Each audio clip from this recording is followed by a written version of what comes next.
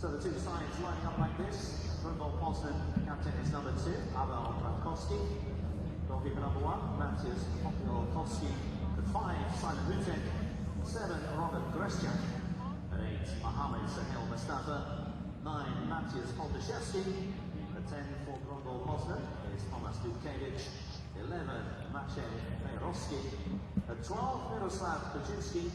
13, Thomas Makowiak. At 16, Waldemar Rataj. 19, Thomas Marcinkowski. At 22, Karol Majszak. 23, Piotr Kozłowski. 25,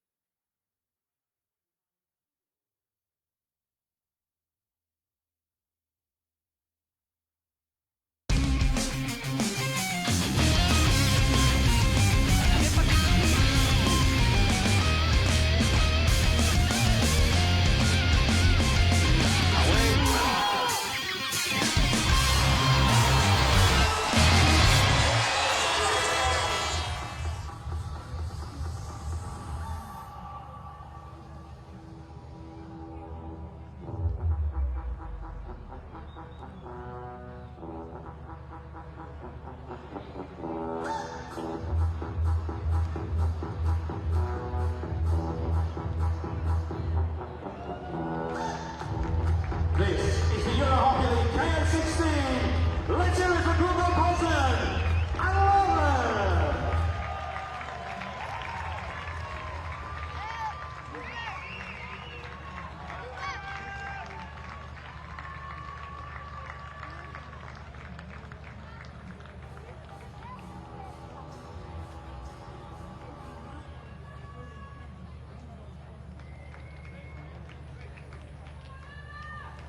Ladies and gentlemen, boys and girls, please can I ask you all to stand and please just take a moment together to reflect in silence on the tragic events in Brussels earlier this week. Many lives were lost, others changed forever in the Belgian capital. Please, let's all stand together and show our solidarity and respect.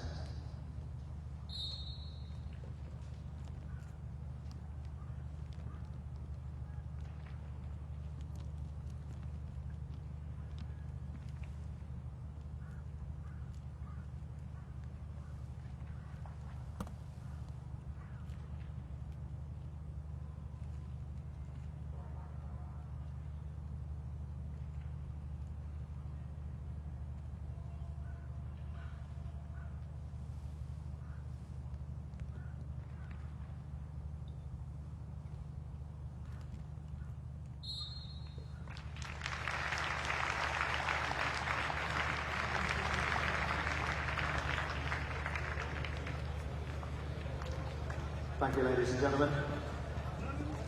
So the starting lineup then for our two sides in our first KO16 game of the weekend. Grunwald Poznan, captain number 2, Paweł Rakowski. At 7, Robert Greszczak. At 9, Matthias Poldaszewski. 10, Thomas Dukevich. 12, Miroslav Kuczynski. At 13, Thomas Makowiak. 16, Waldemar Rataj. 19, Thomas Marcinkowski. 22, Majszak. 29, Karol Poldaszewski. And it goes number 30, Marius Schiller. For Leuven, captain is number 7, Paul Kamada. Starting on 1, Alfonso Moreno. 4, Guillaume Delon. At 9, Guillermo Garcia. 10, Pierre-Louis Maret. 12, Julien Scuillons. At 14, Audrey Poiner. 15, Ricardo Santana. 23, Remo Mangrazio. Starting at 24, Tom Geneste. At 25, Ugo Geneste.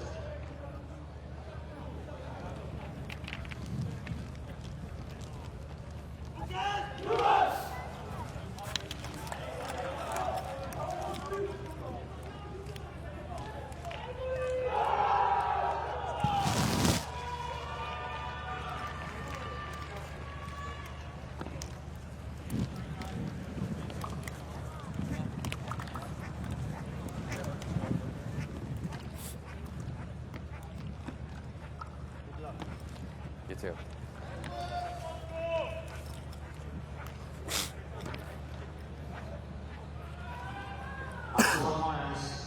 For our first KO16 match of the weekend from Spain, Francisco Vasquez, and from Italy, Pietro Gamigani. It's the Euro Hockey League KO16 Grunwald Poznan against Leuven.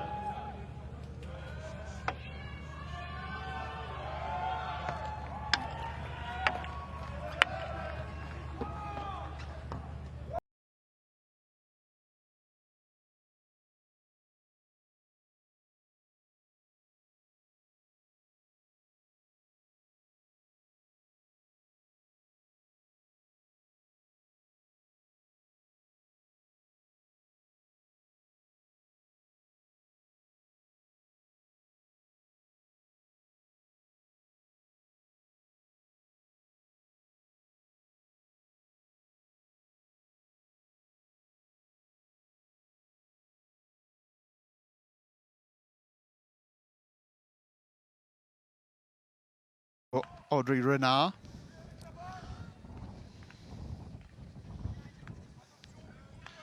Geneste for Renard again.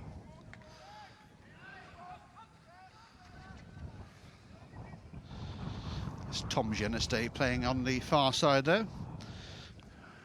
Brother Ugo also in this Leuven team. Good early ball played forward there. Bright start this from Leuven.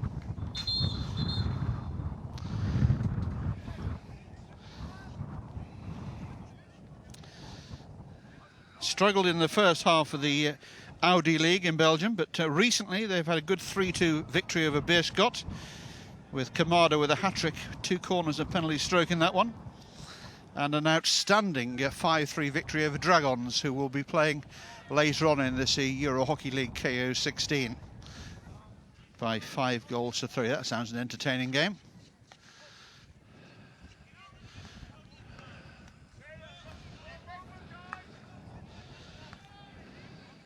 Patient stuff here from the Belgians. Into the circle, nice little layoff, the dog leg of a pass. Good movement. Poznan struggling to see much of the ball in these early exchanges.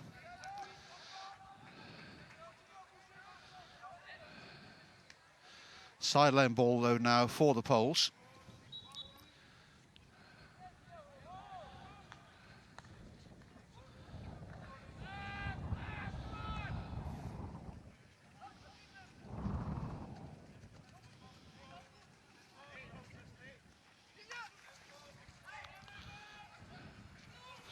Ball allowed to run through there, and it's worked out well for Poznan.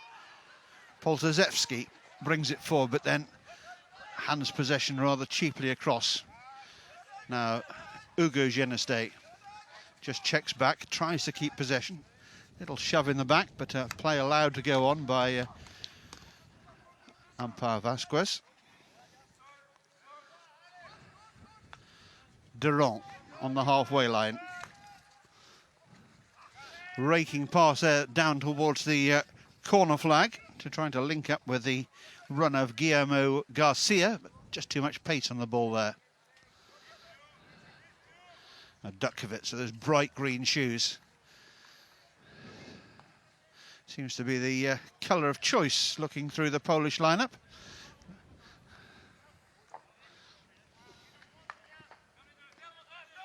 Dutkovic plays the ball onto the foot there of Garcia, so it'll be a free hit for the Poles, taken quickly by Dutkovic.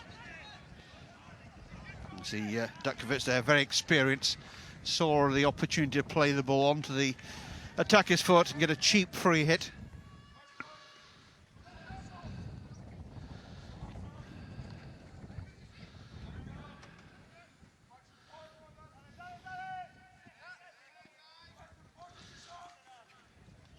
Chance for the Poles to put some pressure on that Leuven circle, and they've won a long corner for themselves here, or what passes for a long corner nowadays. It's taken on the 23-metre line, in line with where the ball went out.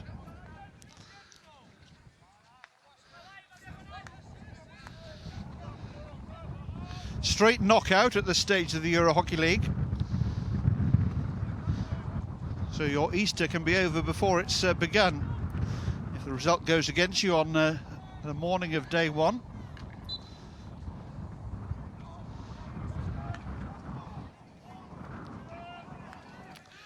Greshak linking well with Dukovic.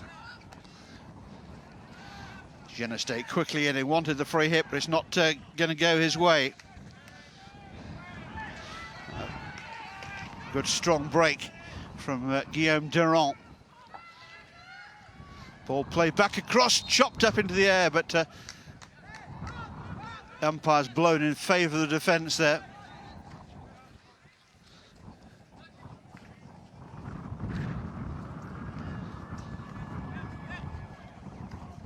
Dukovic plays a dangerous ball, dangerous for his own team there, and a half chance there for Leuven, but the Poles scrambled it clear.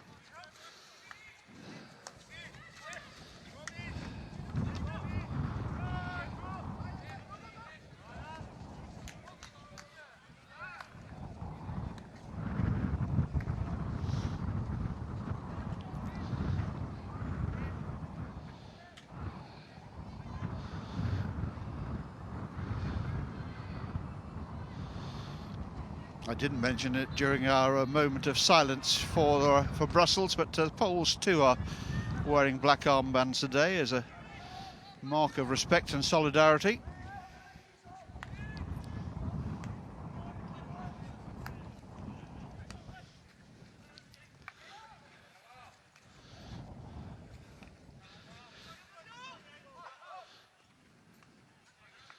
Grunwald making rather hard work of getting this ball clear, and they'll be relieved to see the umpire's hand pointing their direction here. A little bit scrappy from Leuven. Something of a rearguard action in these early exchanges by the Poles. Dukovic again. He'll be hoping that his forwards can apply some pressure on that Leuven defence and win him some penalty corners. Give him a chance to display his trademark drag flick. A little more ambition about that attack, with the ball just rolling harmlessly in the end over the baseline. So Leuven can build again.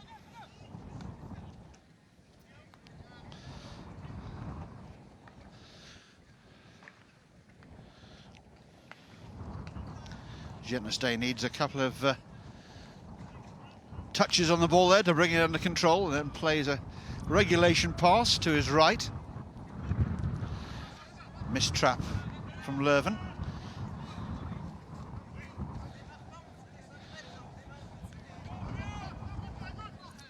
Dukovic plays it right back to the top of his own circle.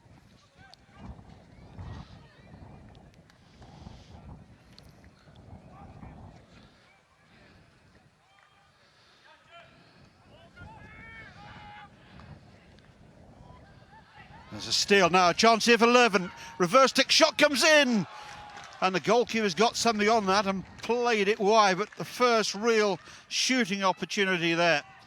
And it needed Maric Chiller to be at his best there. Let's watch the move again.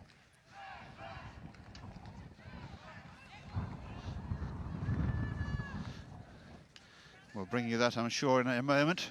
Play goes on though with Leuven in possession.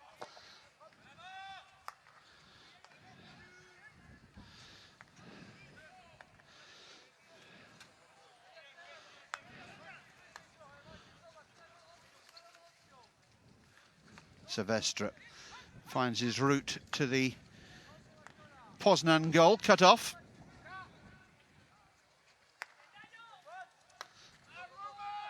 Now Kamada. It's a loose one from the Leuven captain there. Oh, here's that earlier opportunity. There's the reverse stick shot stinging in, and Chiller advancing on the same line as Pangrazian, able to deflect it wide. But the first real opportunity there for Leuven. But Grunwald survive.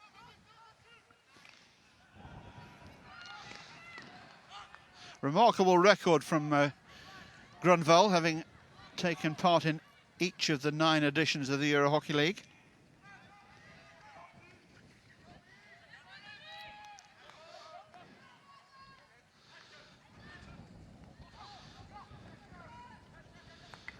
The next step change they need to make is to make it to the Final Four. It's a big ask this year, tough draw for them.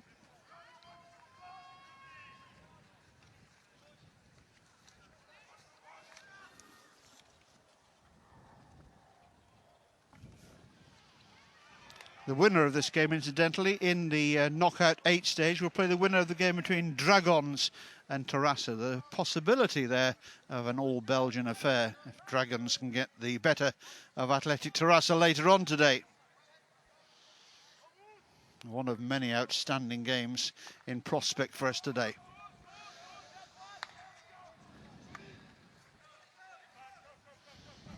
Greshak goes on the charge.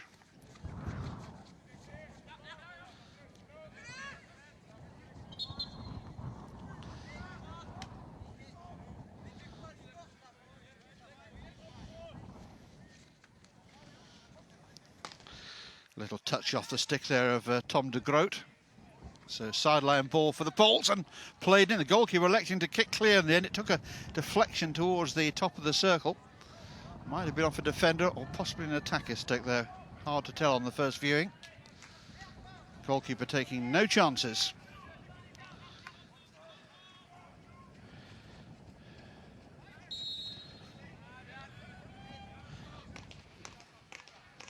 Julian Choulans in the Leuven goal. There was that little deflection, and Choulans taking no risks at all with that, getting the ball comfortably clear.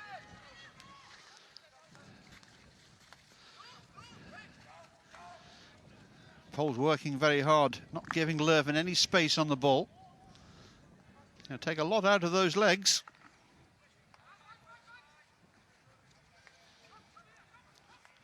Jerzy Wybralski there, the Grunwald head coach. Very, very experienced at club and international level.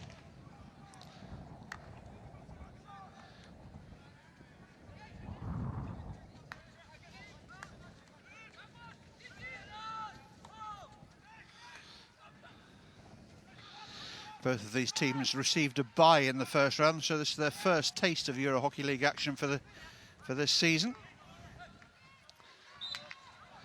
Just the 4 qualifiers from round 1 in Hamburg joining the party here in Amsterdam.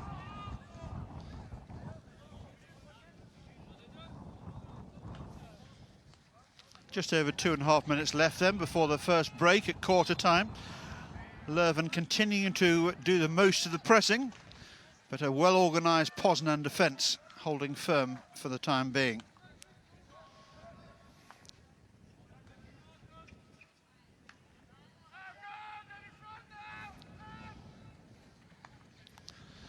Good route one ball there.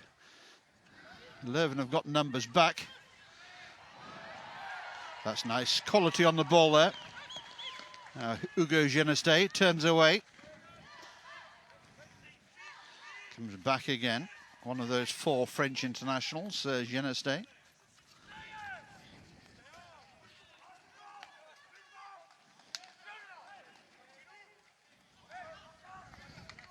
This is better from the Poles, and very nearly a shooting opportunity there. 16-yard hit out in the end of the defence, but much better there from Poznan. That'd been a real sucker punch had they been able to take the lead with 90 seconds left before quarter time, having absorbed so much pressure. Sideline ball taken quickly and effectively. Good pace about this. Shot comes, oh, that's a beauty. And it's Guillermo Garcia, the goal scorer. And what a shot it was. just underneath the crossbar. Chiller couldn't get his hands up in time. Let's watch it again here. Good pace about it, changed back, came inside and slammed it past the goalkeeper. Just underneath the crossbar. Chiller nowhere near it. So that's our first goal of Easter weekend, and what a goal to get the ball rolling here. Guillermo Garcia, the goal scorer there. One match, one goal.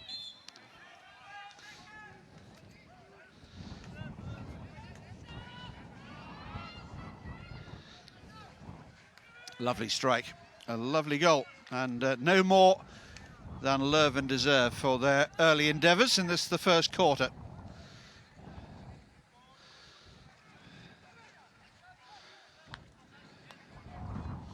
That might relax the Leuven team a little more.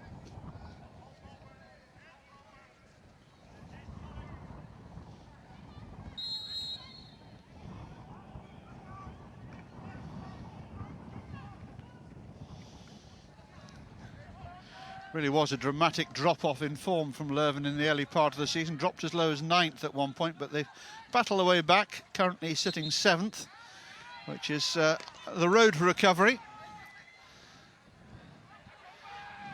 Now Kamada, acres of space on that right-hand side for him. Kamada gets his head up. Good umpiring here, allowed to play on. Ball pulled back towards the penalty spot. There's a scramble in front of goal. Both sides appealing to the umpire there, who is going to ask for something here. Kamada is asking for a video referral here, as is his right. He's asking for a stick tackle, it seems. So let's listen in while our video umpire, who today is Colin Hutchinson, will review the footage. There's Colin, who's on a tower, just a little bit down from my commentary position. I know he's there because I joined him before the start of this game, entirely by accident, thinking it was my commentary box.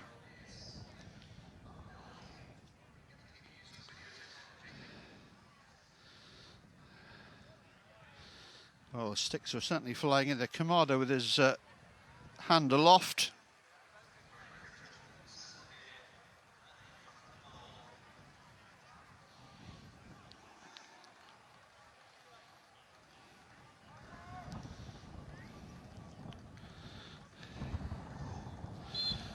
So it's going to be a penalty corner. I think there are a couple of stick tackles in there, and Colin could almost take his pick there. But penalty corner it will be the last action in this first quarter. We've reached 0 on the clock, as you can see there. But the corner will be played, and a chance for us to look at the form of Pau Kamada, perhaps, who I'm sure will be involved in this. The little stocky little number 7, just pointing exactly where he wants the ball. Captain's armband there, the national flag of Belgium that we're seeing so much of in these last couple of days. Now this is a big moment for both sides here. Crucial for Grunwald that they don't fall 2 goals behind here. Already they're trailed by 1. It is Kamada who takes it on and he rips it. And it doesn't matter whether it's going to be a long corner or a 16-yard hit. It's not in the net, and that will be quarter time. Let's watch it again here. The defender on the line, just stepping inside there. And was happy to see it on flash wide of the post. So quarter time here. It's Grunwald Poznan 0, KHC Leuven 1.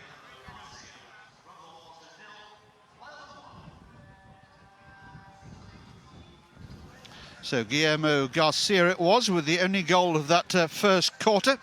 And no doubt that goal will be included in our highlights package coming your way right now.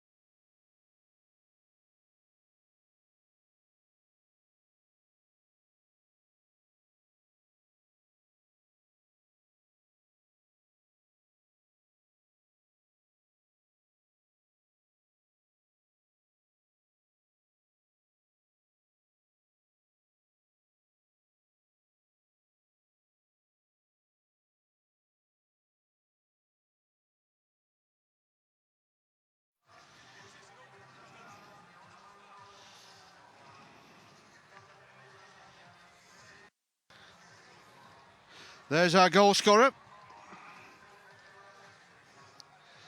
Guillermo Garcia. Really making a name for himself with a strike like that. Couldn't have placed it underneath the crossbar better than he did, giving Mariusz Ciller, who's a very fine and very athletic goalkeeper for Poznan, precious little chance.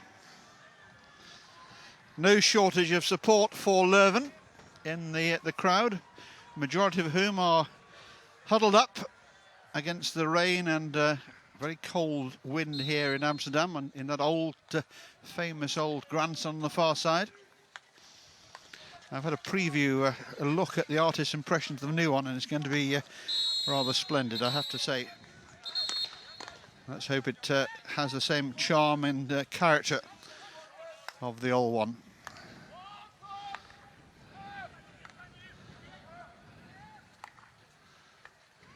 Another clever ball. Really good use of angles there by Leuven. Again, it's good umpiring and a chance. This time it's over the top. Really well worked that by Leuven. And the only surprise is that Kamada didn't hit the target from there. Probably had more time than he was aware.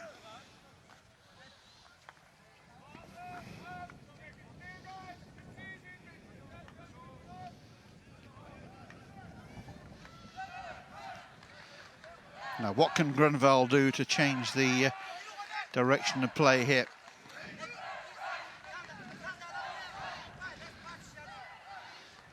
Dutkiewicz with a sideline ball, just a metre or so away from his own team bench. That's a good ball forward, and a touch and a goal! My goodness, well, talk about Route 1. Dutkiewicz threw it the length of the field. And I think Scholands will probably blame himself for not attacking the ball better there. But it's touched over the line. And Grunwald are back on terms. Dutkiewicz, the architect. Let's watch it again. Up it goes. It's a huge aerial. And touched over the line there by Valdemar Ratac. Got the final touch. The goalkeeper, just a spectator there. Too much space between the last line of defence and the goalkeeper. And that gave Ratac chance just to get in and touch it home. It was no more than a touch. But what an important one. 1-1.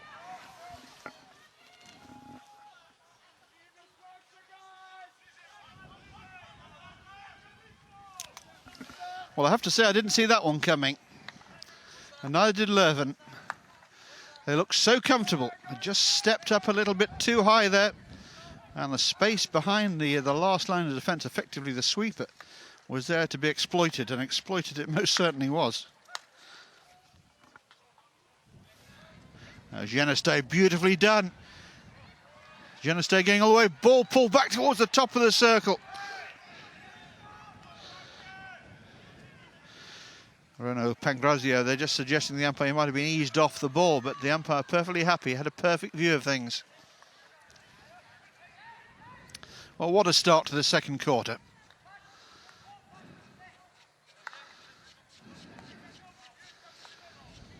Well, we talked about Dutkiewicz as a goal scorer. We need to think about him as a provider of goal scoring opportunities as well after that huge aerial. Now, Leuven will not give him quite so much space to work with next time. Kamada plays it for our goal scorer, Garcia, the Leuven goal scorer. Running into some heavy traffic there, but still got the pass away to Pangrazio.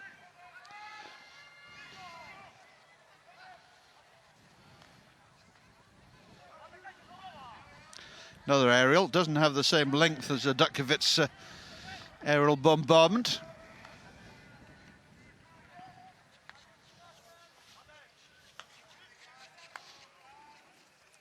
Guillaume Durand lofts one over the top, but there's no one on that particular wavelength. Although great chasing there by Garcia. Ball just beating him, just crossing the baseline there.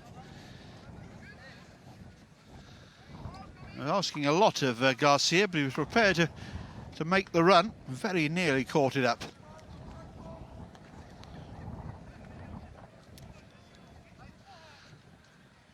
Dutkovic has peeled off the right-hand side, but and again the Poles trying to work their way through. There's some pushing and shoving in there, and the Spanish umpire coming in and giving the decision. Nice and early and nice and clear. Dutkovic rolls forward to take this one, just outside the 23. He played it in with some real bend on the pass, but it was easily picked out by Kamada, who very nearly played a route one pass forward. Let's just watch the Dutkovic aerial again. Just look how much space there was between the sweeper and the Leuven goalkeeper there. And Ratic, given the opportunity, yeah, we know who it is. It's number 19.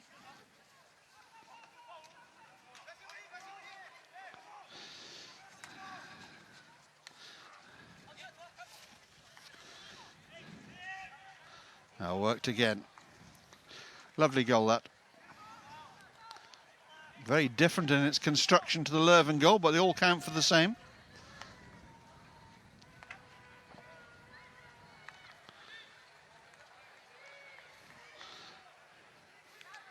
Now Garcia popping up on that right-hand side now.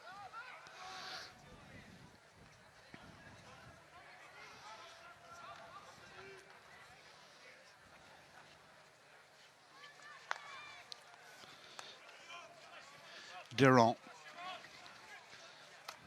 Quality player, that's a lovely pass. Left to right this time. Janestay just eased away from the ball there. Kamada did well to bring that under control with his stick in one hand now. Sets off to launch another Leuven attack. Kamada again. Chance come. Good save by Chiller. And again. Ball bouncing around. It's still not clear. Umpires communicating with each other and the players around them as well. Well, that's 2 or 3 opportunities all in that same move there for Leuven. They just couldn't get the ball past Chiller. The ball bouncing around dangerously. And Grunwald Poznan never looked in control of the situation, but were able to force the ball away to safety in the end. But here come Leuven again.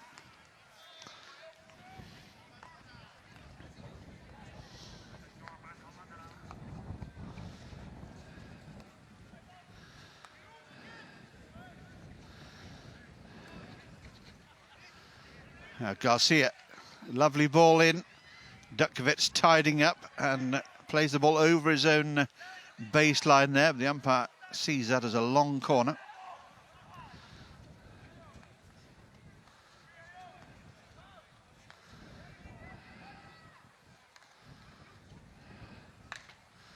Good fierce ball into the Poznan circle, just deflected away there by one of the deep defenders. Janestay.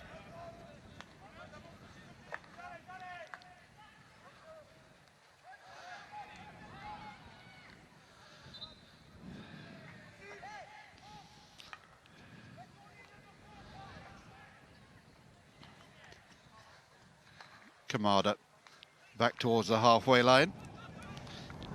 Audrey Renard needs 2 touches to bring the ball under control, but under no pressure. Again, it's a fierce ball struck into the circle. Chance here. Oh, just wide.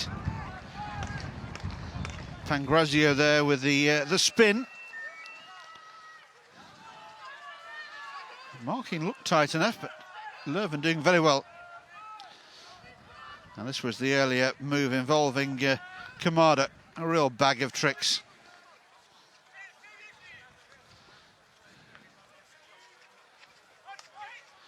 A good sliding save there by Chiller. Got himself back onto his feet to make the second intervention as well. Oh, and the Poles back on the attack now at the other end.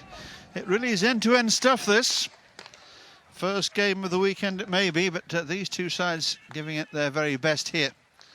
And coming up with a very entertaining game indeed.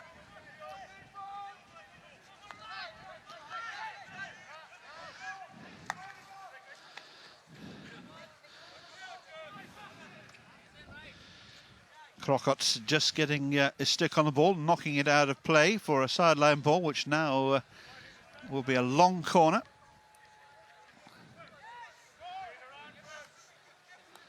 Geneste on again. And Leuven, they're trying to use the full width of the pitch, but Poznan have won it back.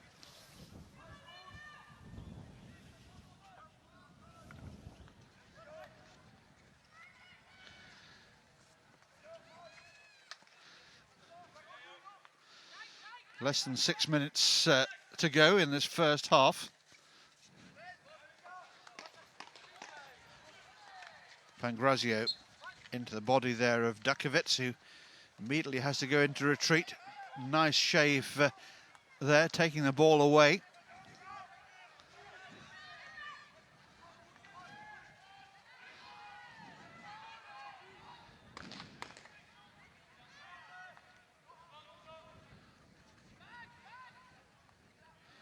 Kamada pops up all over the pitch.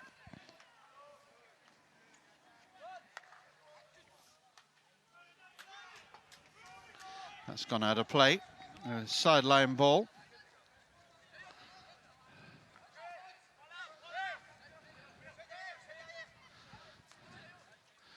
Dakovic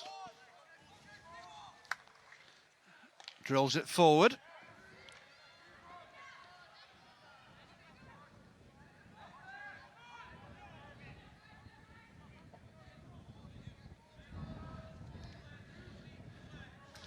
Can put some pressure on the Leuven defence here. They can't pick an attacking pass, so keep possession by playing the ball back to their own halfway line. Need to keep possession here. Now Dakovic. Just considering his options there for a moment. Nicely stolen by Kamada. Back again, swept again with that trademark left hand on the stick, just hooking the ball away from his opponent. So strong even at full reach.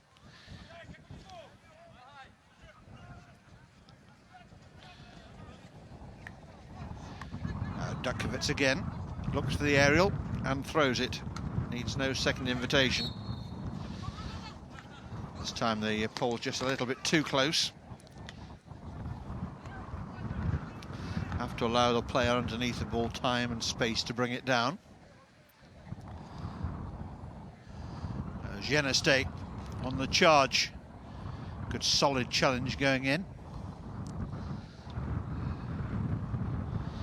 Great to hear the communications coming from the match officials here, giving the players every chance of getting it right. We've already seen some really good advantages played in this game. Very important, the first game in a tournament, for the umpires to set the tone for what is to follow, and we've got some very experienced officials here for the Easter weekend.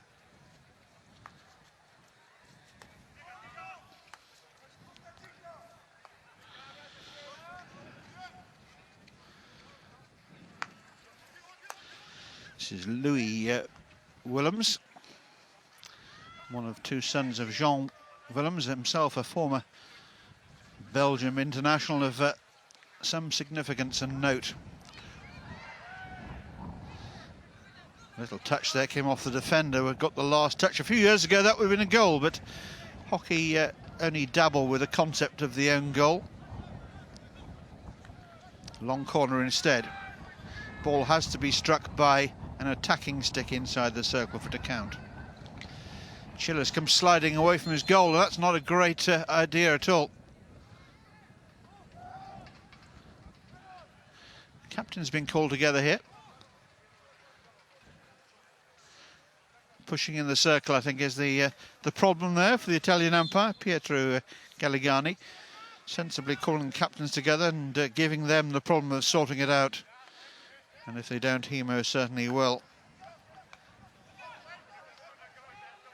See how crowded it is in the circles.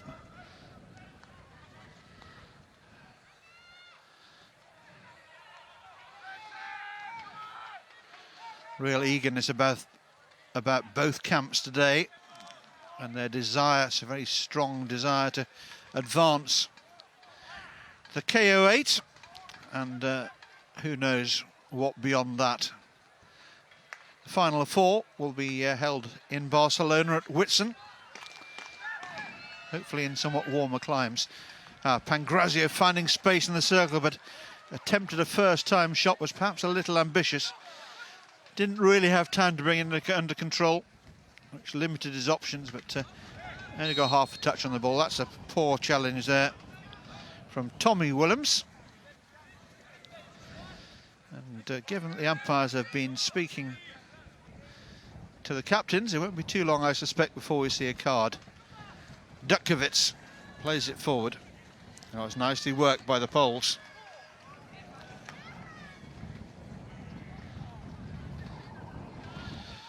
Thomas Wakowiak with the ball across, harmlessly as it turned out, and how to play on that far side.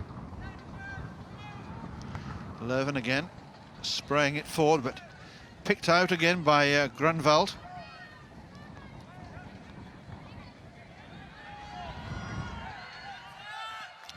So last few seconds in the first half. Can either side grab an advantage before the break? It doesn't look like it. The Poles set off. No time really to launch an attack. Oh, what's that? Oh, that struck a foot just as the hooter was about to blow, and a real opportunity here for the Poles. I think the Leuven players were saying, was that before the hooter or after the hooter? It seemed to be right on it. Ball looked harmless enough as it fired across. Just caught the sole of the retreating Geneste, and it is a penalty corner, and it's a chance perhaps for Dutkiewicz, who created the first goal for Grunwald, to give them an unlikely lead here.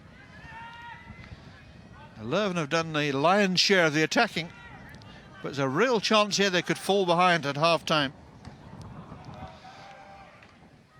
This then, the last action of the first half. All the Poles up around the Leuven circle. Dutkiewicz takes it on and goes low, and he scores. Well, we picked him out at the start of the show as the man most likely to, and he's done it again. A trademark penalty corner, 1 from 1, and Leuven, having taken an early lead, are behind at half-time here, with goals from Dutkiewicz and following on from an earlier goal from Ratac. There's the man of the moment. Tomasz Dutkiewicz with a somewhat fortunate penalty corner, it has to be said. But you know what? They all count just the same. So half-time here in Amsterdam. It's Grunwald Poznan 2, KHC Leuven 1.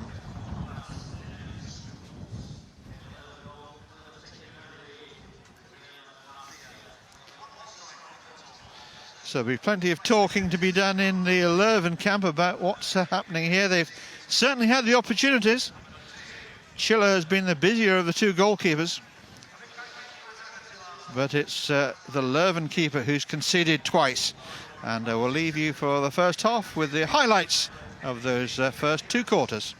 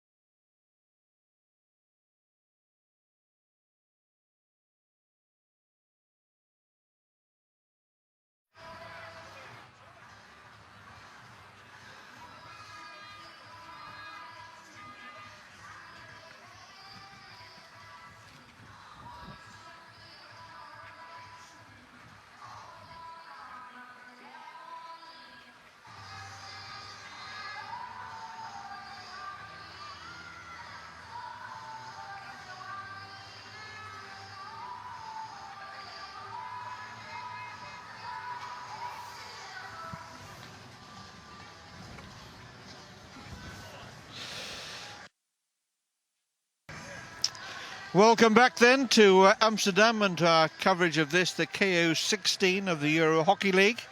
Half-time here in match 1 sees Grunwald Poznan from Poland leading KHC Leuven of Belgium by 2-1, having come from behind. Leuven taking an early lead through Guillermo Garcia, but it was Valdemar Rataj who pulled Grunwald level early in the second quarter, and Dutkovits in overtime at the end of that first half with a trademark penalty corner goal, giving them a lead that they scarcely deserve, but will desperately now try and extend or at least hang on to. There's Dutkovits, the man of the moment, you might say. One huge aerial to set up Rataj, who was standing a couple of metres advanced of the goalkeeper and just touched it past him. The defenders can only look on and wonder at the length of the Dutkovits aerial pass. And then with that corner, perfect timing.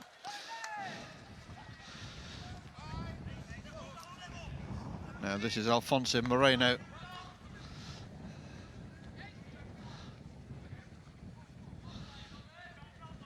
Now Leuven, I'm sure, would have done some stern talking in their dressing room at half-time. Dominated the play for most of the first half, and yet, mainly thanks to a couple of smart saves from Mariusz Chiller in the Poznan net, found themselves behind. No second chances here. This is straight knockout. Every game effectively a cup final.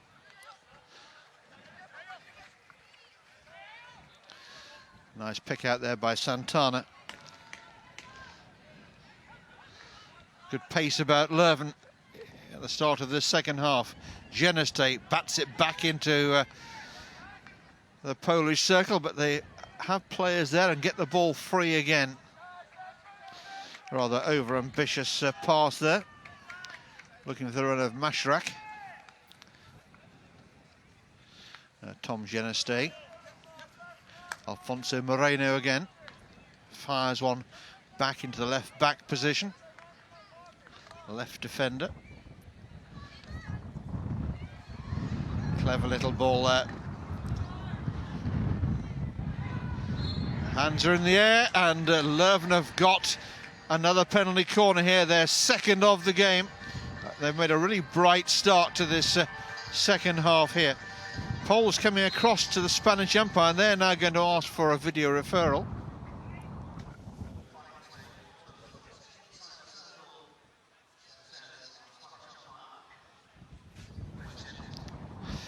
Now, the Poles are saying that it came off for stick. The umpire has blown this for feet in the circle.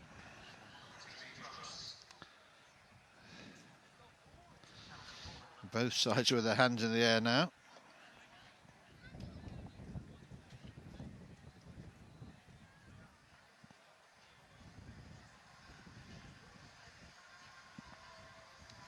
Umpire's original decision has been a penalty corner. So Colin Hutchinson looking for clear evidence that it was indeed a stick. Hardest job in hockey, some would say.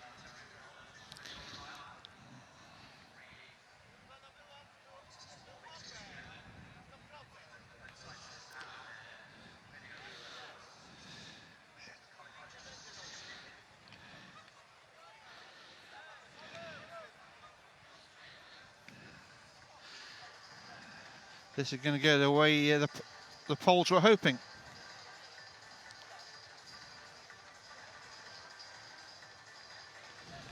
No corner. It'll be a free hit or a free out, as Colin prefers there. So that's what the video referral is there for. Helps us get the right decisions. No complaints coming there from Leuven.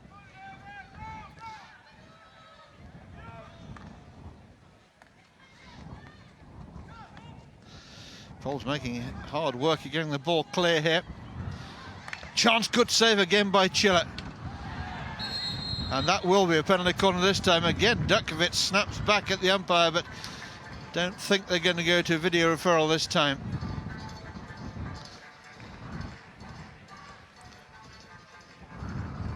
Good save by Chile. And just swept away really by Dukovic. Ball was bouncing around there. No control on the stick. Penalty corner. And a chance for Pau Kamada to tie it up again at 2 goals apiece. He's had one attempt so far, which flashed wide. It might have come off a defender along the way. That was an overtime at the end of the first quarter. Cometh the hour. Cometh Kamada. Chile's there with a big left hand. Good solid save. Geneste teeing it up. Deflected away. Long corner. Leuven getting closer and closer to an equaliser here. Forcing their way into this circle. Well, it's given as a penalty corner. You could have given that either way. Defender trying to hold his ground there.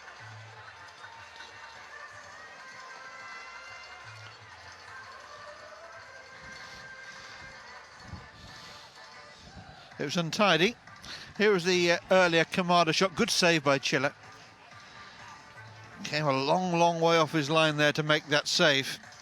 Big, fast left hand. Not the tallest of goalkeepers, and we saw that particularly with the first goal that tucked itself underneath the crossbar, and he had little chance of getting up there for it. But his reflexes more than make up for the lack of stature.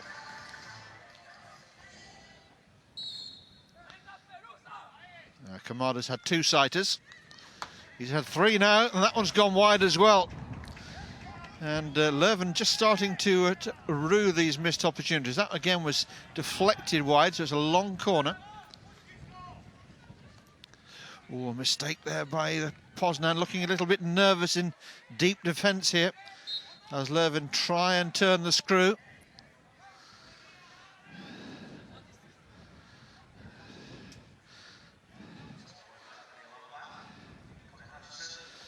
Well, this time it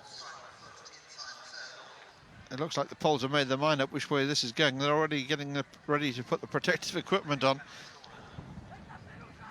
So Leuven asking for a defender's foot here.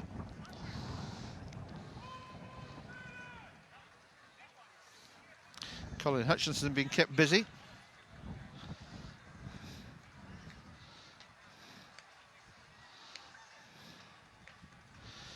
Geneste saying yes, there was a foot in there. I'm not sure the umpire saw anything initially, and I'm not sure I saw much there either. There were some suspicions, but I'd like some harder evidence to build a case on, really.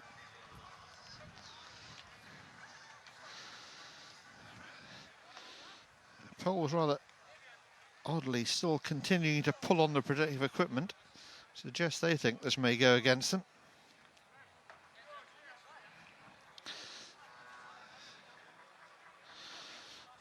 Oh, we've got some good angles on this, but whether we can find the right angle is another matter altogether.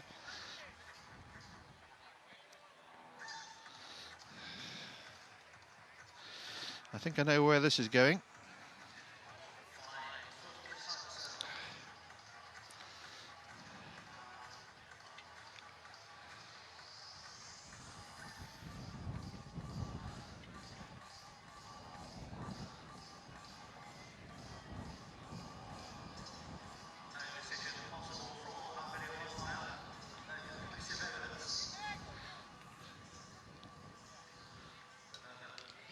So no decision possible, and well, we had a chance to make our own minds up, didn't we? And I certainly couldn't see anything.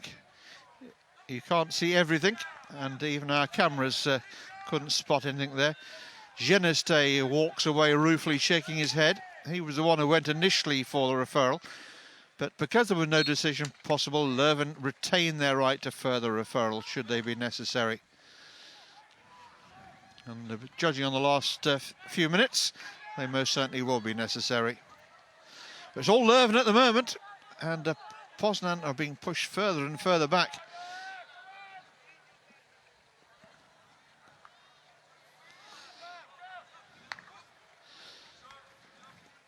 This is Moreno.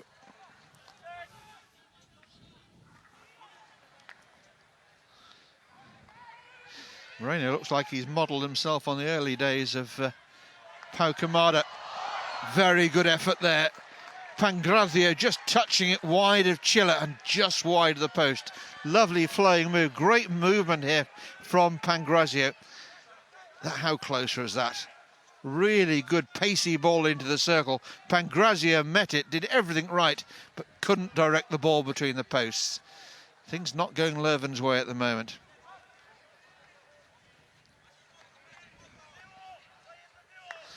Here's Moreno again, talking about his likeness to the early days of Kamada, when he always used to wear a headband to control some fairly unruly curly locks.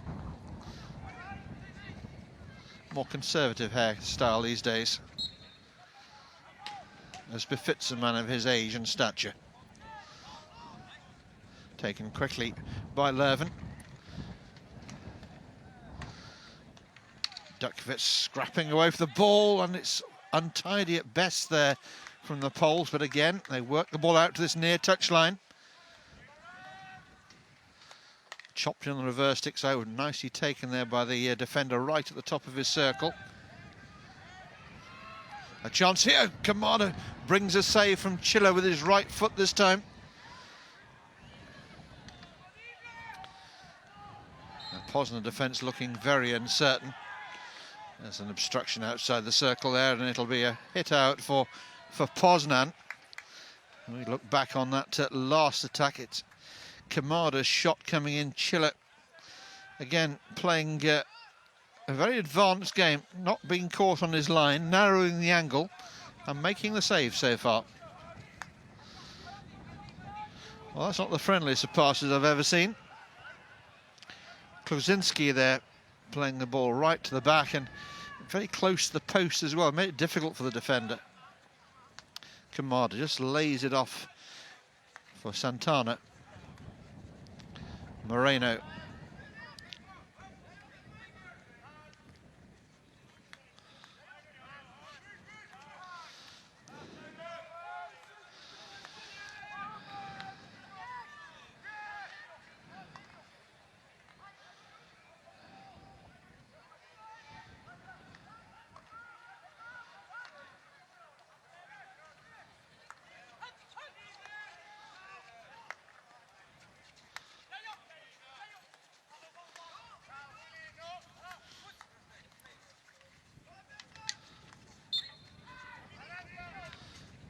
Taken quickly by Leuven. This is lovely play from Garcia. Ball played back again, looking for Moreno, but almost crowded out there. So many bodies in that Poznan circle. Going to get our card here. And it's gone for Leuven's Pierre-Louis Marat. A stick tackle. So Marat takes his place on the naughty step.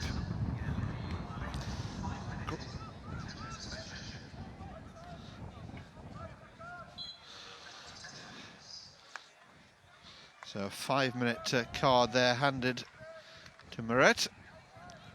And that's not going to help Leuven's cause one iota. They've dominated this third quarter. So far, a second goal is proving elusive.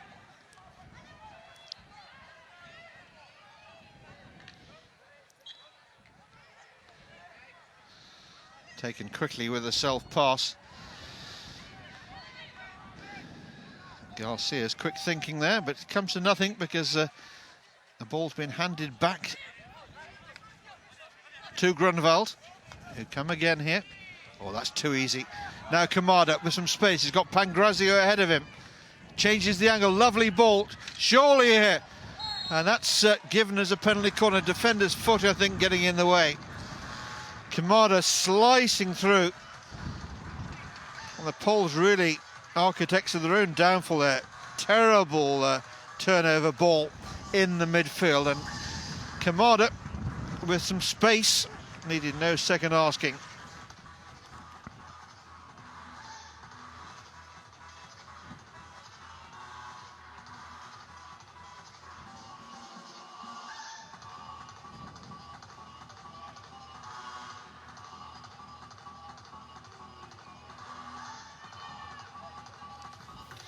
Well, so far, Kamada's best has not proved to be good enough. Can he get it right this time?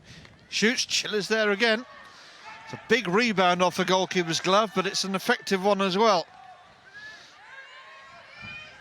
Poznan unable to hang on to the ball at the moment, giving the ball away too cheaply too often. But how about this for a pass? Oh, not picked up there. Marcinkovski there in acres of space on the left-hand side. It was a raking pass to him. With that lovely diagonal pass, we've seen the damage that the Route 1 pass can do. Dutkovic slides in, just got something on the ball there, delaying the Leuven attack. Leuven need to guard against leaving the back door open while they push forward. They're certainly asking the questions of Grunwald in this second half. This was the latest attempt. Chiller almost languid there with the save, just reaching out to his right-hand side and picking it off very nonchalantly. He's got a wonderful eye, obviously.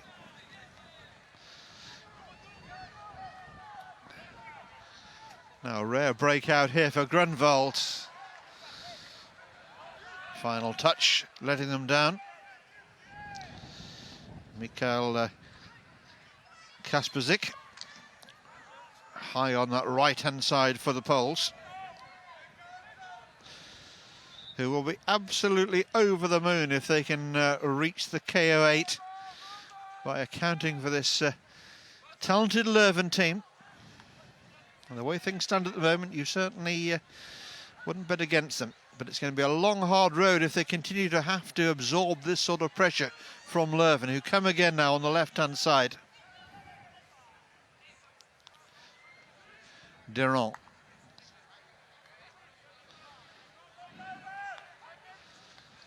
There's Geneste.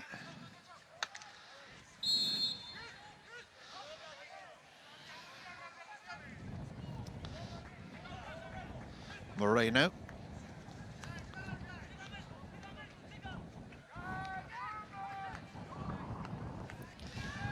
This is Renard.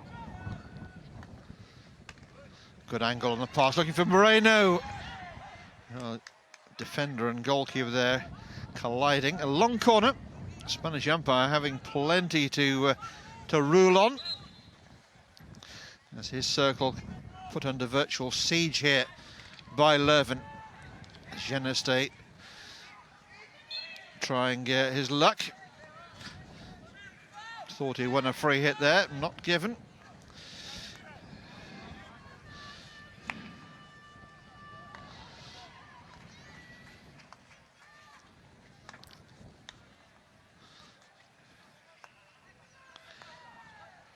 Dutkovic and Bratkovski just exchanging passes here. Just killing a few seconds, taking a little bit of heat out of the situation. Nice turn there. Poltazewski, and it's worked out to the left-hand side for Kowiak. Chopped in, oh, very nearly in there. It's a long corner, the decision. And this is where the Poles are so dangerous. Now it was lifted and nicely taken down there by Kamada, who sets off immediately. Now Geneste, lovely ball forward, there's no marking here, what a chance. Shot comes in and it's wide. Tom de Groot should have done better there.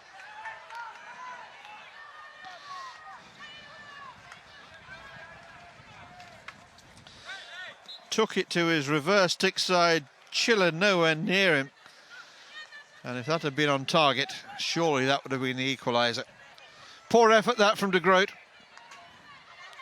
Not a great effort there from Dutkovic either, allowing the ball to bounce off his stick and out of play on that far side.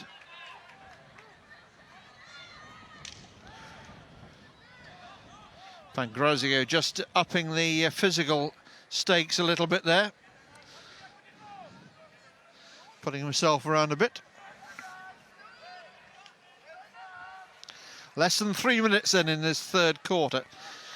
Still we have the 2-1 scoreline in favour of the Poles. But they've hardly been able to break out of defence in this third quarter of play.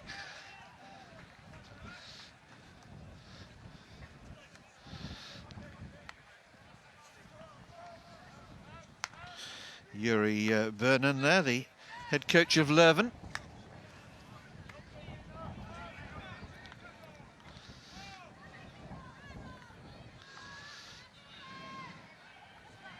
Oh, this is lovely. This is really lovely. Chance here. Chiller's come off his line again. Really is an attacking goalkeeper, isn't he, Chiller? It's a style that's more common perhaps in the indoor game, but he leaves the near post behind him and goes in search of the ball, and more often than not, he disrupts the attack. Oh, that's nicely worked.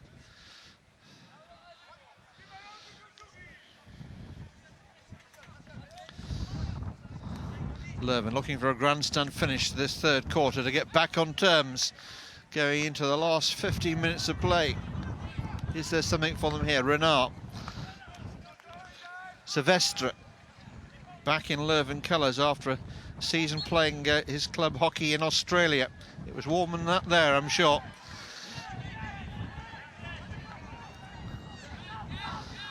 Now, the Poles on the break. Geneste with that shaving tackle again.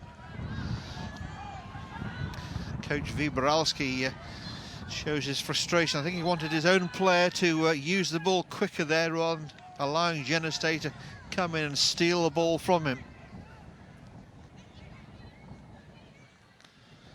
Work towards the baseline.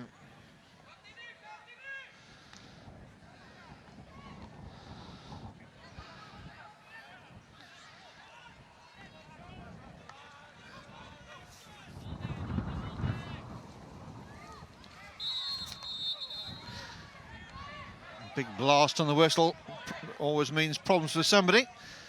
And it's number 16, Ratat, shown a green card there. So Ratat sits down and he'll be missing for 2 minutes.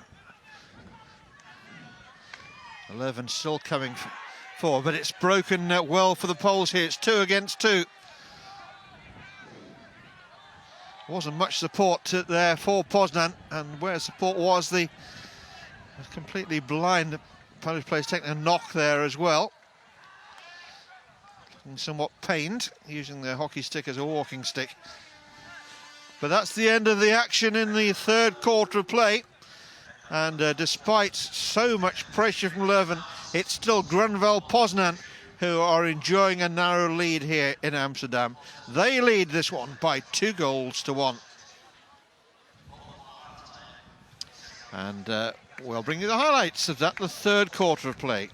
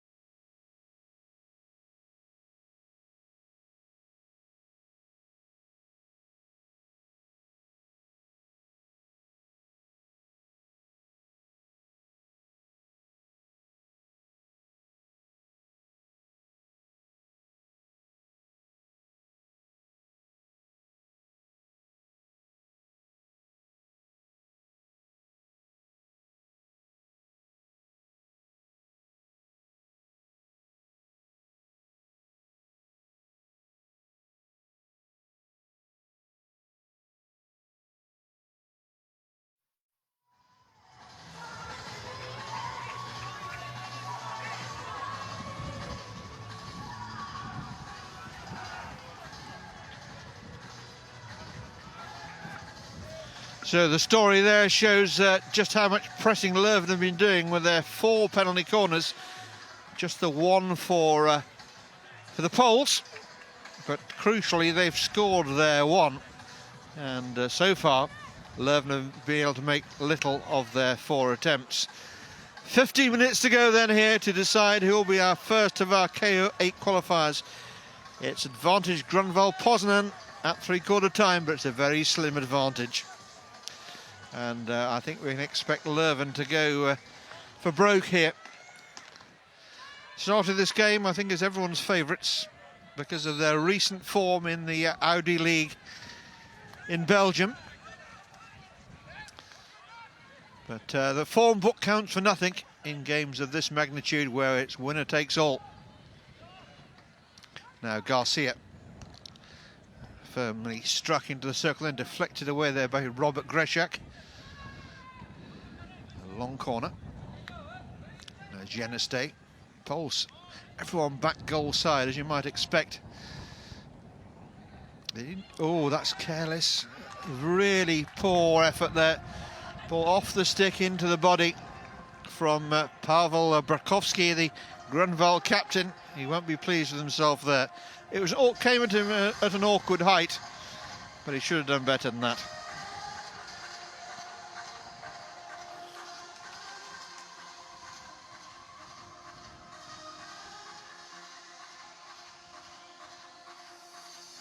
All eyes on Kamada.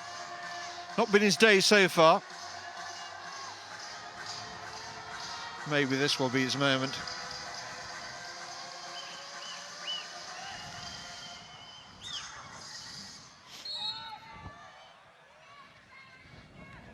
Oh, they tried a different routine this time. It's untidy. Oh, and it very nearly worked off Pangrazi throwing himself in there as the last attacker closest to the far post. Very nearly got a connection.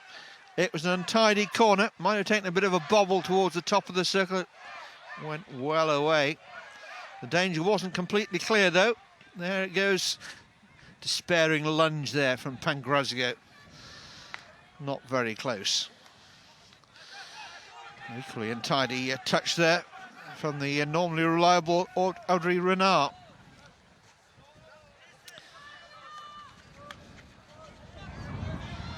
Bound to be some nerves, particularly as we get into the later stages here, as Leuven comes strongly forward again, just trying to turn their fortunes around here. Grunwald are back to full strength. They actually brought on Hutek as the extra player, rather than replacing the disciplined player. Oh, how unlucky there. Has come back off the post and into the body there of Dutkovic. Watch it again. There's the shot from Garcia off the goalkeeper onto the post, and Dutkovic is there where he didn't have much choice where he was going to play that ball. I think it's probably come off his body anyway. It is another penalty corner number 6 now for Leuven, and surely in a moment they're going to get one of these right. Kamada was taken off the duties for the last one.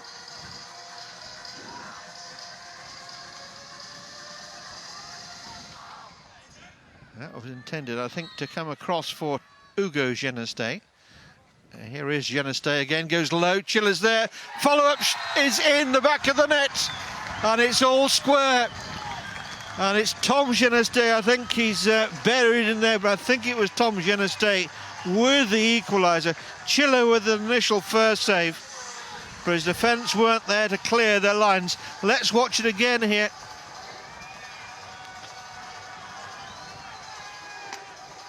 Great finish.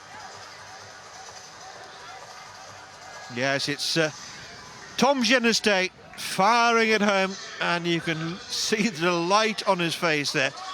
Tom Geneste brings us back level at 2 goals apiece. Well, it took a second phase of a penalty corner to get the better of Marius Chiller, and you could see from that curse under his breath there, or possibly not under his breath, exactly what he thought about things there. He thought he'd done enough with the initial save, but the follow-up fell very kindly for Tom Geneste, and we're back to parity again. Time for me to remind you that we have to get a result in these KO16 games. There is no extra time. And if we finish all square after the fourth quarter, then we have the excitement of a shootout. You'd like some of that, wouldn't you? Who wouldn't? 5 players per team, each taking a run at goal from the 23-metre line with 8 seconds to plant the ball in the back of their opponent's net, and all the fun of the fair.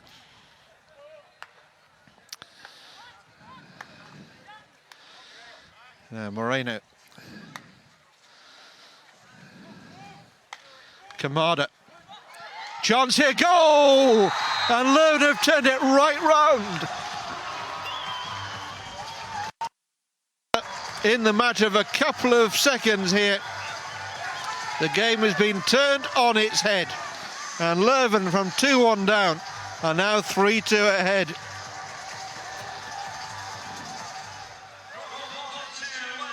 Kamada's ball in. And it's Guillaume Durand, one of the French contingent in this Belgian team there. He had the space, he had the composure, and he found the finish.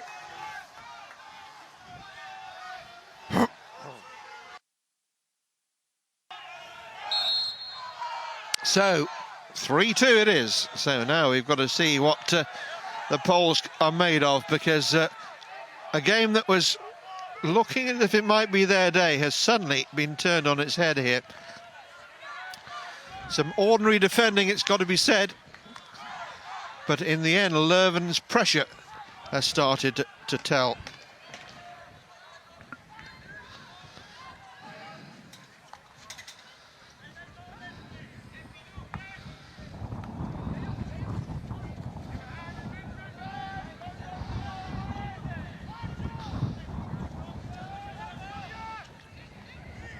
Well, you would have to say that Leuven deserved to be ahead. They've had the lion's share of territory and possession. They've been the more aggressive of the two sides. But you just began to wonder whether it was not going to be their day. So many chances have been and gone.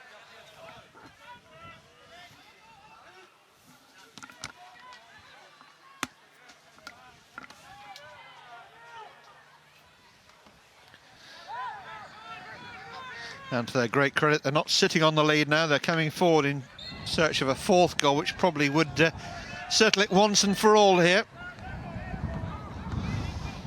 Grunwald will still be aware they always have the chance when you've got Dutkovits in your team. Penalty corner can so easily result in a goal. The puncher's chance, as it were. It's another lovely ball forward, but again, it's the touch on the ball, the control, letting the Poles down here. Fine rain sweeps across this ground.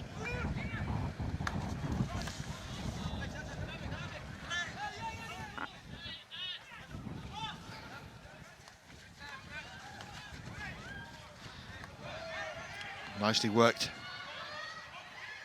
Is there something here? Oh! Well, it's flash wide. It might have just clipped the post in the way by Chiller was beaten.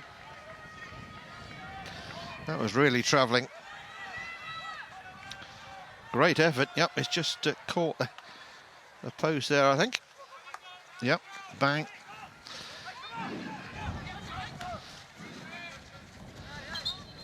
Just out of play.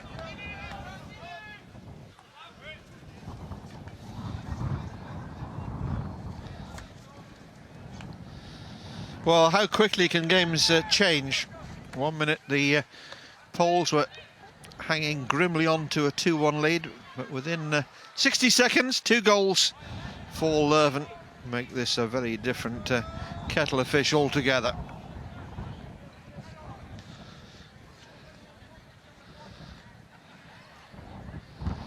You have to keep believing.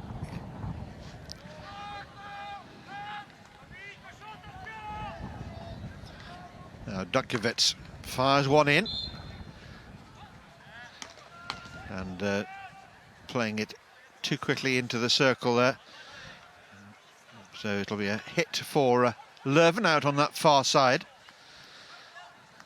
Time of the game where your heads start to go a little bit as well, and normally calm and unruffleable players start making mistakes of concentration. There's one from Dutkiewicz, gives Kamada the ball.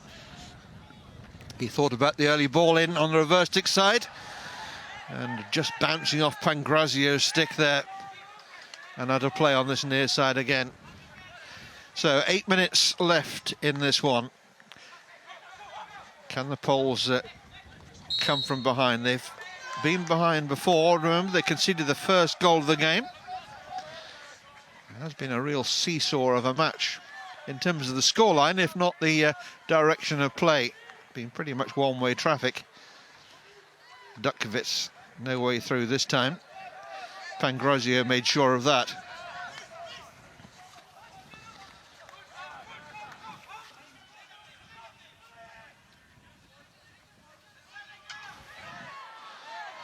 Geneste's come away a bit of a mugging there. Pole standing with his hand in the air, waiting for the whistle. And there's the simplest of touch-ins. And that is probably game, set and match as far as this one's concerned.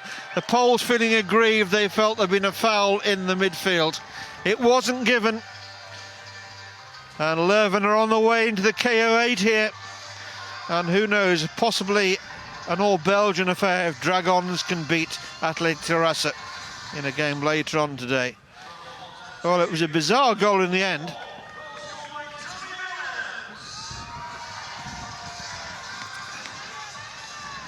Tommy Willems credited with the goal there, but it was all about the move that led to it round the back. Poznan defence just going to sleep a little bit. They stopped when they didn't get the whistle, and that was curtains. So what a final quarter this has proved to be as far as Leuven are concerned. They must have started to doubt whether they're going to get out of this game with their Euro hockey lives intact. It looks now as if they're on the way into the KO8. They have a 2-goal cushion.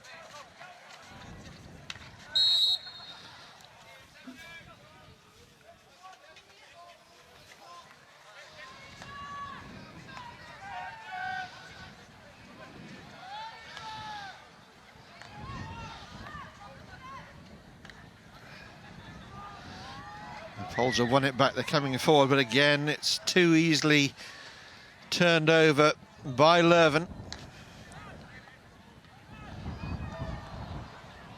Not the best of clearances, but it's turned out well as far as the Belgians are concerned. Out of play in front of the Poznan bench, thrown over the top, but no way that Kamada's going to chase that one down.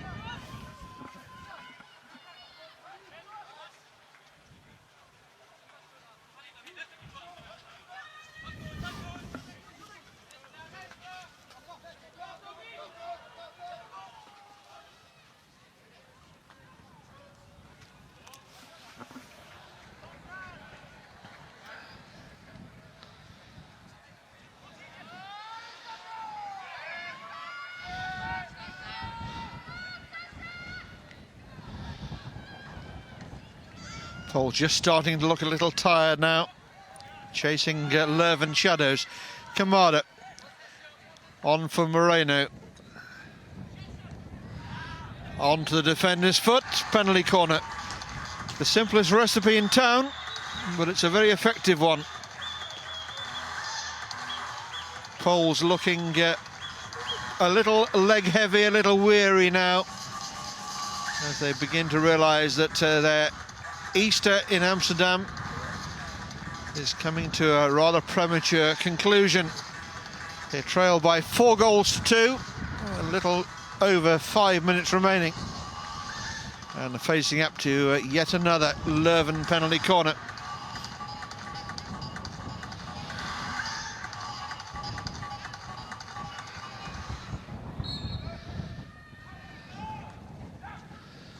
Oh, that's gone straight through Chiller this time. He made the early saves look so easy, but even he looks a beaten man now, and that's a 5th goal going through. No defences there for Poznan.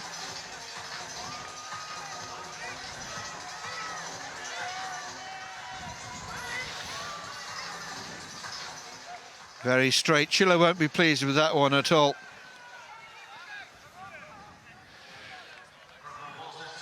Tom de Groot, the goal scorer. Chiller hacks the ball away in frustration. His own inability to keep that one out. Well, he wouldn't have put much money on this scoreline, would he? 5-2 now, Leuven lead. They trail by 2-1 coming into this this final quarter. The goal rush only really started when I started talking about the penalty shootout, so I hold myself wholly responsible for this goal fest. Oh, it's nicely done by Kamada. Dutkiewicz, who was outstanding in the early stage of the game, but looks a shadow of his former self now as his team come under considerable pressure. Whatever Leuven had to say to each other at half-time, they should bottle it and keep it for the next round. It's certainly had a good impact. They've really taken the game by the scruff of the neck in this second half, and although the goals didn't come from them in the third quarter, they certainly have come in torrents here in the fourth, and there's another one. The Poles are falling apart here, and it's not good good watching for the Grunwald team and their spectators. But Leuven have got a sixth here. They're making it look so easy now.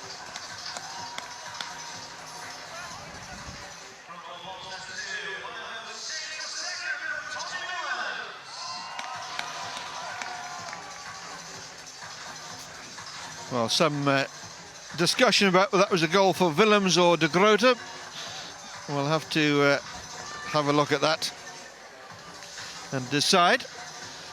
What is for sure is we have a sixth goal for Leuven.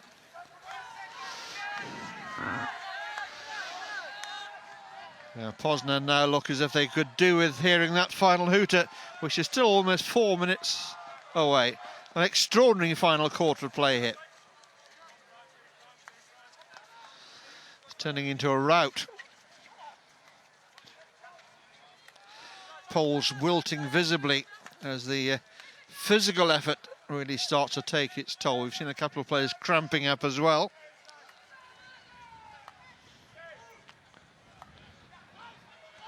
Nicely worked. Oh. Well, that about sums it up, doesn't it? I think Chiller's just knocked that one past himself into the back of his own net. It's a funny old game sometimes, isn't it? The latest player to be cramping up is making his way across here. Let's watch it again. How did this one finish up in the net? It's off the defender. Oh, no, it's cleverly done. A lovely little touch.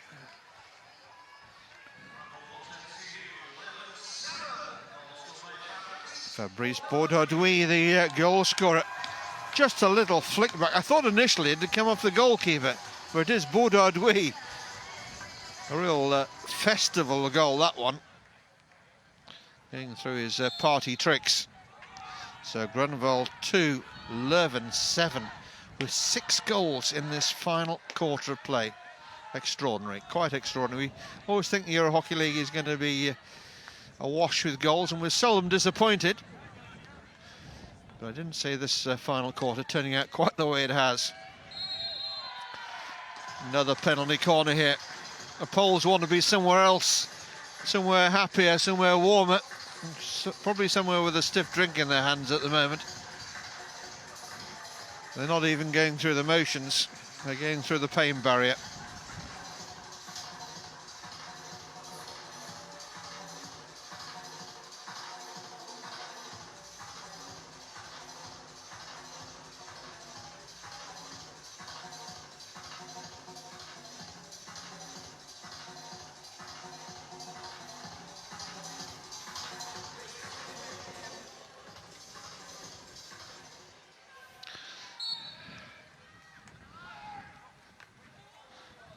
Well, surprising that one's stayed out, knocked away by the last line of defence at the expense of a long corner.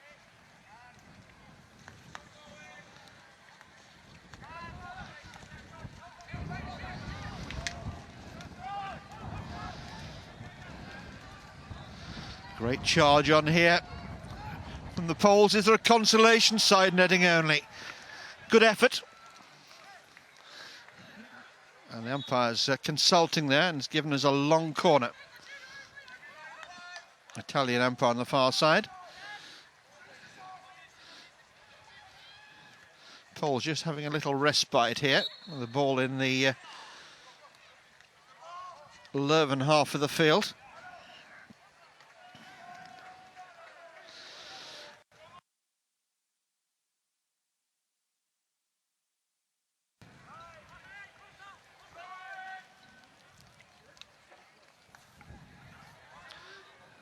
Rain coming down a little more steadily now indeed.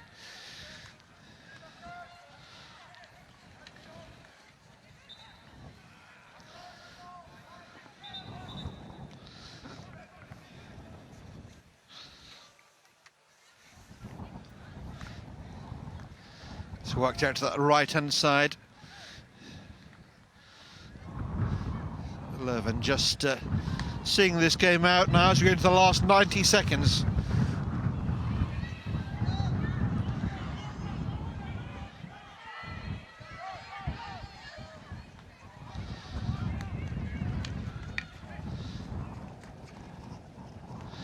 Marcinkowski comes away, 3 white shirts surrounding him though here. Did well to get a pass away and keeping the Poles in possession. There's acres of space on that right-hand side if they can pick the pass, which they do.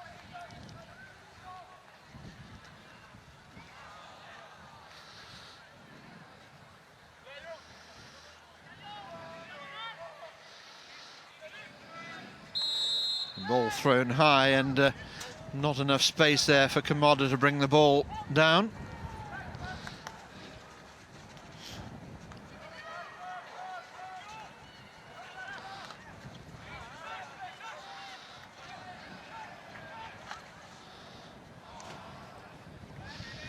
Some tired players out. As Jenestey's gone down, that again might be cramp. He might have just rolled his ankle. There wasn't any great physical connection there. Doesn't look awfully happy, does he? Down his haunches there. Let's see again. Here he is on the ball. Just foot seemed to go from underneath him.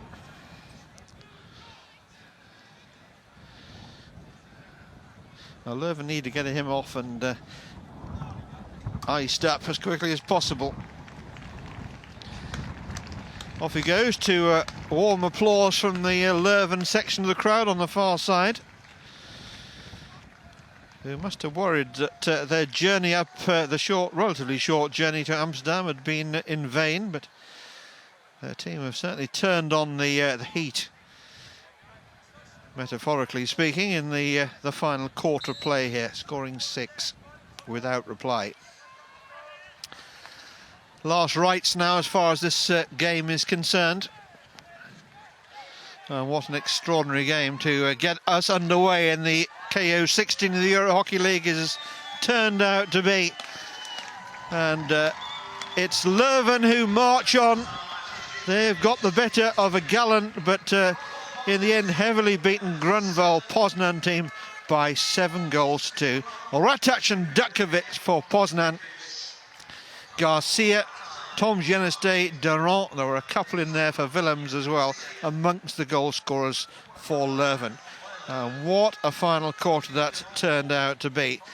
So Grunwald Poznan will return to Poland and hope to qualify for next season's Euro Hockey League, but Leuven march on into the KO8, and I'll leave you with the highlights.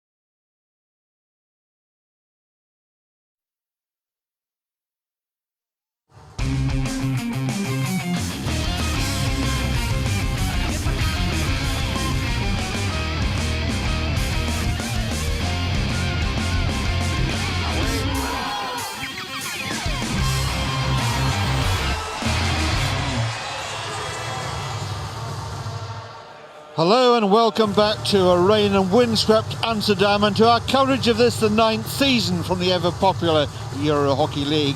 This is the KO16 stage with the sides battling to reach the quarter-finals, which are also being staged over this Easter weekend. Our next game is one of the outstanding ties of this or any other round.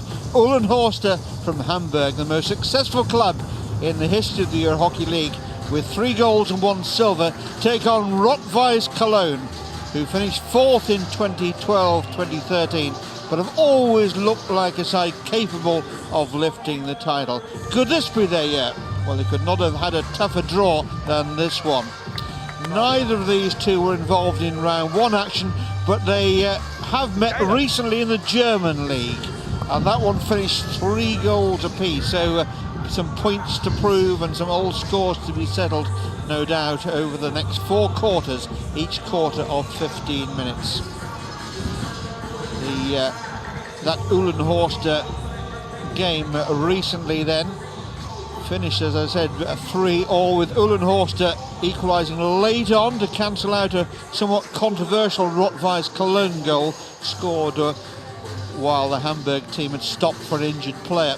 That ill feeling may well run over into today's game, which of course cannot finish in a draw, with a shootout employed to decide it if the scores are level at full time.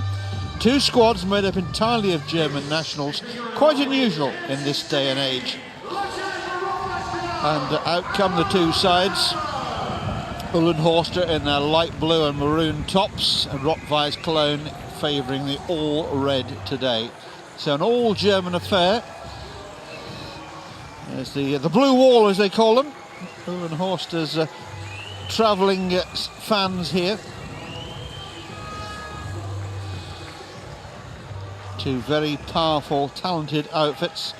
Interested looking into the Cologne lineup. No Benny Weiss today, and no Christopher Zeller either, missing in action. So 2 sides lined up ahead of this game. 2 excellent umpires in charge of it as well.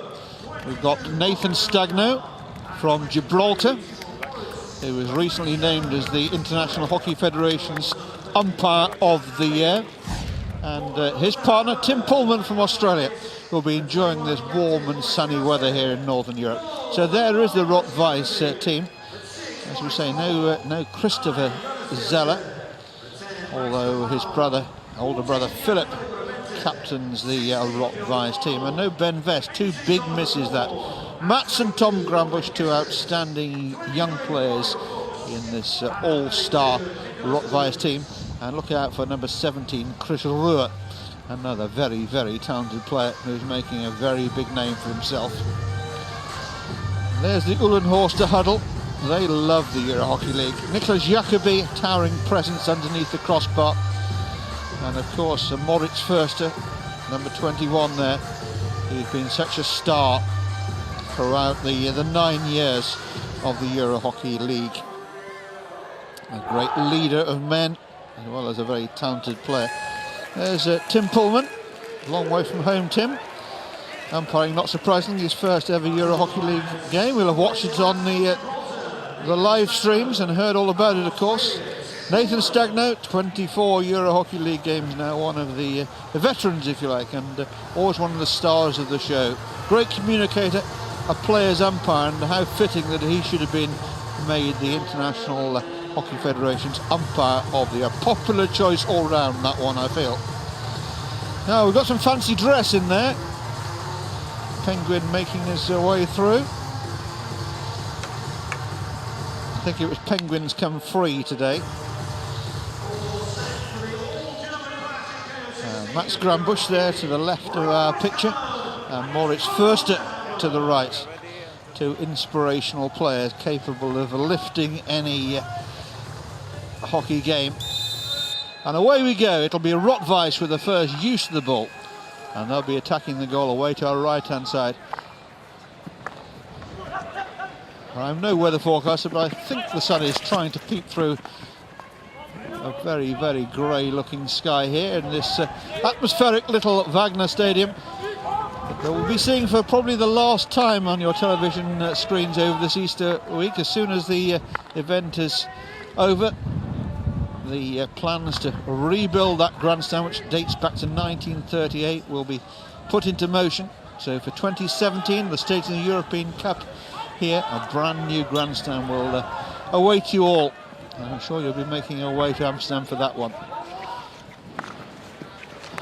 Well, this is a real fascinating game. Two German sides at the very top of the game, battling it out for a place in the last 8.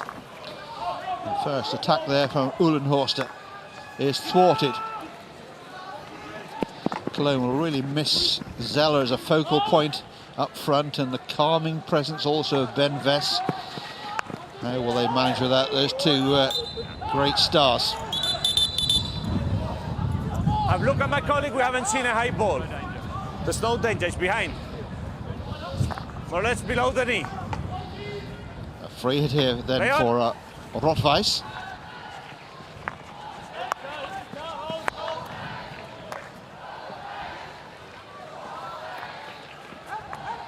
All work forward down that left-hand side. Good crowd in for this one. Unsurprisingly, with rain continuing to fall, most of them are huddled together underneath the wooden grandstand over there. 4 games today, 4 tomorrow to decide the 8 quarter-finalists, and then Easter Sunday will be the start of the KO8 stage, with the final 2 games played out on Easter Monday. So plenty of hockey to enjoy, whether you're here in person or going to be watching on television channels around the world, and we've got excellent TV exposure for this event, or indeed you're watching on the live streams. Inside. Thank you. Some of the world's top exponents, all in pulsating action. All we need now is the weather to improve a little bit.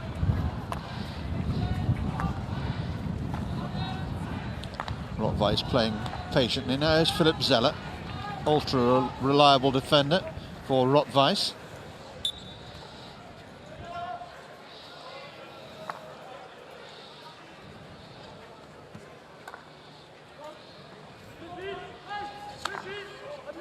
Ball fired from the right to the left-hand side. Weiss making good ground here, putting that to Uhlenhorster defends under some pressure. Ball played across the face. Very nearly came off there.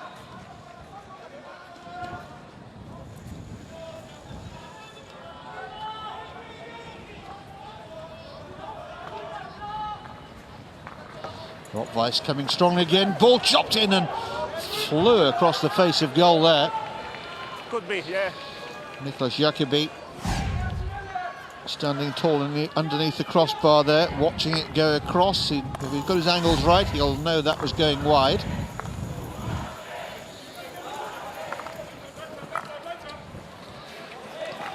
Play on. Here come Weiss again. Ball played across and touched home. I think it's Milko who's got the final touch in there. Marco Milko wearing a face mask there, but I think it's him who's got the final touch to it. We'll have to look at the replay to confirm that. But a lightning break here by Weiss.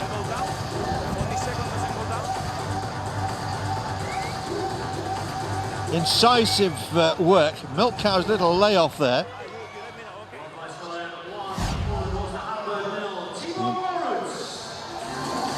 Well, we're giving it to Marco Milko, but public address giving it to another player. But it matters not, because Weiss have the lead here. And an early shock here for Uhlenhorster, find themselves behind, trailing by 1.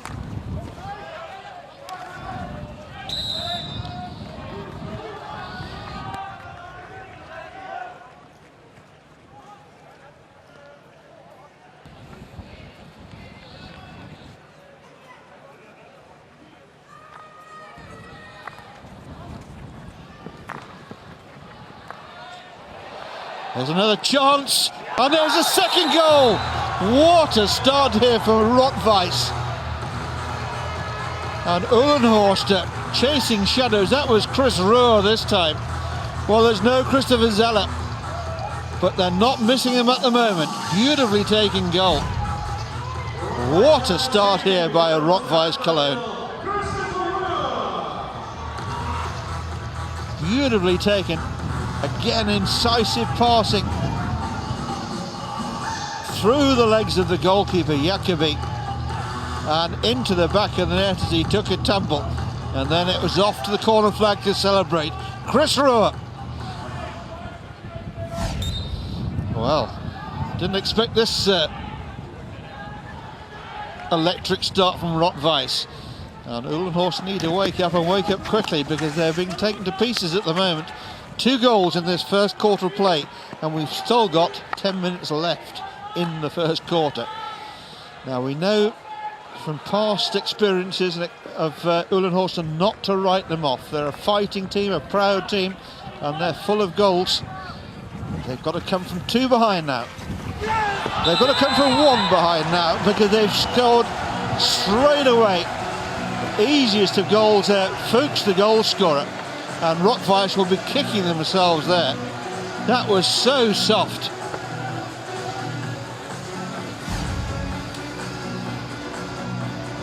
Florian Fuchs, great player, be it in the colours of Germany or Uhlenhorst. And that's exactly the response that Uhlenhorst would have been looking for. The goalkeeper neither did one thing nor the other there. Certainly didn't do enough to deny Fuchs. And again, he tumbles over, but the ball's at the back of the net. And it's 2-1. Well, we always expect Easter and the Euro Hockey League to produce a goal fest. We had 9 goals in the first game. We've had 3 in the first 8 minutes here, between 2 very, very high quality outfits. Although perhaps the defending has not been of the quality that we might have expected, and coaches will no doubt be demanding before too much longer. Highly entertaining stuff though. 2-1 in Weiss's favour.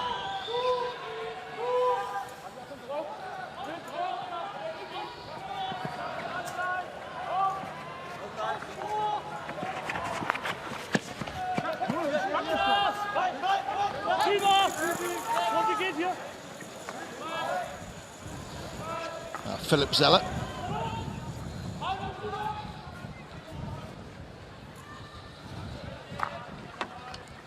Oh, clever little reverse pass there, but Förster was alert to the danger and picked it off. Alt. Gorny. Ball coming off the stick there of Chris Ruhr.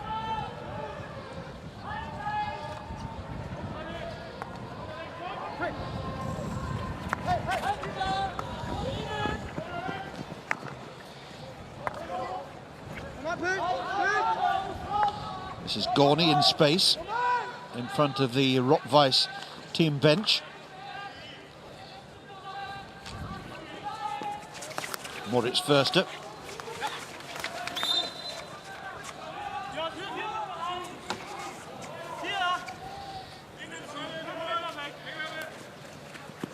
First on the reverse stick side, dinks one in. Ball bouncing across. That could easily have been a 4th goal and an equaliser.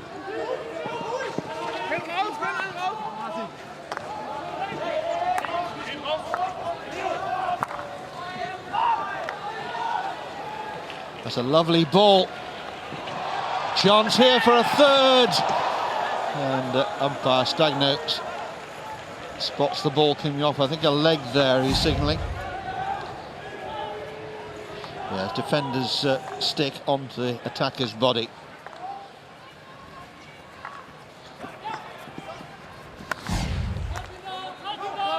Well, this game promising to live up to its billing, which is not always the case, of course.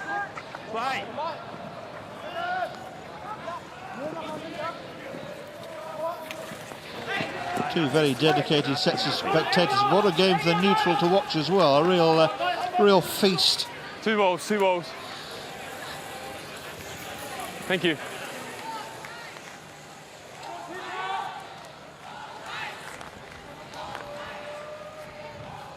Weiss section of the crowd trying to give their team a little extra encouragement. They didn't need it in the early exchange when they looked on fire, those 2 early strikes. Looking a little less comfortable now. Up 2-1. Still they come again, looking for a third. Looking to restore that 2-goal buffer.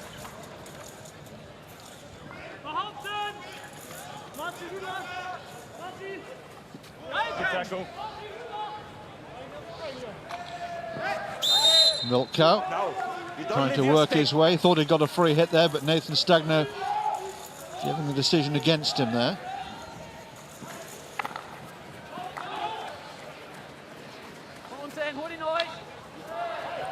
Real battle going on for the ball here. Super behauptet! Durch, Tino, durch! Weiss! Förster throws a very high aerial. Not far away at all. Coming down in enemy territory there. Great reader of the game, Moritz Förster. But most importantly, as far as I'm concerned, a great inspirer of teams. He really is a fabulous captain. I've seen him lift teams from seemingly hopeless positions to produce superhuman displays.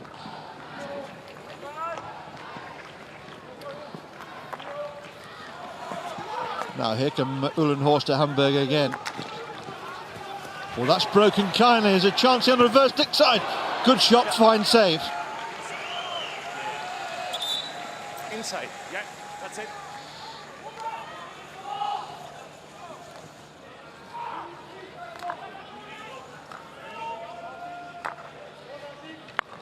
Good save there, coming from the Weiss keeper.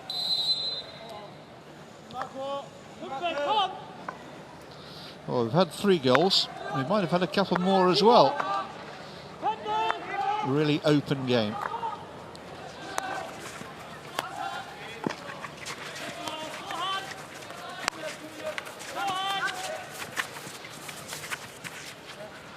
Nicely dug out.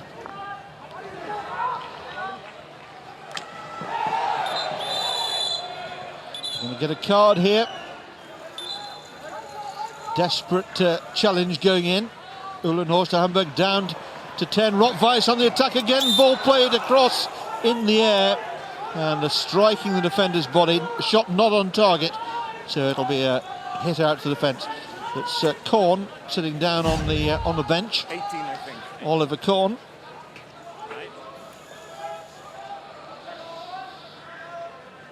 Nathan Stagno on exactly the right line. That was the chance at the other end.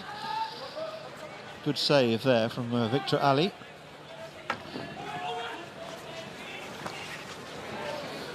Awkward bouncing ball play there.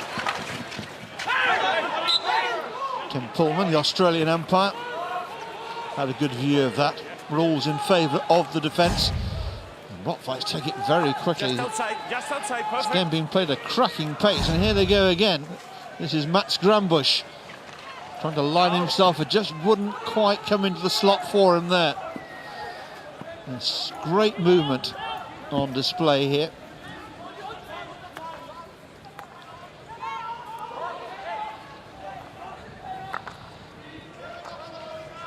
Ball off the defender's foot, but no advantage gained really there, so play allowed to go on.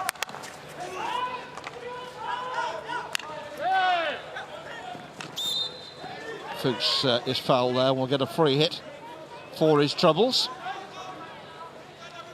Giskas takes it quickly.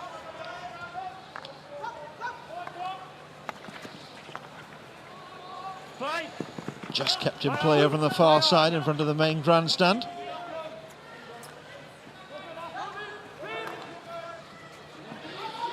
Well, that crossfield pass bisecting 2 Weiss players and harmlessly out of play.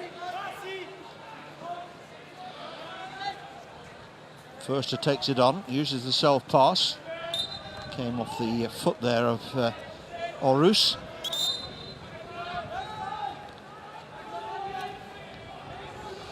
Förster again, good disguise. Giskas.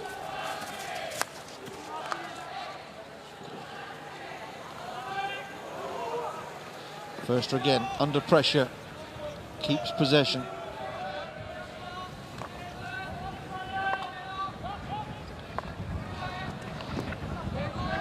Uhlenhorst trying to find a different angle there, but out of play on the far side, taken quickly. Now this is Ruhr with a red headband into the circle, out again. Trying to work his way back in from whence he came. Away from first, a shot comes in, rattles into the pads of Jacobi. Just pull the legs shut at the critical moment there. Ruhr getting a shot away like a tracer bullet there, heading for the gap between the keeper's pads. And Weiss come away. Stern blow of the whistle and a word of warning there from Pullman. Bye. Taken dangerously, but play again allowed to go on. Always a sign of quality umpires on display, not when they blow the whistle, when they opt not to. Grunwald now worked out to that left-hand side. Ruhr, scorer of the second goal for Weiss.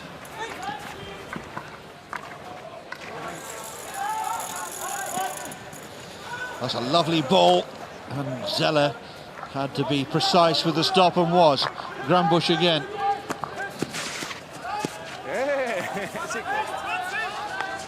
Menke not able to keep the ball in play.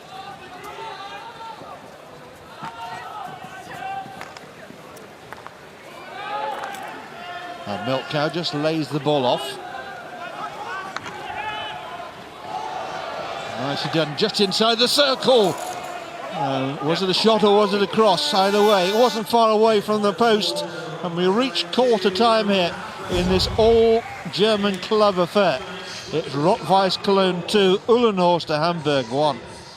And what a first 15 minutes that turned out to be. Can we wish for more in the second quarter and the second half?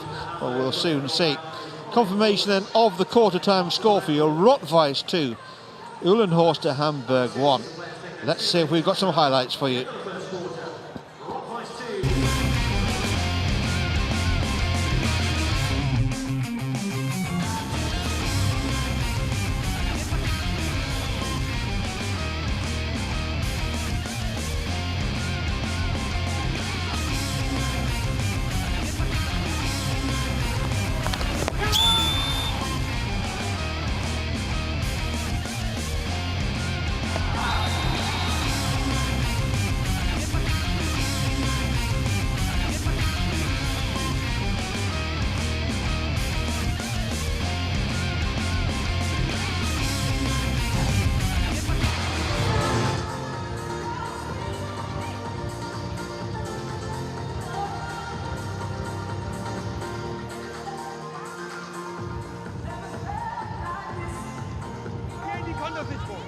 Das wird laut gecoacht von mir, von Rabbi, in erster Linie.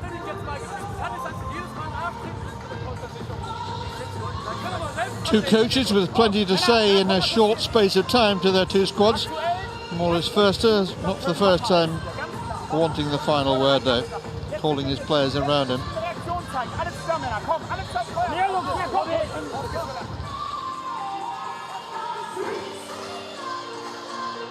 Always delivers his team talks with great passion.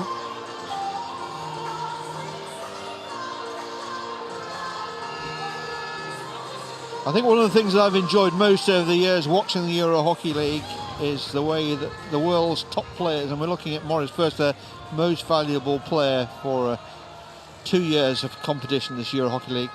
Top international players who've got Olympic gold medals, they've got World Cup medals in their lockers or their sideboards at home, come out wearing club shirts and give it absolutely everything. So, second quarter underway. The teams don't change direction, of course, at quarter or three-quarter time. Weiss will continue to attack the goal away to our right-hand side, and they lead by 2-1. Too much to expect the second quarter will be played at the same frenetic pace as the first 15 minutes, but with these two sides, you never know. Clearly that 3-3 draw still fresh in their minds.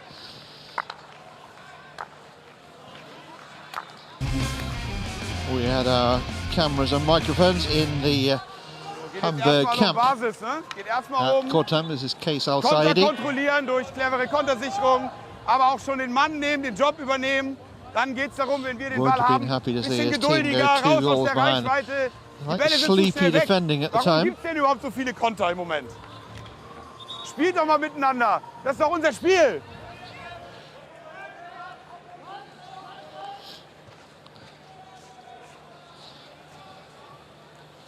Now back it goes through Philip Zeller. Fires one forward. He took a real skip off the turf at the last minute there, and it's Jonas Förster there. Now I'll rethink that. Pilt Arnold, I think, having to take evasive action.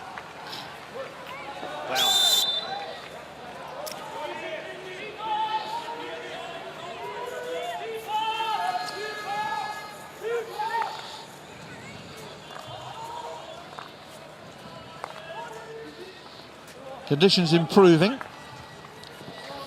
The rain, which has been sweeping into our commentary position since the first game of the day, has relented. Well, it's certainly brightening up a little bit.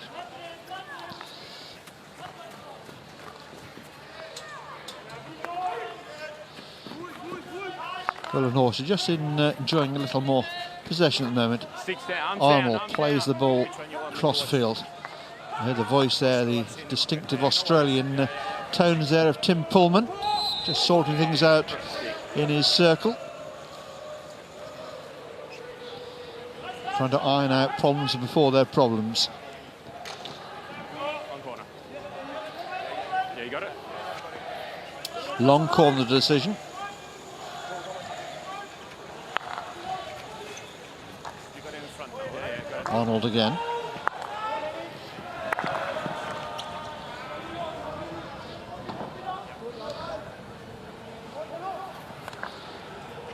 Falk there, just allowing the ball to bounce past him out of play, knowing he was going to get the sideline ball.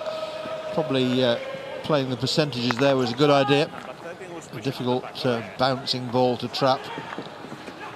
Ullenhorst looking strong again here. Victor Ali down. Didn't look particularly orthodox, but effective enough as it turned out.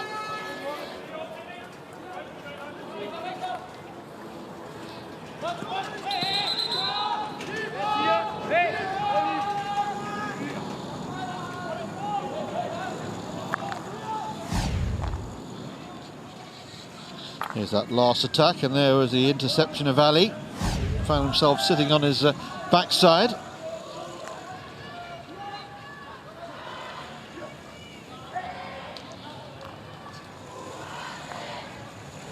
This is the 6th season that Weiss have played in the Euro Hockey League.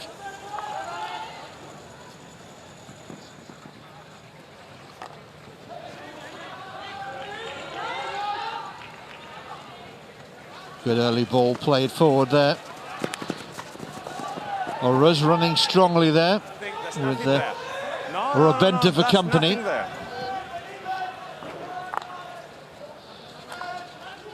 Giskas. Let's come off the stick, so it'll be a hit out for Ullenhorst.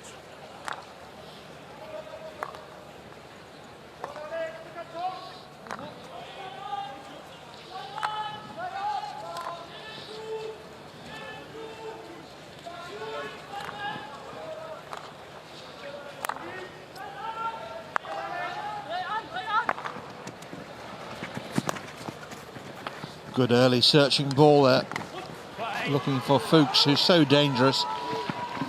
Covers so much ground, Florian Fuchs.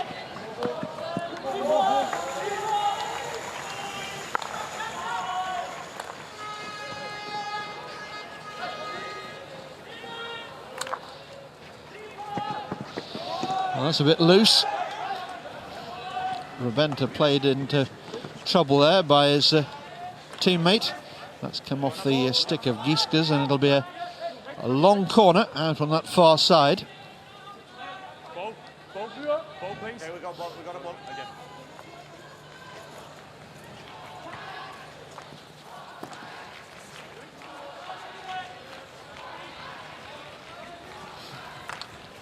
Long corner. Another long corner for Weiss. Is a guy on the radio from there?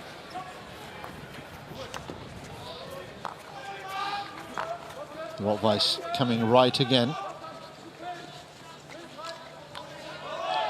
Good challenge by Polk. No, first one. It's the first one. A bit too late whistling. Just outside, guys. Free hit for Weiss here. Come on. A couple of paces outside that 23-metre line of Uhlenhorst to Hamburg. Ball played in and very nearly flashed into the back of the net there. Tim, you hear me? Dangerous play Yes, okay. was blown in the end. Ball lifted dangerously. Too many players around. No, it's the radius come off on the back. Both players taking evasive action there. Nathan Stagner, I think, got some problems with his radio, the communication tool, of course, of the two umpires that we can listen into, which brings so much extra information into the package as well, as Uhlenhorst try and get back on terms.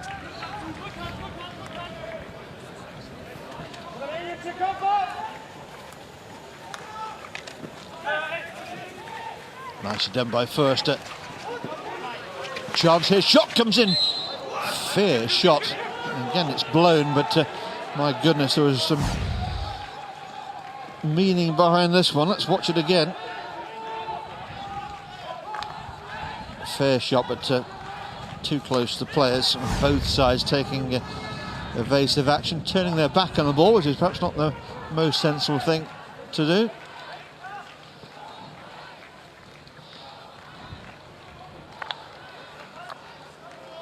Now Tom Grambusch.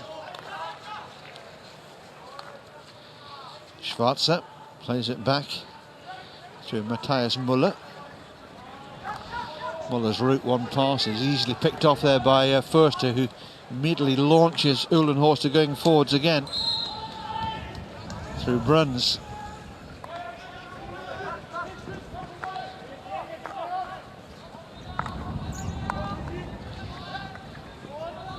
Raventa. Morris Förster has peeled off to the left-hand side. Here he is now. Ruhr comes across.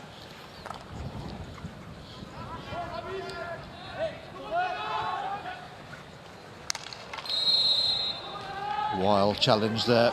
Big blast of Tim Pullman's whistle suggests there won't be too many more like that without a card being produced.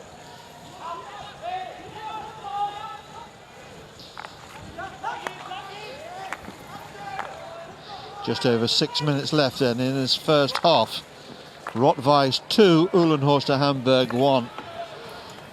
All three goals coming in the first quarter of play, with Weiss racing into a 2-goal lead that was immediately pegged back to just a 1-goal advantage.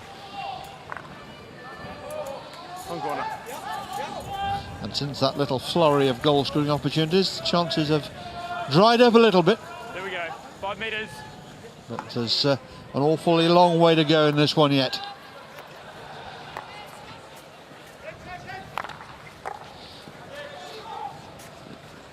A great stop there, but it was no more than that. Grambusch.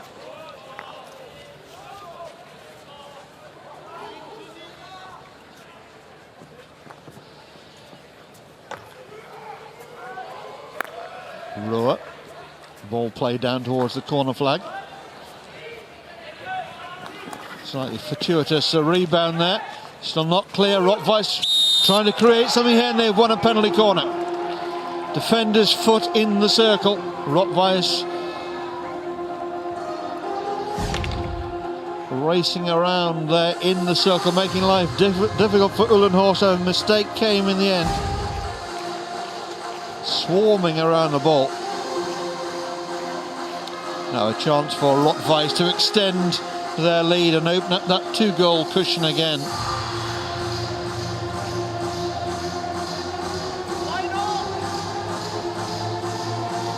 Just stop time if we have to, mate. To push the ball out for Weiss is Matthias Müller, and he's made his way very deliberately across there. And Ruhr is one option for Weiss, and Tom Grambusch another. Grunwald, tall, fair head. Roar with a red headband. Well, it won't matter because it's not stopped, but it's still there for Weiss. If they can get the ball back into the circle, they do. Trying around the back, ball pulled back, looking for Grunwald, but Uhlenhorst can get the ball away. Ball just seemed to hop off the turf there at the critical moment. Grunwald plays a lovely ball in. Milko with the first deflection, and the follow-up is there, and Weiss have got a third here. Uhlenhorst didn't clear the lines when they had the chance, and they've been made to pay. Weiss 3, Uhlenhorst to Hamburg 1, and Jacobi's beaten for a third time here. 40-second clock's back, mate. Let's watch the build-up again here, down that left-hand side with Grunwald. There's the first shot, and there's the follow-up from Mats Grunwald there. Jacobi with the initial save, he had no chance at all. Grunwald points to the skies. He's got his 6th Euro Hockey League goal, and that could prove to be a very important one indeed.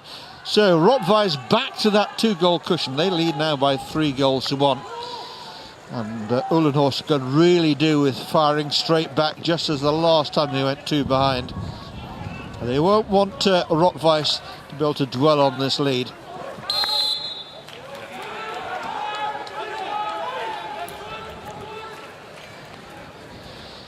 Well, I think Uhlenhorst will be looking at themselves in terms of the way they defended there. Didn't give Jacobi much protection.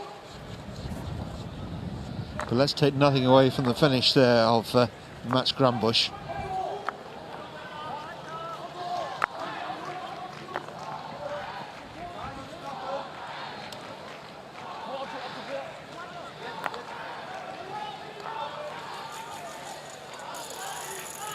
Philip Zeller fires one forward, looking for the dangerous Marco Milko, who once graced the colours of Uhlenhorst to Hamburg,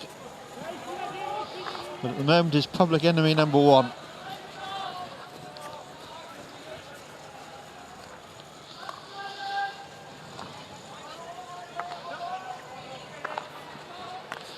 Big push in the back there, and a big blast on the whistle.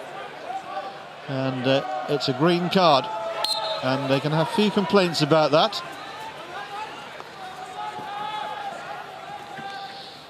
Green card there for Henning Hutterman, who goes to sit down on a very wet seat. He needs to sit down because the stopwatch won't start until he's sitting down. Them's are the rules. Wet seat or dry seat.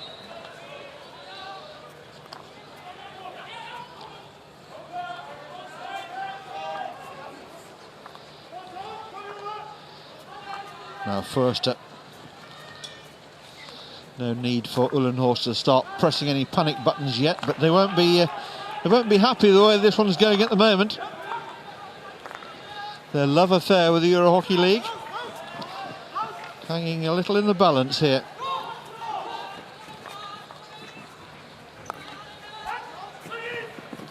This is more like it from them though, trying their luck down the right-hand side. Good. And they've won a penalty corner through their insistence, working the right-hand side. It was from there to there. 5 metres. Over there. It was 5 metres from there to there. It was good. Yep, it was good. It was good. Weiss just questioning whether there was 5 metres observed there, but Tim Pullman was perfectly happy. Well, I do think there's some different places to put advertising, don't they? Who'd have thought it, hey?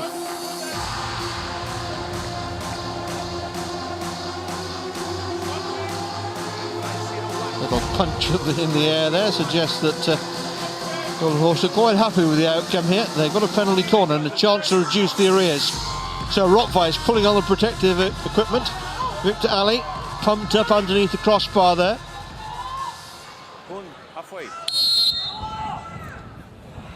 Out it comes. It's come off a defender's foot along the way. It'll be another penalty corner. Umpire's consulting there. Nathan Stagnow's moved into the centre of the pitch, so he gets the view straight down the line of the shot and able to help out his colleague. So Stagnow is literally midway, mid-court as it were.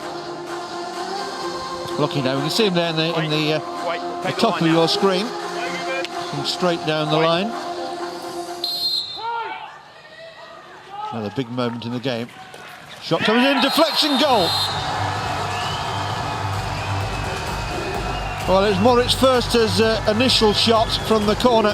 It did take a deflection along the way. It was enough to beat Victor Ali, and it's game on again here. Weiss pegged back to a 1-goal lead again. 3-2. A match that keeps on giving. Let's watch it again here. Yes, it's come off the defender, but Förster will have the goal.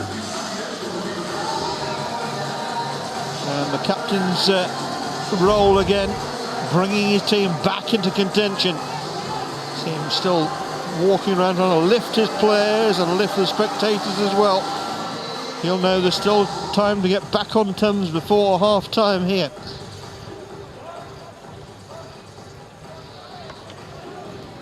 Well, we thought this would be a special sort of game. It's turning out to be that way.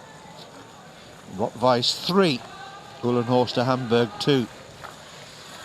Weiss down to 10 players for a few more seconds. Just over a minute left in this first half. Is there chance for another goal, a 6th goal in the first half here? Remember, it finished 3-3 recently when these two met. It's advantage Weiss Cologne. It's a very slender advantage.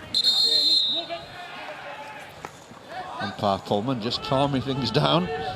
Good luck with that one, Tim. Sideline ball for Weiss. I think Weiss will be quite happy just to see this one through now to half-time and to take this slender lead into half-time with them. Philip Zeller just taking his eye off the ball there and allowing it to go out of play. Alt. Nicely played in for Fuchs.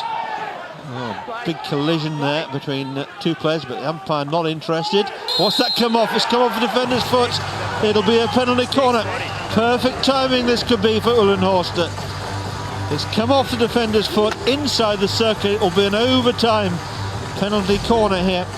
Watch it again. No, well, hand initially, but I think then onto foot. Unlucky, but they all count. Tom Grambusch looks back there in frustration. Well, I'm sure Tim Pullman never thought the Euro Hockey League would be a stroll in the park. Do you want to run it down? 8 seconds. He's having a thorough examination here by two very high-quality teams. And as we might have expected of Tim Pullman, Take the line. he's coming out on top of it.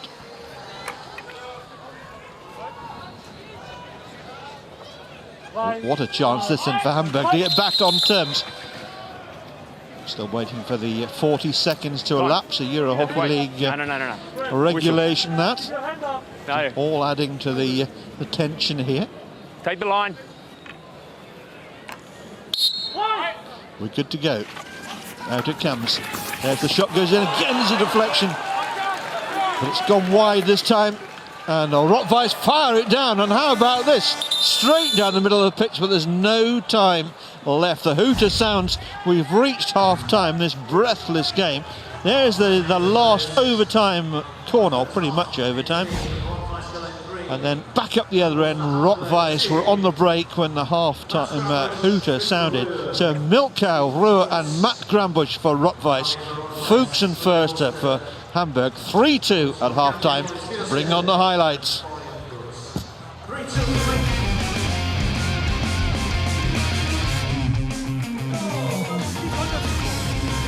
Laut gecoacht von mir.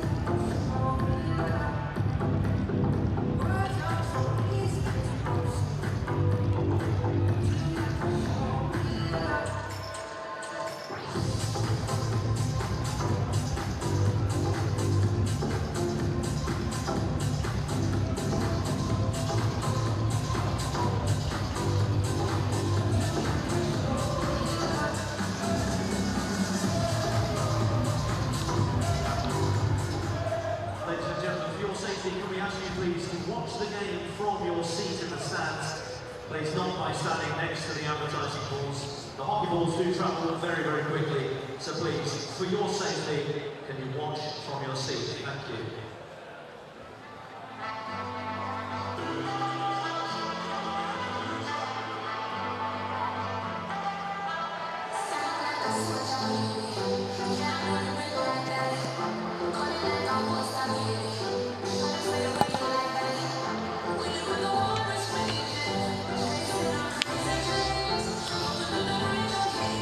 So welcome back to Amsterdam, where the two sides are reappearing after two very stern half-time talks, I'm sure. 5 goals in the first half, and it's Weiss Cologne who enjoy a very slender lead. Let's look back on the goals from the first half.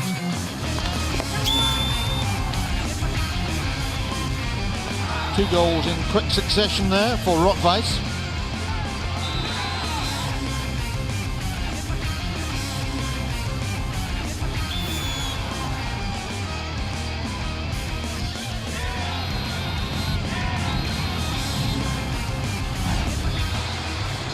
So everything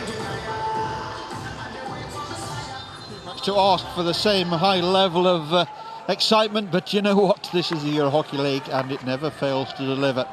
So Weiss in the all-red strip enjoying just that slender 1-goal lead between these two German greats.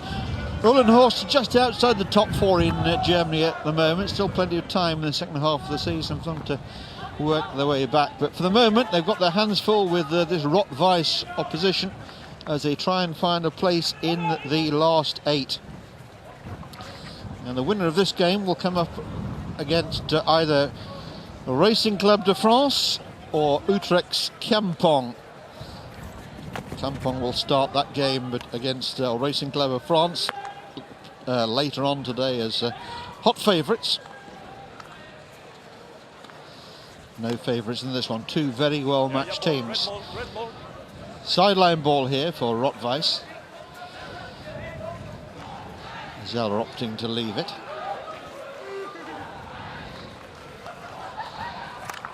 Scholkopf plays the ball back into his own circle.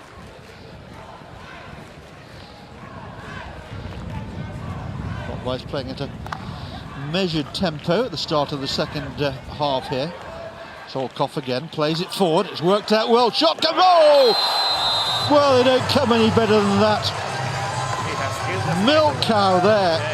Certainly not in any way discomforted by the face mark, and he's flashed that one past Jacobi. And when you see this again, he could not have got it tighter to the crossbar on the post. What a finish from Milk cow. What a start to the second half. And it's back to that 2-goal lead again. Milk cow. What a goal. 32 matches, 31 goals. What a goal-scoring record that is. Wow, that was quite something. We've seen some goals over the years in the Euro Hockey League. That was up there with the very best of them. Some of the spectators just still taking their seats after half-time, but if they missed that one, they've missed something. I need to watch that one on the replays. What a finish. And once again, Uhlenhorst find themselves 2 goals adrift of an old historic opponent here, who looked to be very much in the mood. Now Arnold feeds it into the circle. This Uhlenhorst team just refused to go away though. Sideline ball.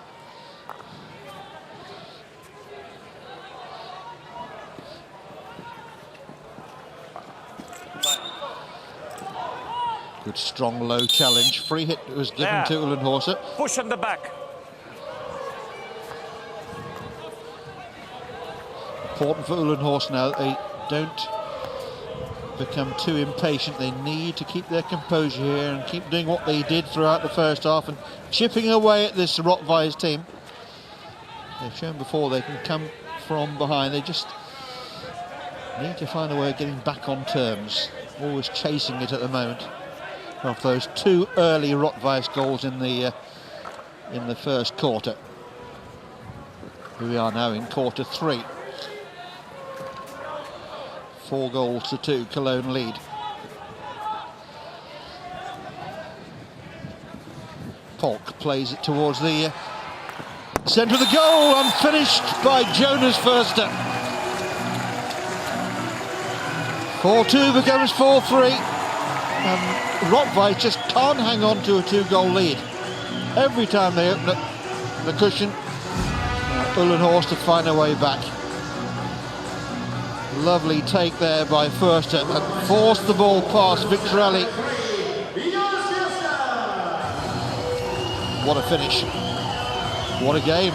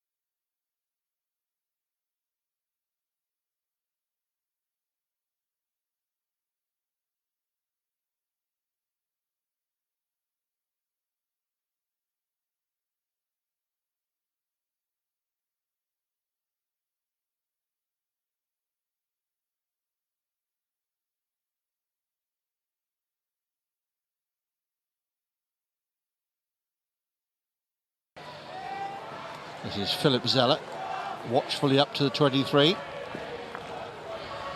Looks like Atlètic Terrassa arriving over the far side, leaning against the advertising boards and watching on, looking up at the giant scoreboard and seeing that we already had 7 in this one. Nasty collision there, and it's a Weiss player who's come off worst. Yeah.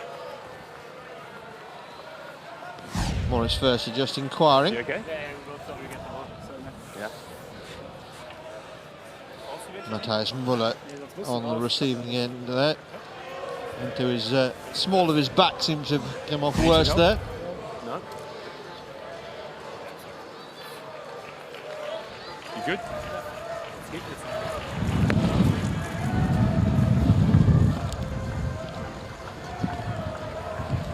Your ball, Tim. Yeah. Your ball is better. Just looks a little shaky there, doesn't he? Are we good? Yeah, we're good, yeah.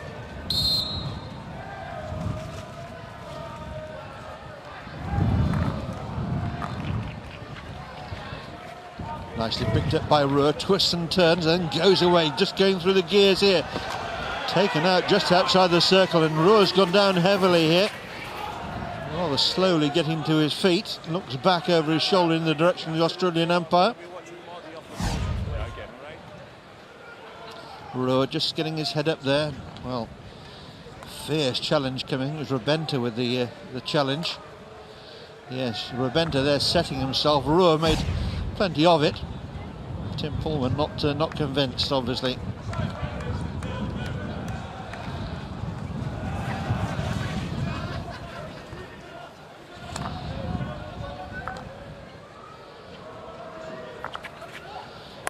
Ziskas on that left-hand side.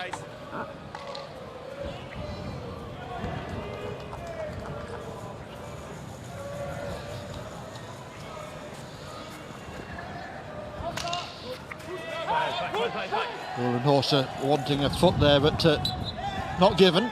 Nah, not down there. Early ball taken by Weiss. It was certainly a foot.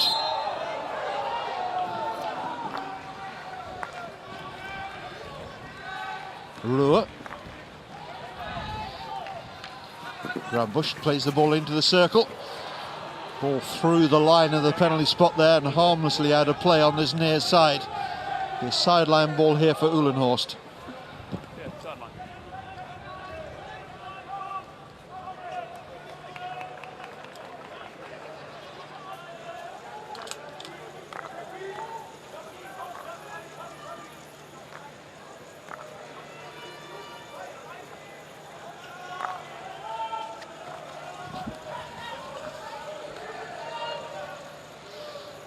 Kaplan plays the ball down.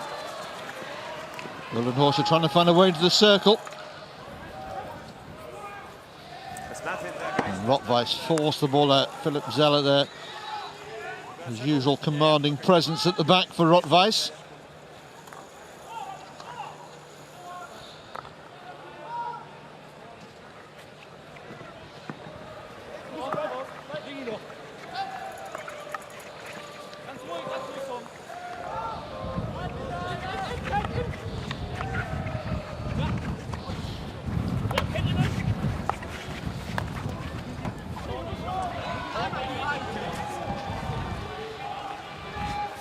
Sideline ball for Weiss. Two very well supported club teams here. You can see they've come in numbers. Grandstand on the far side filling up nicely.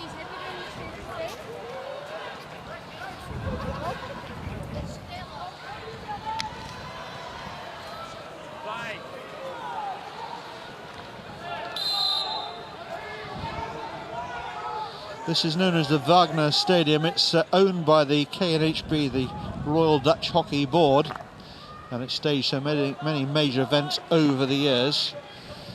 Named after a former chairman of the Amsterdam club, whose grounds are adjacent to it. Joop Wagner was a former chairman of the club back in the 1930s. And this was opened just before the outbreak of the Second World War in Holland, and a few other places as well for that matter.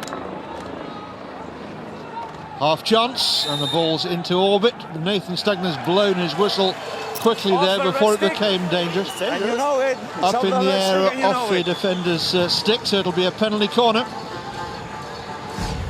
Nice to know that the new stadium, which is planned for the European Cup of 2017, will continue to be known as the Wagner Stadium. Nice little bit of history retained there. Yeah, it was coming down. So Uhlenhorst here, a chance to get back on terms.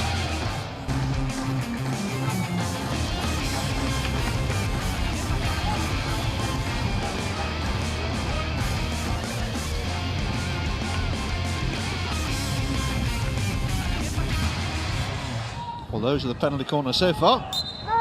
What can they produce here?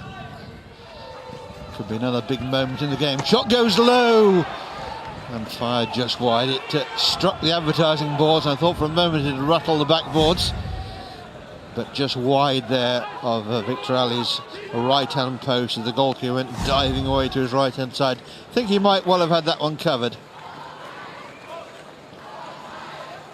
Tom Grunwald keeping possession. Stick. Here.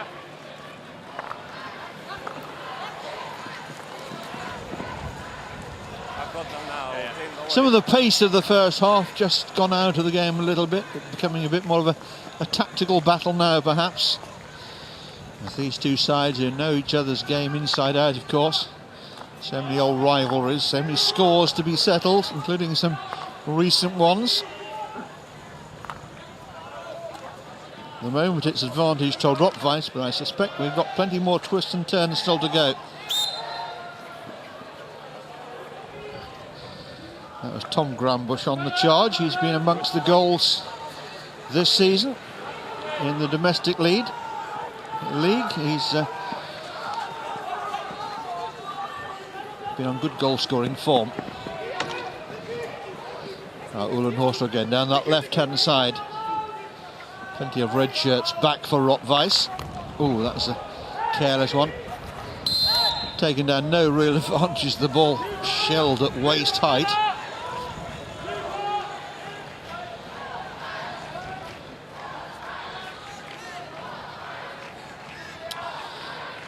Both sides ringing the changes.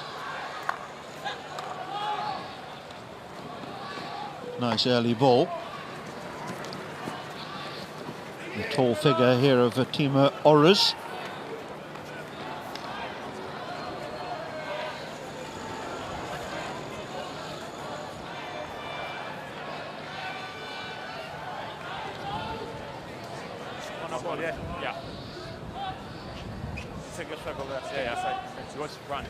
No worries. Huge aerial, takes the ball from left across the right hand side. Schwarzer. 5 meters. There's good. Play, let's play. Weiss looking to bring on 4 players down near the halfway line. Outside. Coach Andre Henning just waiting the right moment here. Philip Zeller, Tromperts is down there. Hutterman. And also the dangerous milk cow. Ruhr 2 now joining the long line. It's like a German bus stop. Play. A couple of light blue shirts waiting for the Uhlenhorst bus to come along to as well. Forso cleverly done, but it's picked off again by Weiss, who comes strongly straight down the centre of the field. Good challenge at the top of the circle. Needed to be clean, and it was. Weiss again playing the ball back in. First to there, takes it calmly, plays the ball out of that circle.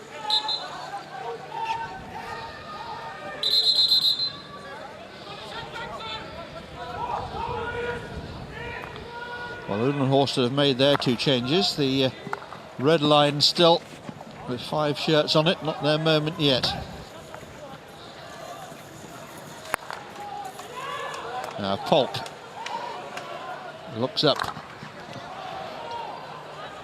He couldn't have liked what he saw because he hit it straight onto the stick there, the Weiss player. Florian Adrian's in the right place now. Weiss again played into the circle. Oh, that was close. That was very close. And that could have been enough, perhaps even to decide it. Just over a minute left in the third quarter. Weiss very close to another goal here. Great effort. Not far away. There's Adrians again throwing himself at the ball, having started the move. Very nearly finished it. Well, this is going to be a real test of Uhlenhorst's fitness and belief. To come from behind, it's looking now like they're going to need to come from behind in the final quarter. We saw Leuven do exactly that in the first game today, but they did it in the most spectacular fashion, scoring 6 goals against Grunwald Poznan to turn a 2-1 deficit into a 7-2 defeat. Extraordinary stuff. Don't think we're going to see that sort of turnaround in fortunes. But you wouldn't bet against more goals to come, and you certainly wouldn't put any money against the possibility of a shootout, because we've reached 3/4 time here in Amsterdam in this all-German affair. It's Weiss Cologne 4, Uhlenhorst Hamburg 3, with the final quarter to come. Let's look back at the highlights.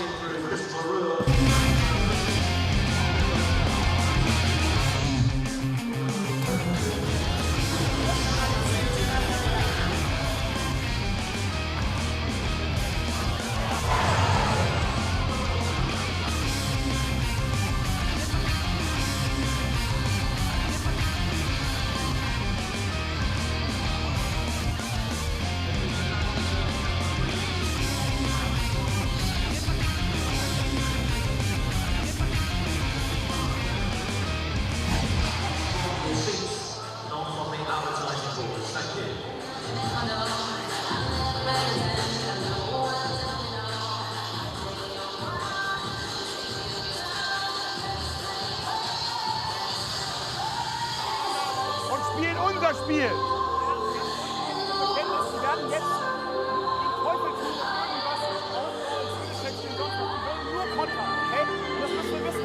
Das Ganze tut über die Außen, immer mal wieder nach innen rein, dann raus, über die Außen, aggressiv nach vorne, wenn Also eben war zweimal gut Blindside, eine Möglichkeit oder 1-1 auf Top.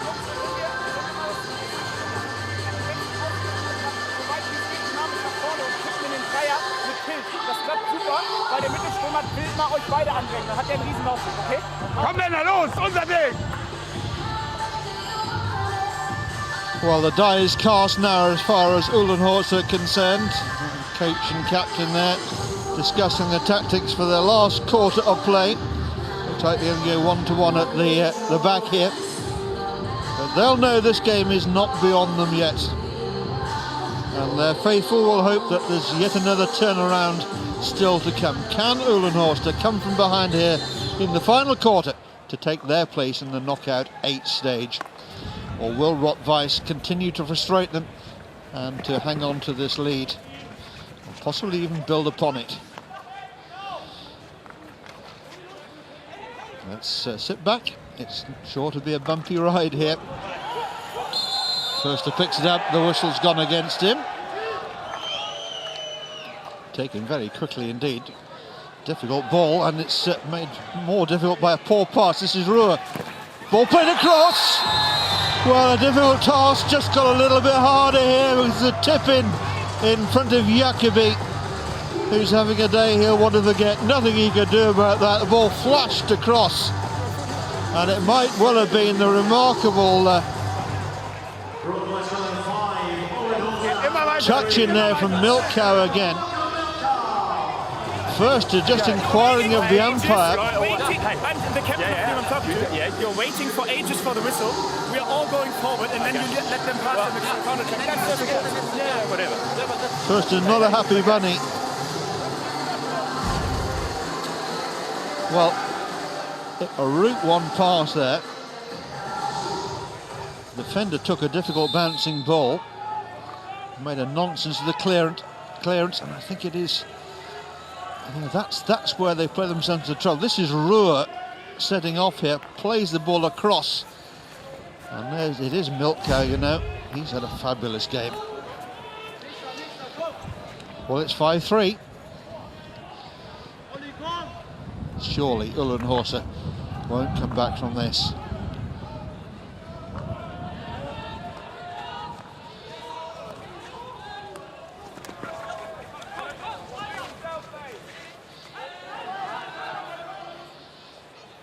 Weiss have scored goals early in 3 of the quarters, and it's really hurt Uhlenhorst here.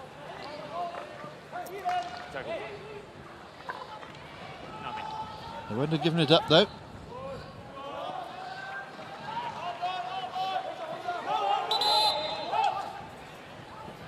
Giskas plays the ball back into the circle. Hey, come on, there's nothing there. Good pace about this. It's into the 23. It's into the circle. Jakovi's come a long way to goal and got his hand to the ball and knocked it away.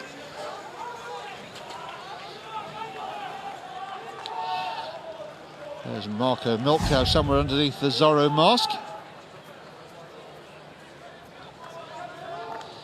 Strong candidate for man of the match, I'd have thought, Marco Milkau at the moment.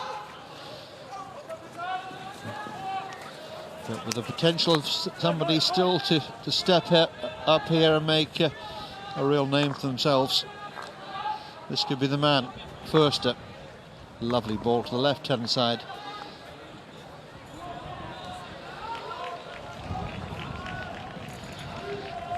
Uhlenhorst on the ropes here, trailing by 2 in the final quarter of the game.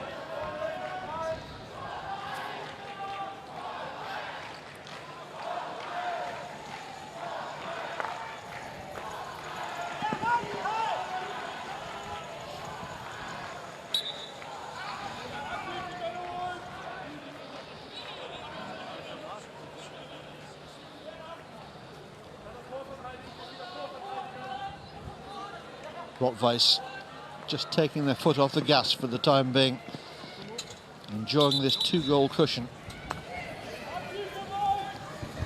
Time very much on their side. This is Ruhr.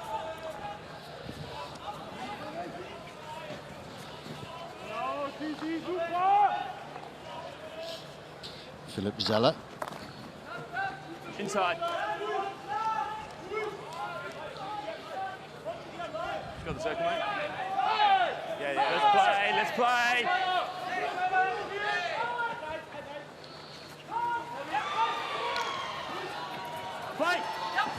Lovely play again by Weiss. They really have been on dazzling form up front.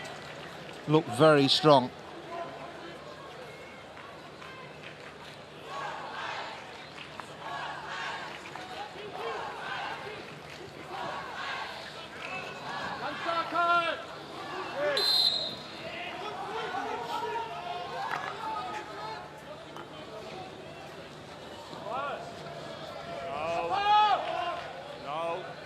Ruhr may have got away with one there. He's thick-lipped for his pains.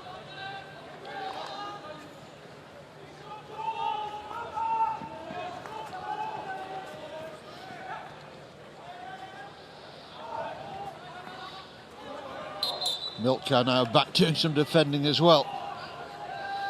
He'll be enjoying this against his old club.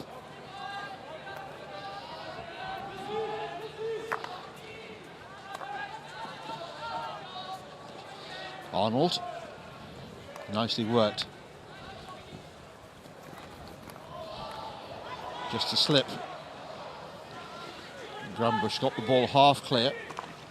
And Fuchs trying to work. In fact, it was Bruns there trying to work his magic, but just a long corner. Not enough for Uhlenhorster at the moment. They need to reduce the arrears quickly now. Under 10 minutes left. Gieskes. Forster. Arnold. Wider still. Capone.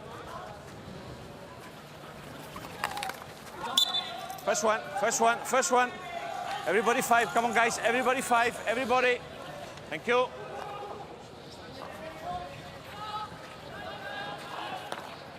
Ball played on the reverse stick side, but straight onto the open stick there of Weiss's Moritz Trompet, but he didn't do particularly well with the clearance.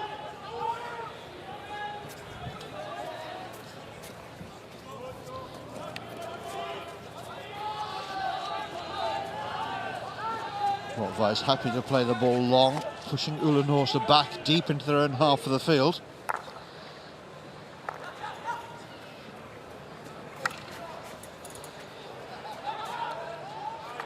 Capone.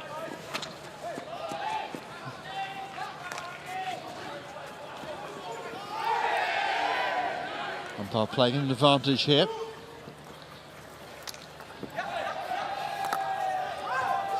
That'll be a 16-yard hit out. Well, that was unfortunate there for Uhlenhorster and for the umpire. He was trying to play an advantage and he gave it to him on 2 occasions. They didn't make any of it. And by that stage, it was too late to go back.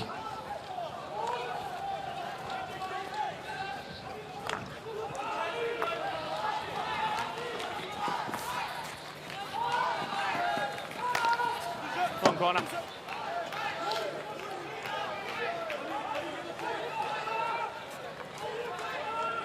Get it off. Thank you.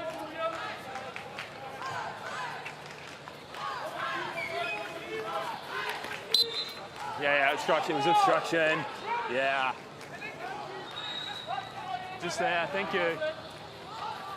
Seconds ticking away here as far as Uhlenhorster are concerned, a little bit too quickly. Weiss coming strongly again, looking for something. Not this time. Real urgency about Uhlenhorster now, looking to get the ball back into play.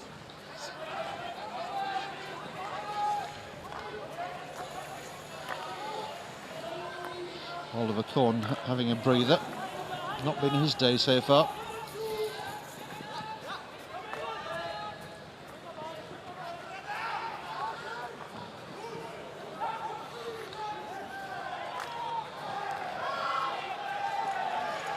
slip, no more than that. Weiss coming powerfully, and first has missed it, and there's a real chance here just to seal it. Goalkeeper's committed, shot comes in, and it's deflected wide of goal for a long corner, and that could have well been the match-deciding goal. What a chance there for Weiss. Play. And Uhlenhorst are hanging on here, but only just to a lifeline. Still in trouble. Shot comes in. Jacobi makes a good save. Play. Not the most convincing bit of goalkeeping there, and well, Okay, just wait. let's wait for what's going to happen. The umpires are consulting. Dangerous? Okay. Dangerous in the circle just here off the goalkeeper? It's coming. Okay. No, not from the defender. Defender? Okay. So Weiss are claiming a penalty corner here for dangerous play from the defender. Gregory. It'll take some sorting out. Yeah, the red team appealing for a penalty corner. They believe it's dangerous in the circle there. I will check for dangerous play inside. Okay. Thank So you. our video umpire for this game comes from Belgium, Gregory Uitenhoven, and he'll have a look at the footage that we can produce for him and see whether that was the first save from Jacobi. Obviously nothing dangerous there. I suppose that would be Show it again, please. the moment in question. Jacobi floundering a little bit there. The pace was taken off it, I think, by the defender, caused him the problem.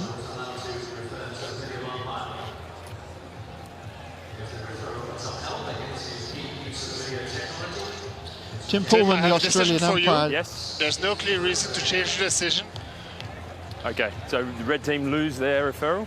So the red team lose their referral, and it's a bully outside. It's a bully outside. Okay. So there's no reason to change my decision. Okay. So you lose your referral. We start with the bully. Okay. Is it not just the same as over there? Okay. I can't remember. I can't remember that one. Can't remember? I can't remember that one. I can't remember that one. So we start with the bully. Okay. Mats Granbush just continuing the conversation there with Tim Pullman. Yeah. So a restart with a bully. Bullies ain't what they used to be, are they? So we're into the last 6 minutes, and Uhlenhorst need to score 2 in the last 6 minutes here to take us to a shootout. Stay. That's it. Huge ball over the top. So it's in. Just kept in play.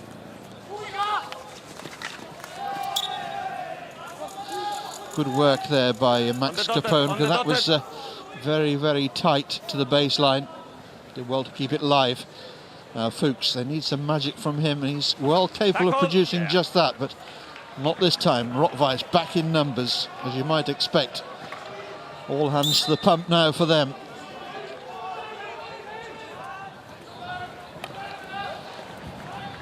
Play. Width for Weiss down the right-hand side. Play on. Förster.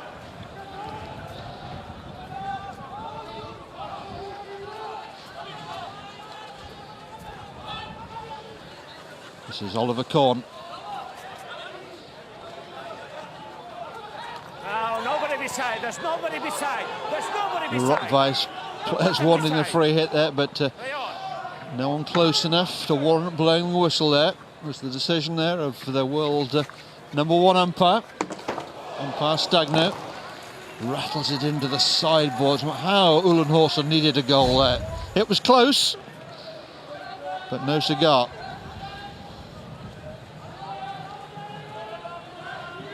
Yeah, it was that close. Agonisingly close.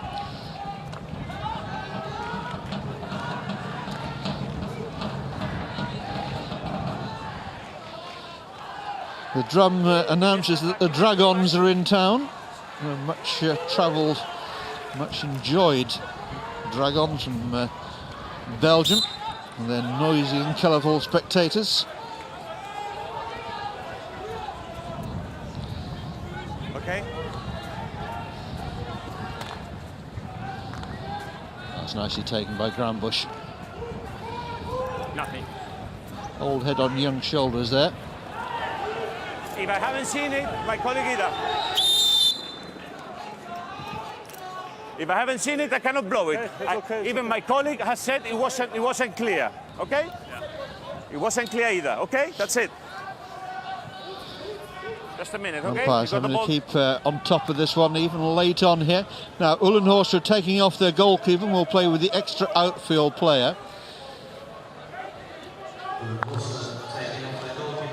So Nicholas Jacobi comes across the bench. There's a last throw of the dice, and one of the outfield players now wearing a green bib, which shows that he will have the privileges of a goalkeeper in his own circle.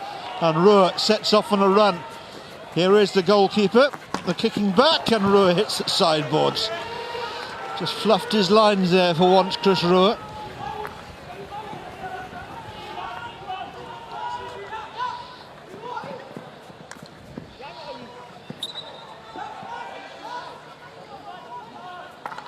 That's a lovely ball, just out of the reach there of Moritz Polk, who made a strong run down the right-hand side.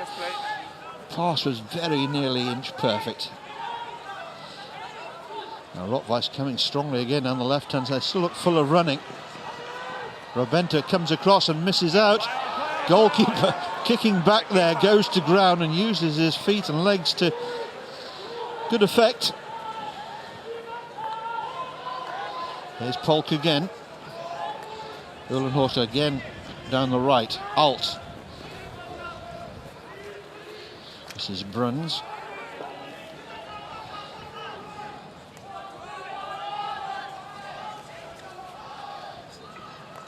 Robenta can't keep it in play.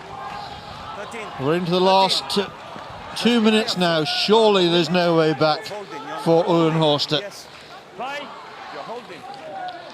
Well, Germany were always going to lose one of their club sides today, and it looks as if it's going to be the perennial success story in the Euro Hockey League. Uhlenhorst, who bow out at this KO16 stage, and it'll hurt to lose out to such an old adversary as this. Off go Weiss again. This is Schwarzer. They know they're home and hosed now.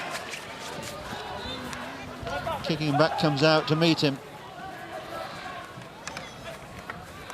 Ball taken to the corner flag in the time-honoured fashion of teams enjoying a lead in their latter stages of a game. Now Bruns again. Twisting and turning and playing a lovely ball through. This is Robenta. Oh, and two players there sliding in and neither could make connection with it. And we've got players down and Nathan Stagno just making sure everyone's okay. I think it's the disappointment that's hurting rather than anything physical. It's too long. It's too long. It's too long. 20 seconds pass already. Come on. Into the final minute. Time for one goal. I doubt there'll be time for a second.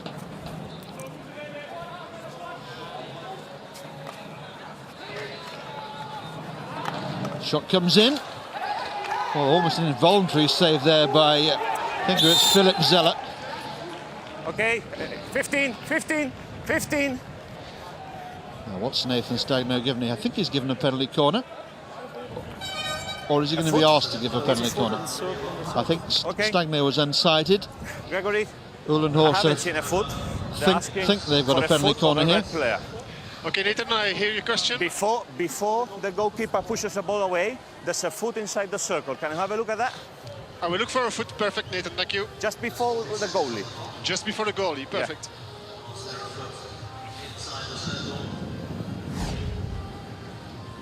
So they're looking for a foot here inside the circle. I fear it's all going to be academic.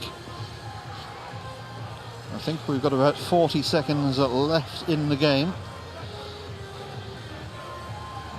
Can I have another camera angle, please? Other angle.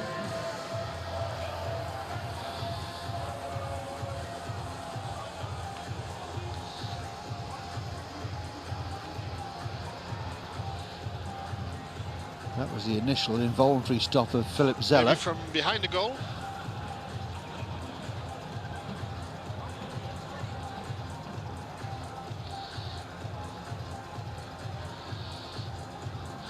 Well, we've got some good cameras and we've got some exceptionally good cameramen, but we can't see everything. Can you show this again, please? Can you show this again?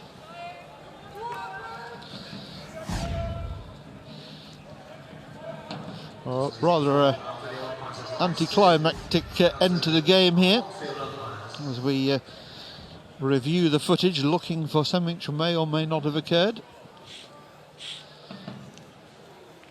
Uhlenhorst seem ready to take a long corner. Nathan, I have a decision for you. Yeah, go ahead. There's no foot, so I would give a long corner. I confirm your decision. No foot, long corner, and they lose their referral. Okay, guys, there's no foot, so it's a long corner, and you lose your referral. So that's Uhlenhorst's referral out of the window. And that'll be another long corner. Grambusch getting a big deflection on that one and just going wide of the right-hand post there of Victor Ali. Ball played in. Still Uhlenhorst pushing. All up now. So Weiss will go forward and they will meet either Racing Club de France or Kampong from Utrecht. And that game to be played later on today. That's the final game of the day. It starts at 7:30 local time here in Amsterdam. That's 6:30 in the UK. But before that, we've got KC Dragons against Athletic Terrassa. But this all-German affair here has lived up to its billing. It was a corker of a game. Milka there, my man of the match, was instrumental in bringing about a famous victory for Weiss Cologne. They've beaten Uhlenhorst to Hamburg by 5-3, and it's the Cologne club who march into KO8. And first is a bitterly disappointed man.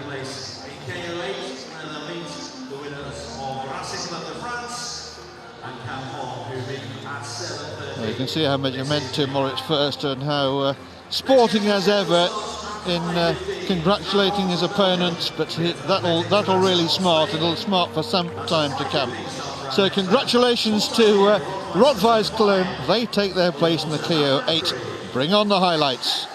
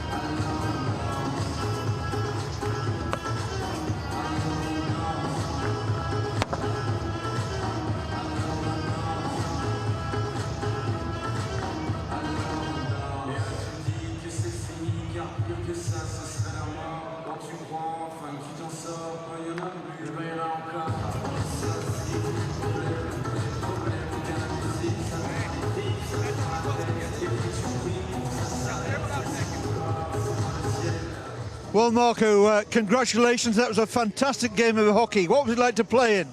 Yeah, thank you very much. It was a great game today, and we did our best, and yeah, at the end we won. I must ask you about the face mask. Yeah, I broke my nose a couple of weeks ago, and on Tuesday I got it against the nose again, so I have to play with this one. Now, you've played Uhlenhorst recently in the league, and I think that one finished 3-3. Was there something to be decided today of that game as well? Yeah, I mean, this is a special league. It's nice to score here, and yeah, try my best and keep going. And a special day for you because, of course, Uhlenhorst is your old club, and the EHL means a lot to you personally, I know. Yeah, that's right. It's my old team. I like the team very much. They're still really good, even the EHL. And yeah, but anyway, at the end, yeah, we won, and that's a point, and that's good for us. Yes, a very important result for you, and it sets up potentially a game either against Kampong or against Racing Club of France. Any preferences? It doesn't matter. We have to stay tomorrow, like really. Yeah, we have to recover tomorrow, and gonna watch the game, and yeah, then it doesn't matter who we're gonna play. We just play on Sunday, and yeah, we'll see. And no Benny Weiss and no Christopher Zeller today. What's the story there? Yeah, Zeller is still injured. He can't play. It's really sad. And Benny Weiss is not playing anymore for us. Yeah, he finished hockey in the first division. So yeah, it's over for him. Okay, well, thank you very much, Marco. You were my EHL player of the game.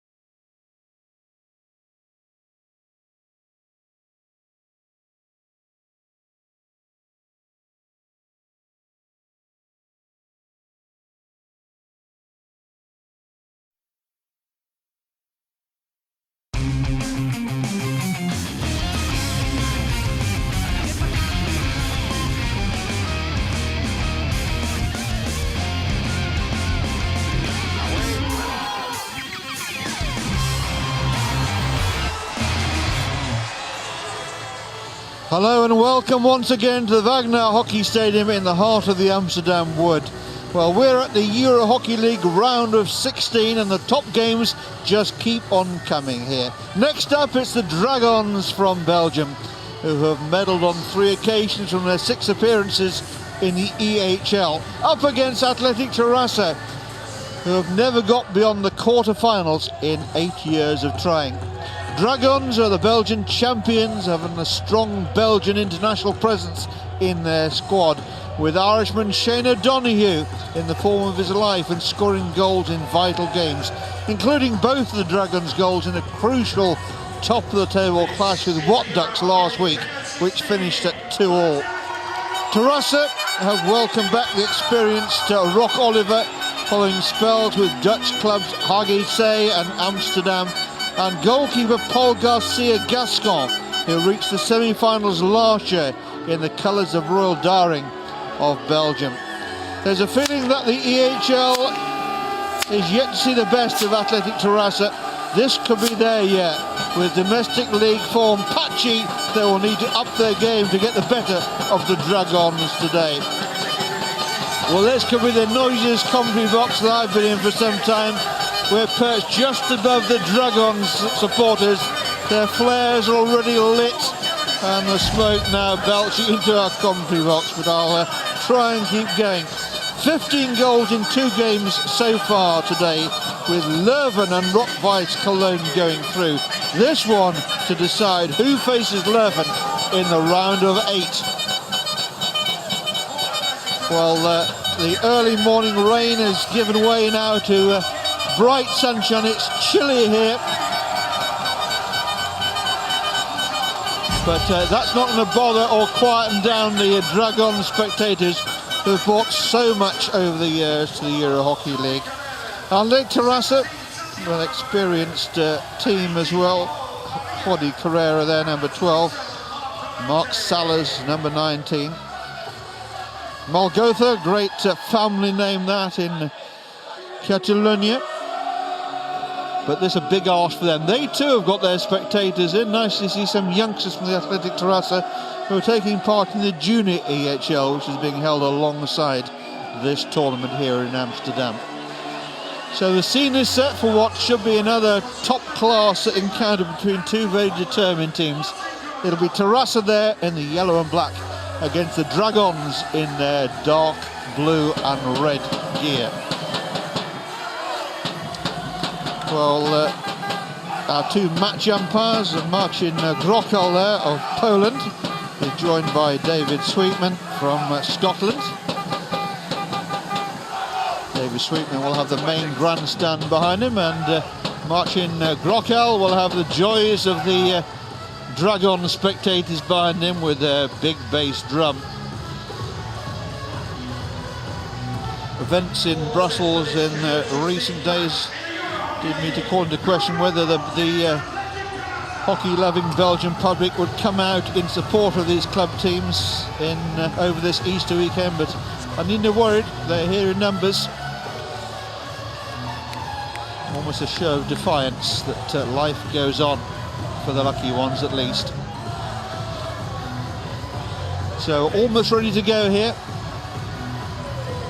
Patchy blue sky overhead. Just about enough for a sailor suit. So it looks like it's going to be Dragons with the first use of the ball. They'll be attacking the goal away to our right-hand side, and away we go. And Thijs throws it immediately out to Denayer on this right-hand side. It'll be noisy, and let's hope it lives up to the very high standard already set in our first 2 games there, where goals have come thick and fast. Not been a great day for defenders so far, but the attackers, as ever in the Euro Hockey League, at the top of their game at least.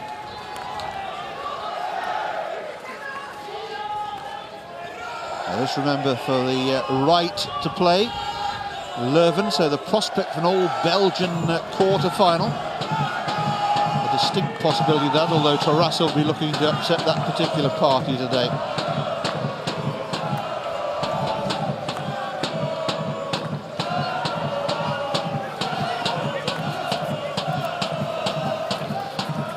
Go Terrassa down the right-hand side, trying to put some pressure on that Dragon circle.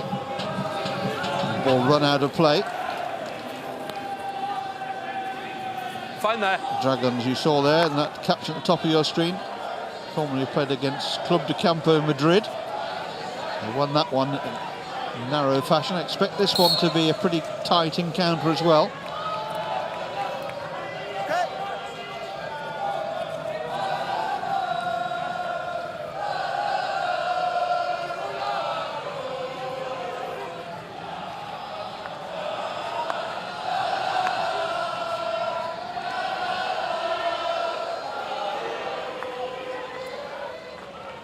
Salas plays the ball swiftly back.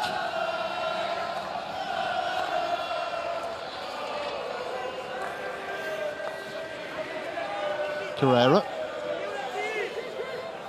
Oriol Malgotha on this left-hand touchline in front of the Terrassa team bench.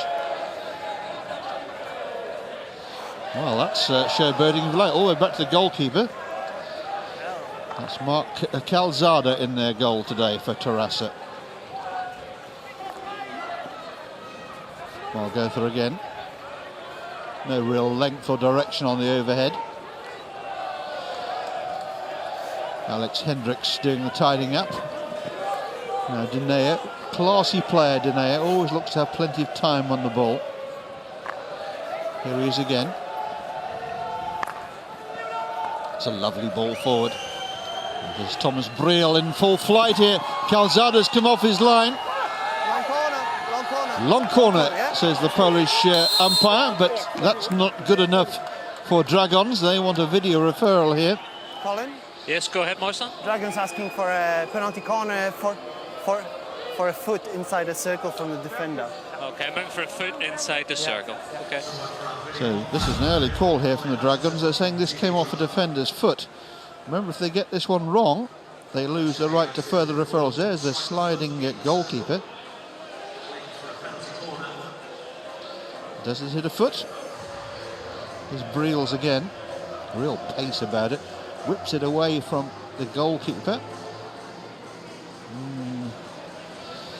Colin Hutchinson, the video umpire, will be having a look at this and question whether we give him the right angle, see what it does hit there.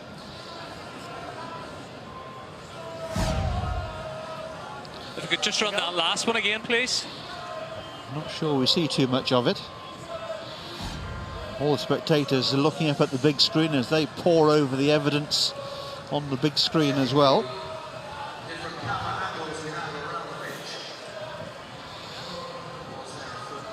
You paid your money, you take your chance a bit on this one. So many legs involved there. Did one of them hit the ball?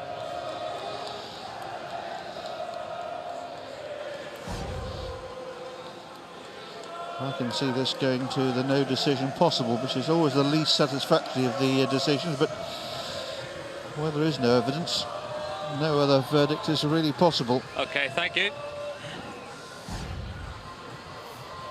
Hello, Marcel? Go ahead.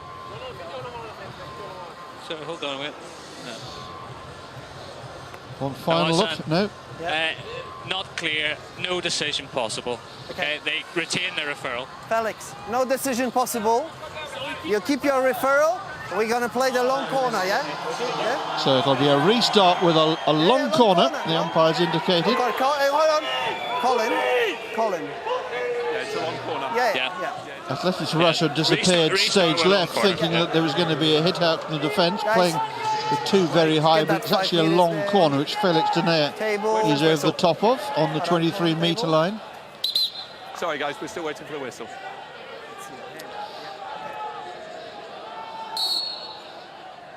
Dinea again. This time we're okay. Pulls the ball back.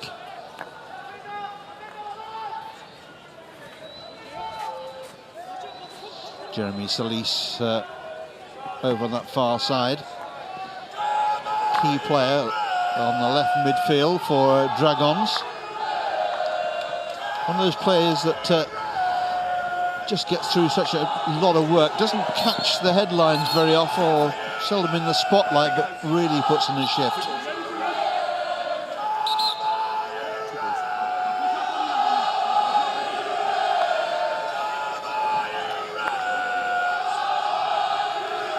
Dragon's cheerleader. He's normally a very respectable, middle-aged professional, but at the weekends he's a hooligan.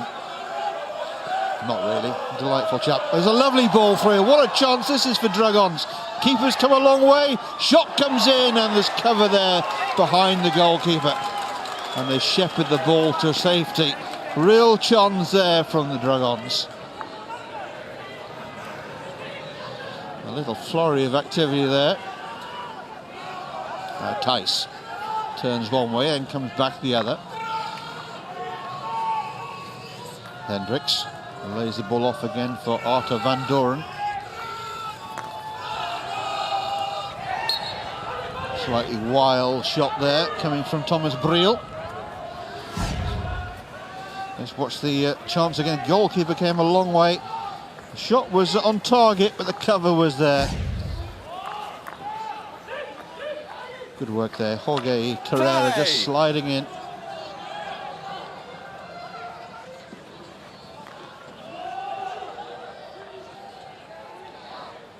Now Dragons break again.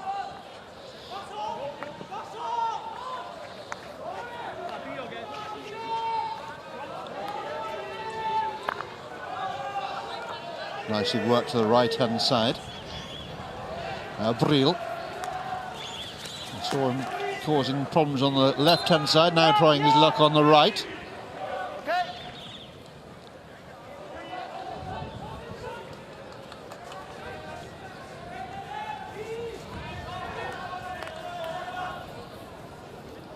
Briel trying the spin there, but the ball just rolling off his stick and harmlessly out of play.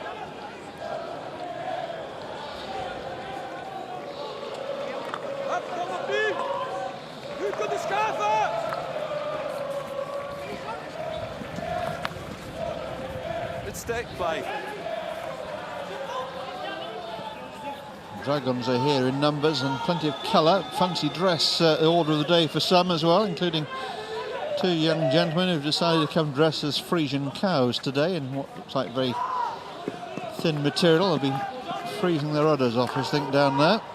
And the sun goes behind the cloud. Now Hendricks, crossfield it goes.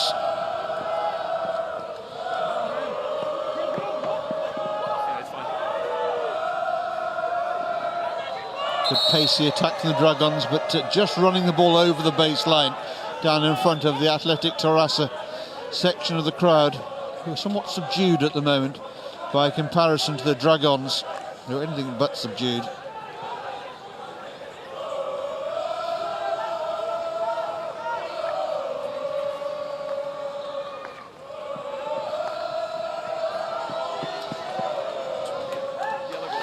Atlètic Terrassa looking to rewrite the history books. At the moment in games between Terrassa and Belgian opponents, it's advantage Belgium.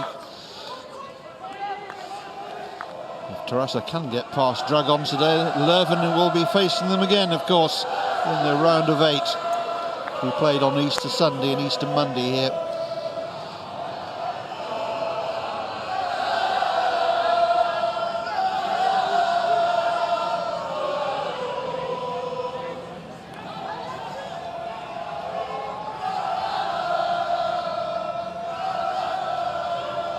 Now Dunea turns and looks up, fires the ball powerfully forward, but too many Terrassa players in line there.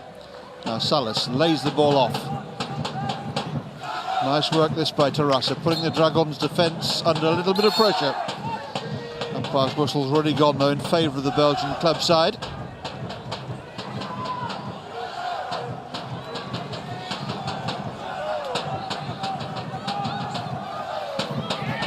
Brock's trying to work something out, collision with the umpire, and I think the umpire may have missed something there while he had a player in his field of vision. A collision. Dragons certainly thought they won a corner there.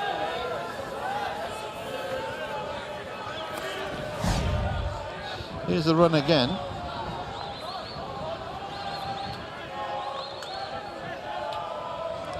Well, it looked okay, didn't it? Nothing to get excited about there. It looked like umpire Grochel did have a clear view throughout that little passage of play.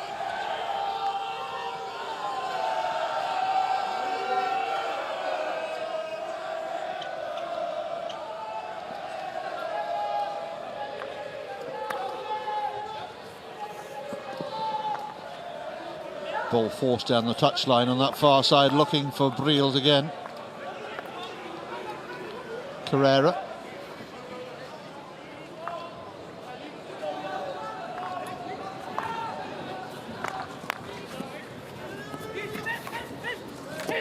Play.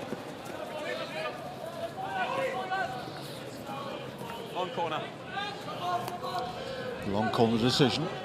To be taken from the 23-metre line, of course, in line with where it went out of play.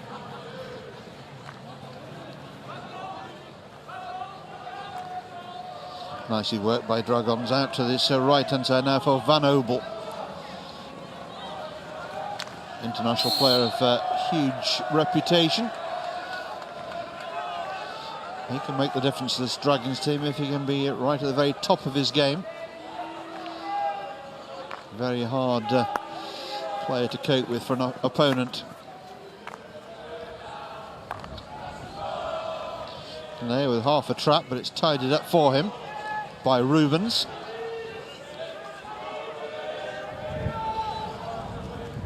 Rubens has continued his run. Solid enough challenge there put in by Jorge Carrera again. Also gets the free hit.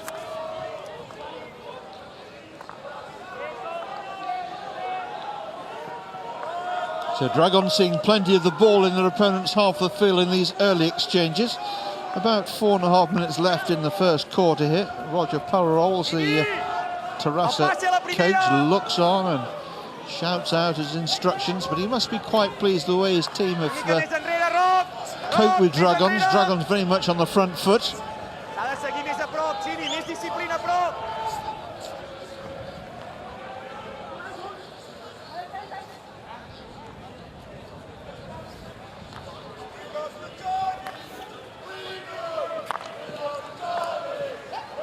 No, it's hand, it's play. Given us the hand. Oh, that was a dangerous ball in. Find that.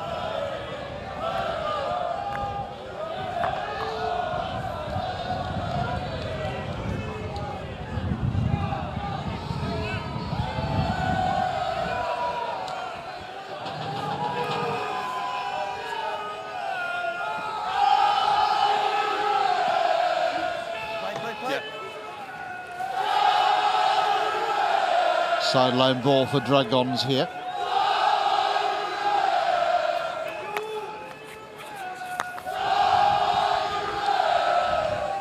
All Dragons at the moment. Terrassa just living off scraps of possession.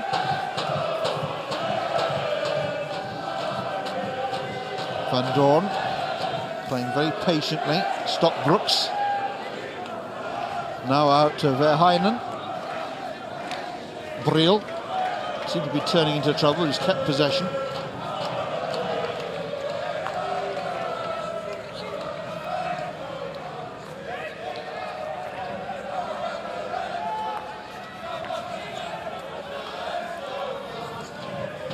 Stockbrooks on again through Denea.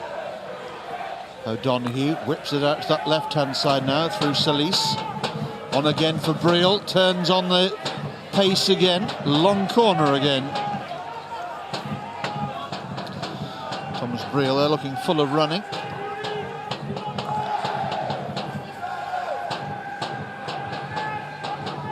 Denea just drifting slightly to the left of centre.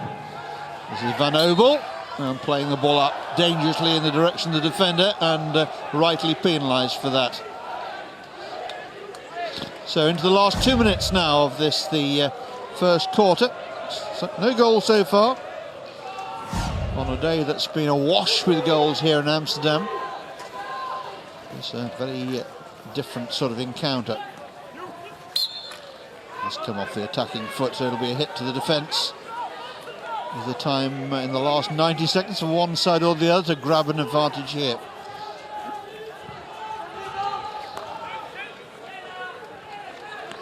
This game going out live in Catalonia.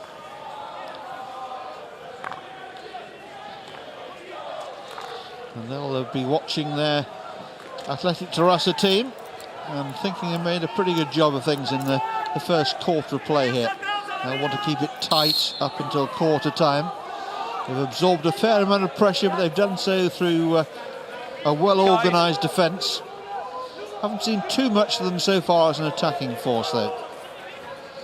That's still to come. We're into the last minute now of this first quarter.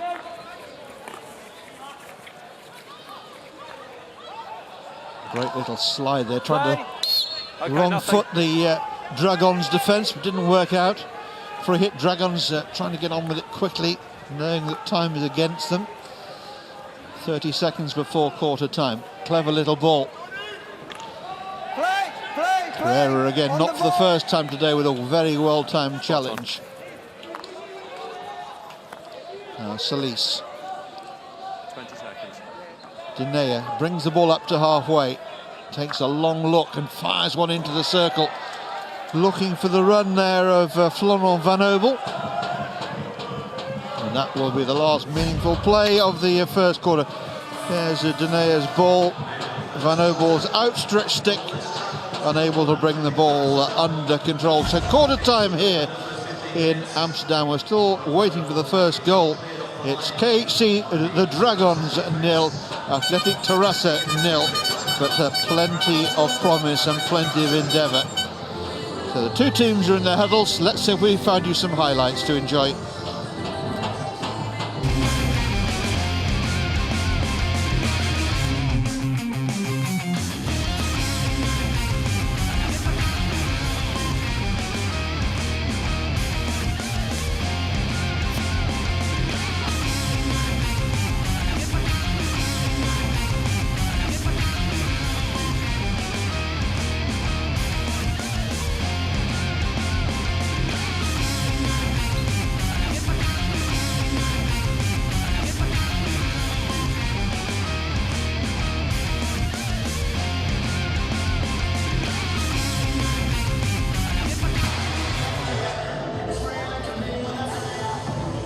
EHL, no goals so far, but plenty of good, honest endeavour on display from both camps. That's the Dragons huddle there that we're looking down upon.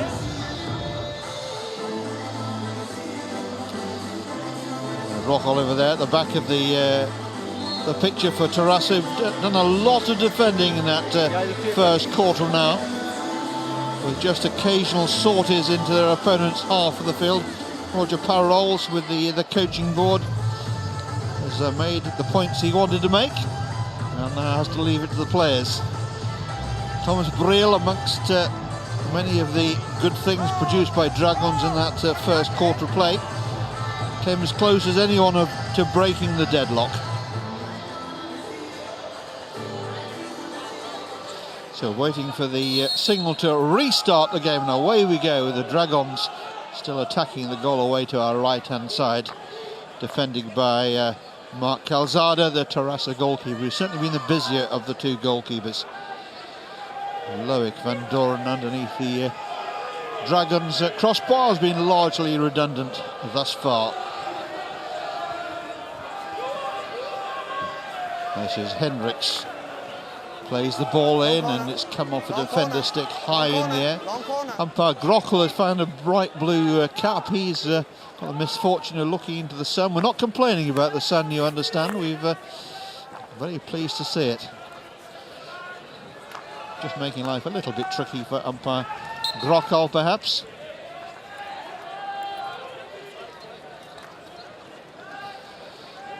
Carrera will have a free hit here, just a couple of metres outside that 23-metre line.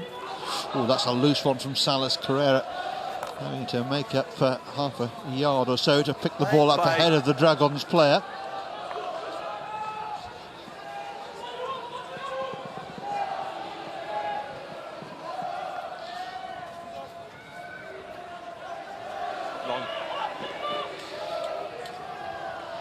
corner again. Second quarter very much the same pattern as the first so far, with Dragons doing most of the pressing and Terrassa sitting back and having to absorb all of that pressure. Dinea. That's a lovely ball. Lovely soft wrist there from Dinea. Half chance, snapshot over the top. I think that was Tice getting that one away. Calzada springing up in there, but untroubled. Yes, it's Tice. Always on the rise, that shot. Comfortably over the bar in the end. Dinea. Nice little layoff, but not trapped there by Thomas Verheyen.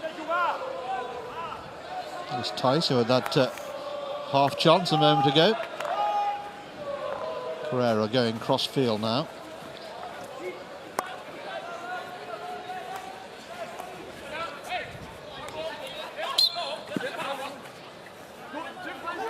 Fine there. Very good.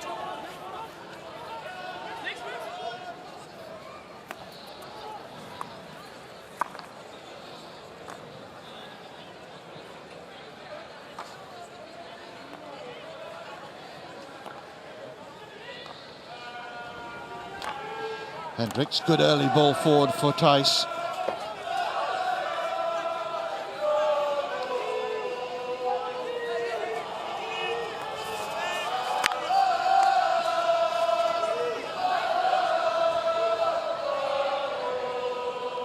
Stockbrooks with the sideline ball here.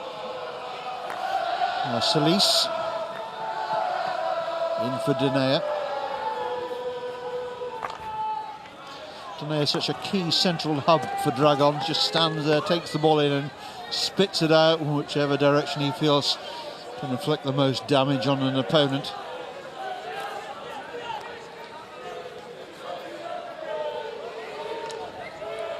Play!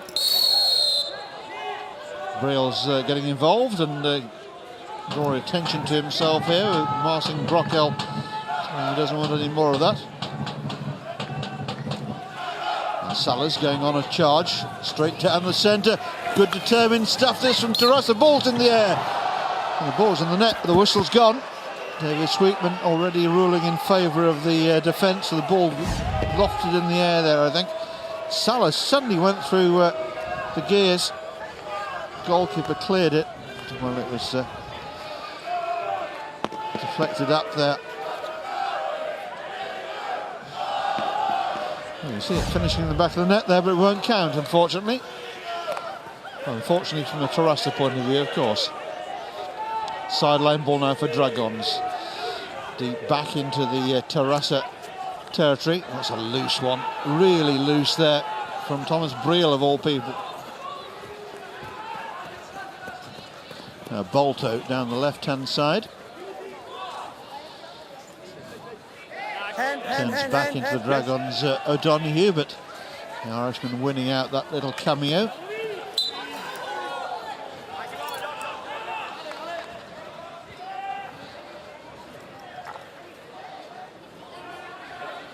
Now Stockbrooks batters it back into his defence.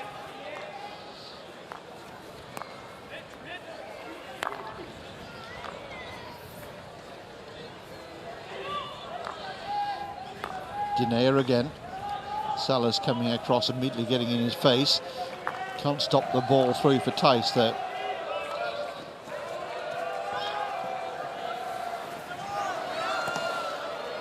Calzada having to kick clear and did well. Now Terrassa making good headway down the right hand side now. This is Beltran. Good challenge, really good challenge that.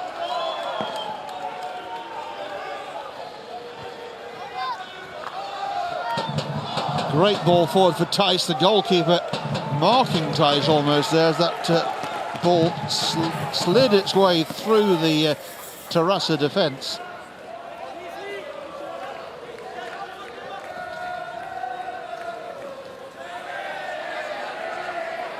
Terrassa unable to put Dragons under any sustained pressure. Just little glimpses from them. I think of a lasting nature at the moment.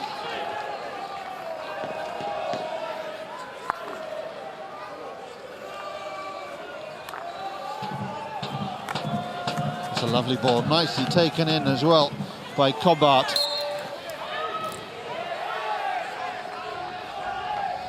Defensive hit out for the foot.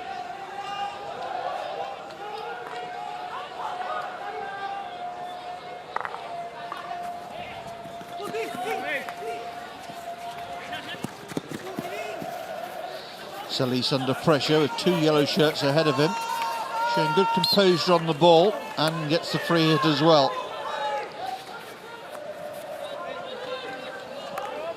Play! Oh, beautifully taken down by Tice. That's a great ball as well. A chance here. Oh, just clips the outside of the post. What a chance that was. Thomas Verheyen on the end of a beautiful ball there played by Tice. Crossfield to him. There it goes from the halfway line. And Verheyen in so much space, brought it down, seemed to measure it, and then just clipped the post and then into the side netting. Best chance that Dragons have carved out for themselves for some time. Ball fired through the centre of the Dragons' defence, but no harm done. Well, it's becoming a little more open, a bit more end-to-end as Terrassa start to launch 1 or 2 attacks of their own. No goals, but still a hugely entertaining game. And we've got 7 minutes left in this first half now as Dragons come forward. That was high and painful. That's caught to Albert Beltran. Round about the knee, I think. Take it. Might be slightly higher. Play. Not what you want, that. He's okay though, he's coming across the bench just to be checked over. As Terrassa ring the changes in their squad anyway. 16, thank you.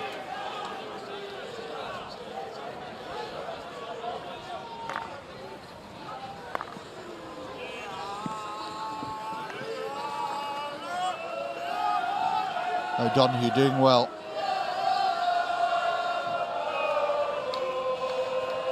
Now Denea suddenly he's popping up on the right hand side. What's he doing over here?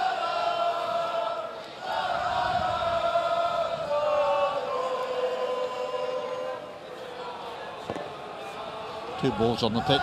Carrera just giving the ball boys time to restore us to just the one. That'll be more than enough for these two sides. Brill's chasing around like the proverbial headless chicken there, trying to track the ball, but Terrassa keeping hold of it cleverly there.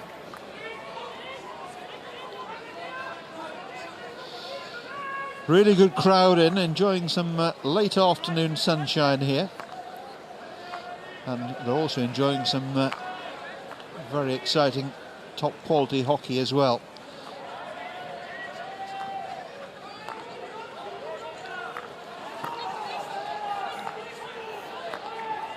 Terrassa sitting back, all back in their own half of the field as Dragons break into that Terrassa territory again.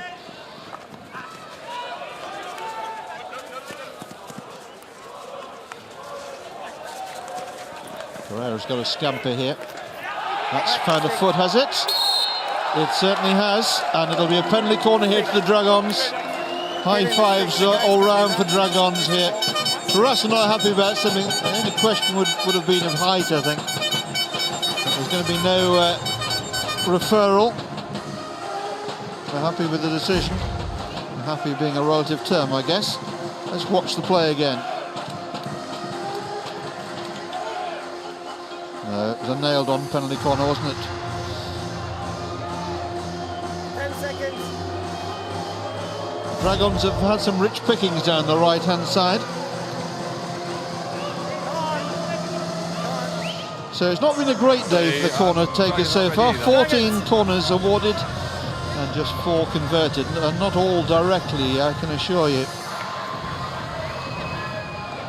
So it looks as if Tice is going to be pushing the ball out here. O'Donoghue, who is usually the corner flicker. Here he is, he shoots.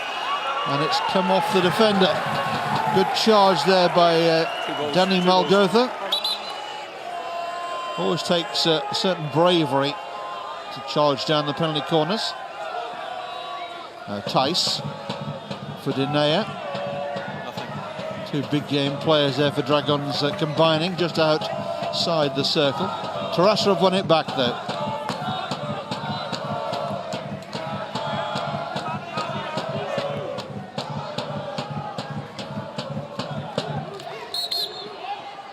Whistle's gone. It'll be a hit for Terrassa out on that far side.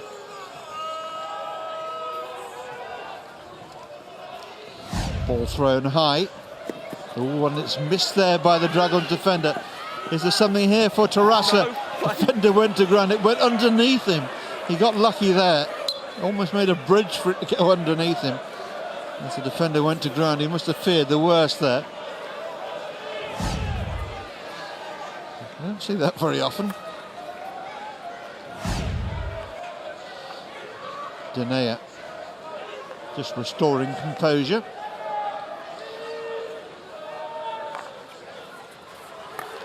Solis back in for O'Donoghue again. Picks the pass to this left-hand side for Van Bokkeriks.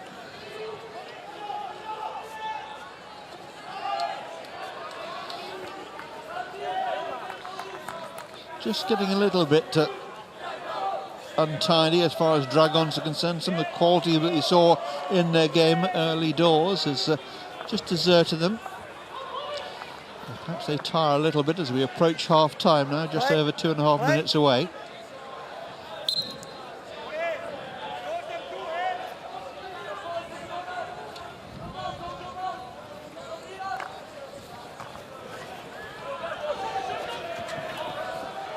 O'Donoghue picks the ball up and tries to get Thomas Briels moving it down the right-hand side.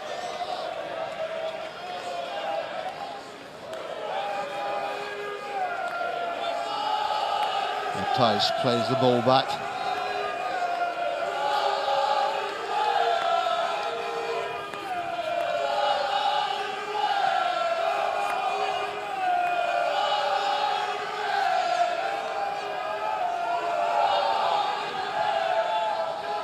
And Bokkeriks, strong run again. Picks out Dinea, who turns away from the first challenge.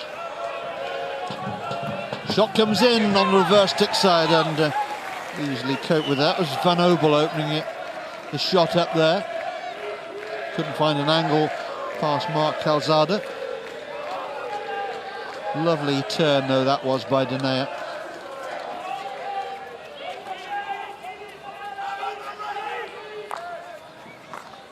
Hendricks, good early ball forward. A stick block in there and Terrassa will have a chance to clear their lines. That was the hockey's version of the Cruyff turn there.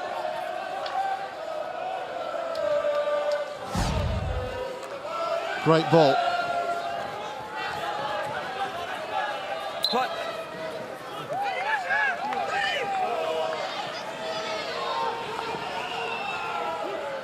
No, play.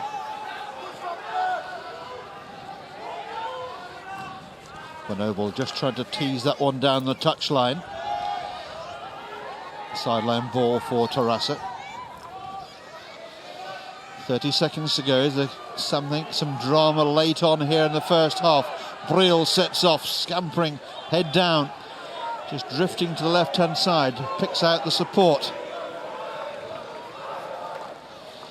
Good solid defending there. No nonsense approach. Batting it away.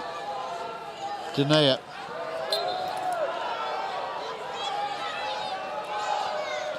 That should see us through to half-time. We've been kept waiting for the goals in this one, but it's exciting enough nonetheless. And the hooter sounds for half-time here in Amsterdam in this KO16 game. No goal so far. It's KHC Dragons 0, Atlètic Terrassa 0, and we're going to need to sort this out in the second half. They'll be coming your way very shortly, but not, of course, before we've shown you the highlights.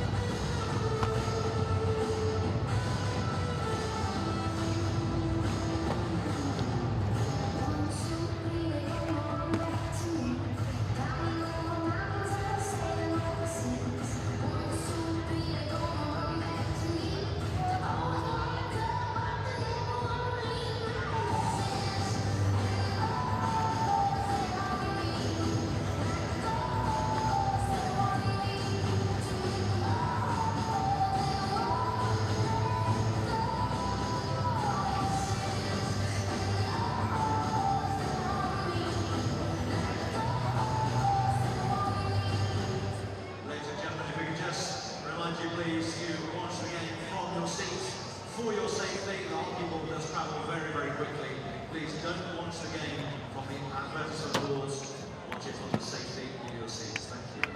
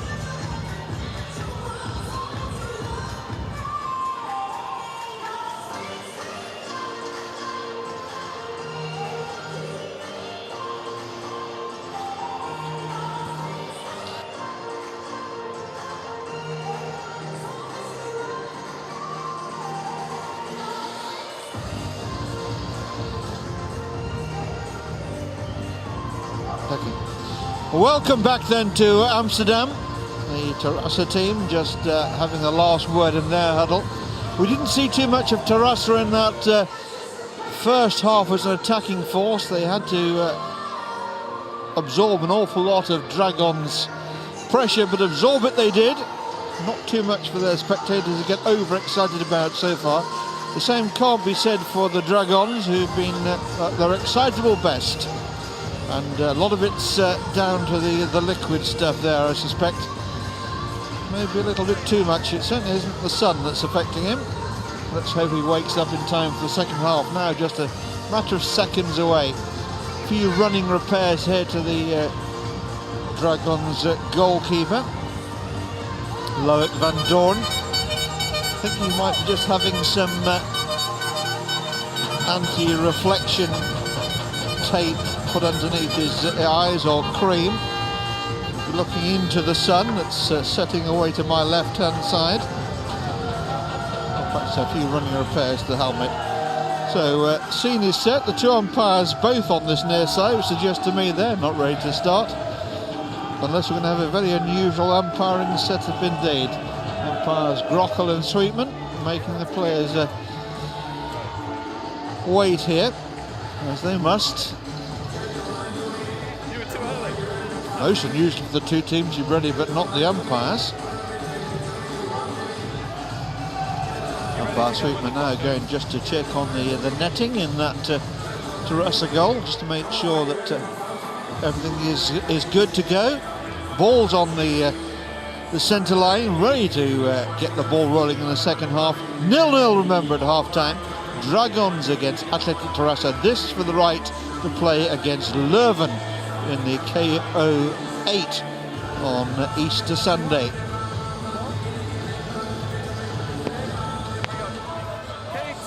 So we're finally ready, and away we go with Terrassa with the ball.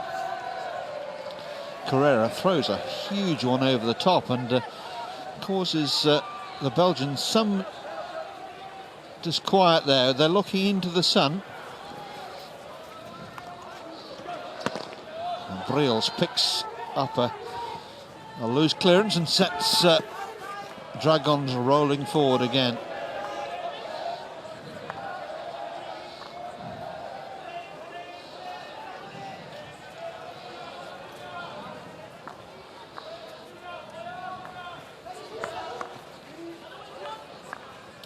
Dragons did everything but score in that first half.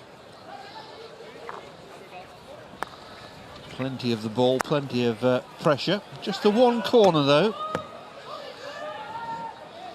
Terrassa looked very well organised in deep defence.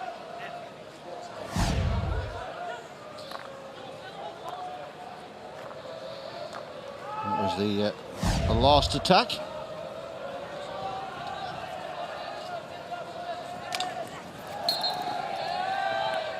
Dene had a little push early in the run there.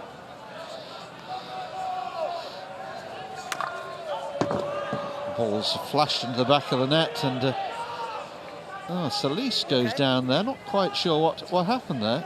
Solis suddenly appeared rolling across our screen. He's okay.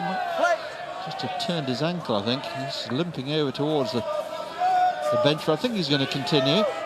Just testing it out and looking towards the bench as if to say, I'm going to need a break here. He'll be a loss if that's a nasty twist. Good there. Solis is coming off, and he's replaced there by number 6, Fabrice van Bochrijk.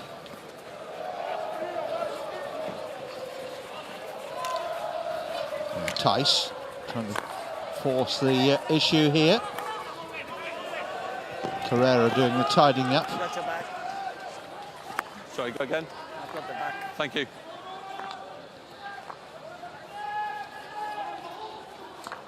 Van Doorn off the stick of Carrera.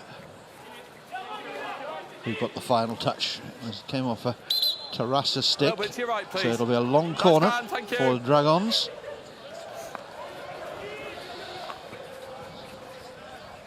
To Van Doorn again. Oh, nicely done. Quality player, Van Doorn. Good flat ball, but no one on the end of it. Just carving its way through the top of that circle. Good, roughly in line there, that's fine.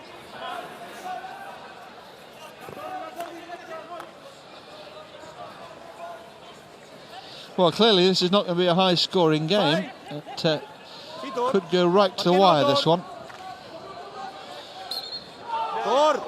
Stick challenge there, surely was going to be blown in favour of Terrassa, and it is.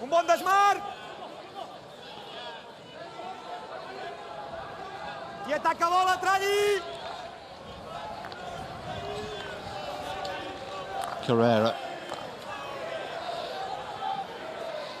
Nicely taken there, despite the tight marking. No space at all there for Jan Molgotha, but he still picked the ball up cleanly. This is better for the Dragons.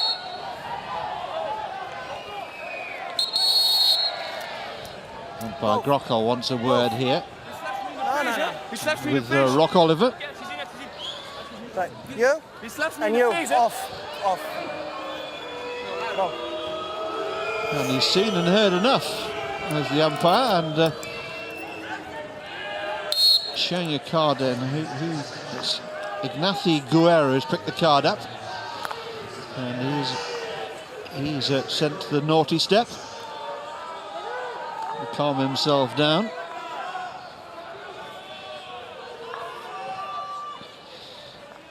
I didn't see the colour of the card. I presume it was just a green.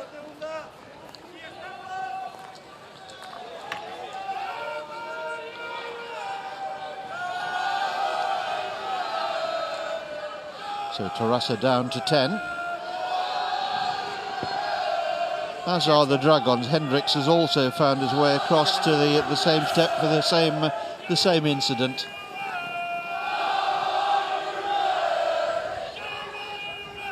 Salas.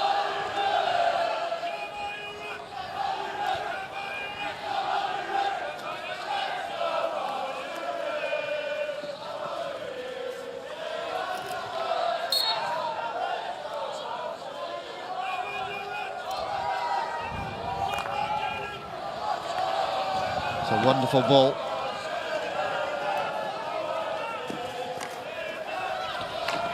Good umpiring. It was an initial foul, but the umpire playing advantage right on the edge of the circle. O'Donoghue plays it, and it's gone wide in the end. That was not the most convincing bit of defending there. There's O'Donoghue on the ball. Very good.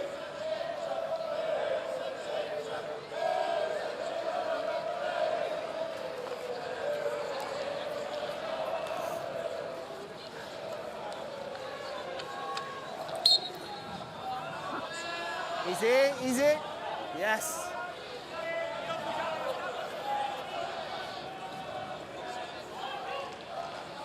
Sideline ball for Terrassa. Salas.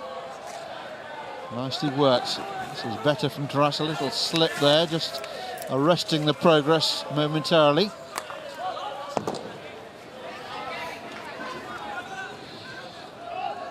Loic van Doorn hugging his near post there, able to watch that ball clatter into the sideboards, wide of goal.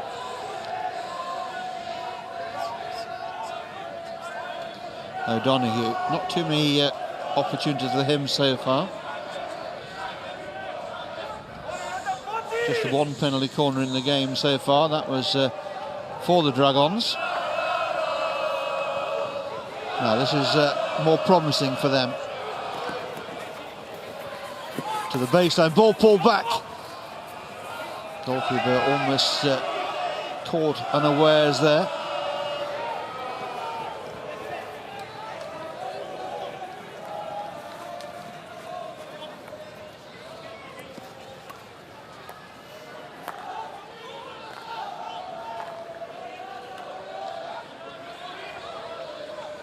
Both sides working very hard here.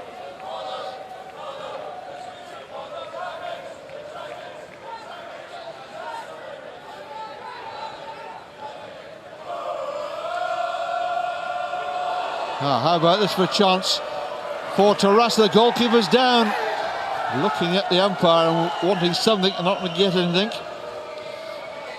Umpire Grochal had a good clear view of all of that. Stockbrooks and Torrente having a little bit of a tussle down there near the halfway line. Missed there. What a chance this was. In the end, they went harmlessly across the face of goal and away. Just 19 years of age. Very young for a goalkeeper, that.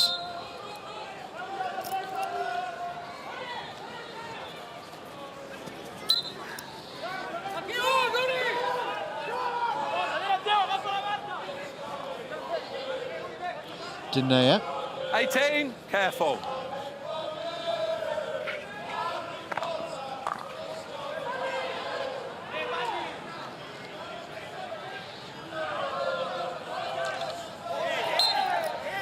No, he's gone down accidentally, guys. Yeah, no, it's accidental. Ball on halfway. A free hit for Terrassa.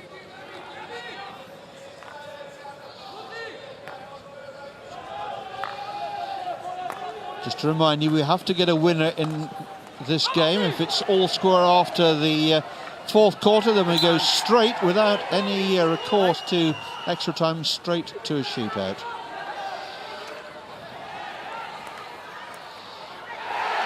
And that's a very, very soft penalty corner, but they all count, as they say, just the same. And that's given the Terrassa supporters, including lots of youngsters over there who are playing in the Junior Euro Hockey League over this weekend, something to shout about. A chance here for Atlètic Terrassa to take the lead. Their first penalty corner of the game. 15. Paul Poirier has been over to talk to the coach about how he wants this first penalty corner to be taken. Guys.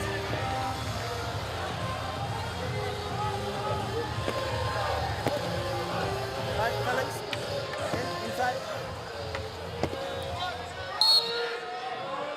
Carrera looks the most likely here to take on the shot. And again, it's not trapped at the top of the circle. That's not the first time today we've seen sides having difficulty. Long corner. A long corner.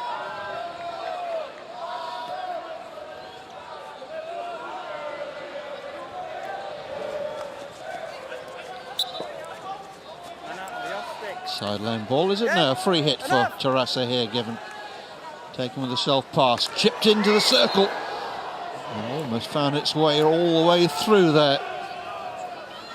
We're seeing more of Atlètic Terrassa in this third quarter of play as an attacking force that we'd seen up to this point. Close attentions there by Alex Hendricks. There's the bounce of the ball that took it away from the castle at the top of the circle. Salah sets off on a run, head down.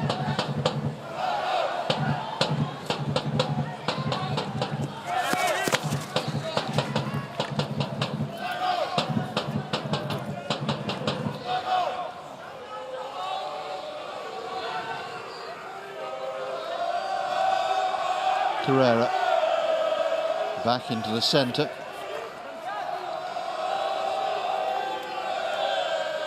Salas slipped and has the ball taken off him.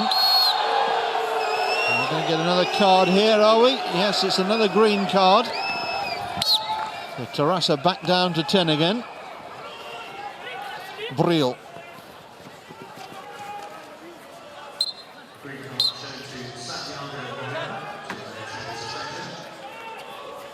Four. Don't do it. Looks very like it to me. 4.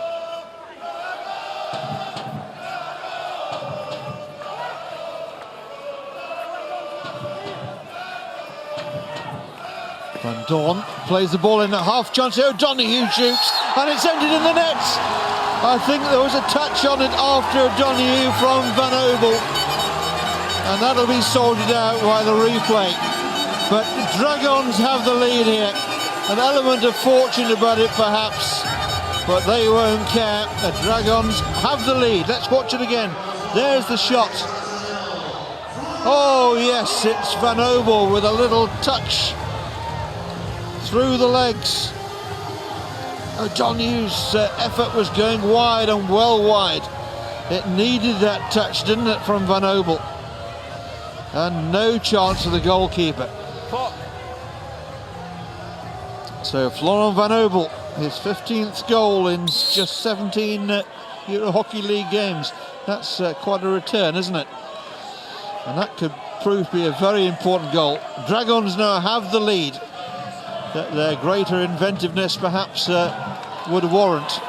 Now we're going to find out a lot about Terrassa. What have they got left to give now as an attacking force? Well, Van Obel showing he's not a one-trick pony. Now the Dragons are playing with a real spring in their step. That could be dangerous as far as Terrassa are concerned. 2 balls, guys. 2 balls. Thank you.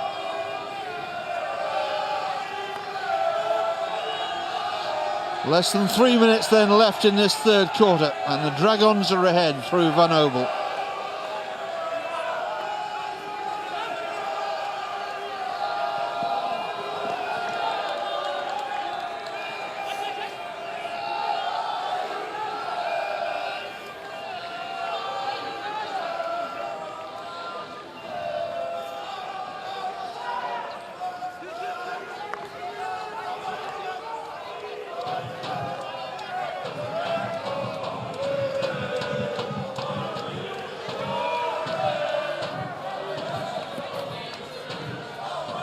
O'Donoghue lays the ball off again. Fires it forward, but always in the air, always going to be blown. And Atlètic Terrassa have a free hit here. Carrera rather hurried it, but it's worked out okay.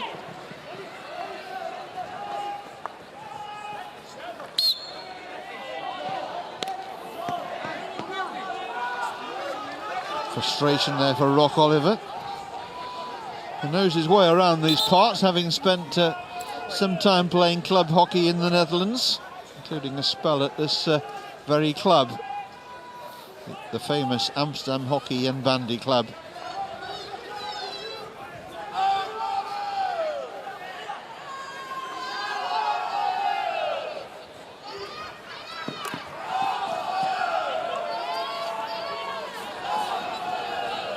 Good there.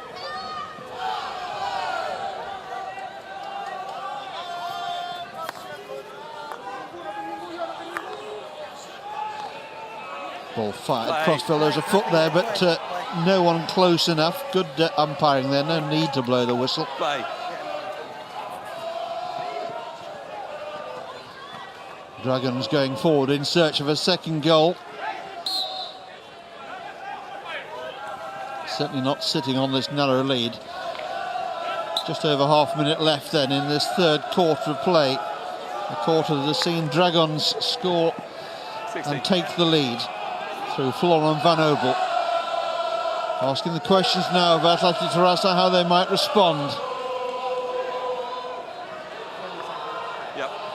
They're not seeing enough of the ball at the moment for their coach's comfort. Chasing shadows here in Amsterdam. Denea strokes it imperiously forward for Briel, who takes it beautifully and turns and goes away. That's it as far as the action's concerned in the third quarter. There's our goal scorer, Florent Van Obel, and what a crucial goal that could prove to be. Playing the ball through his legs and into the back of the Terrassa net. Bring on the highlights.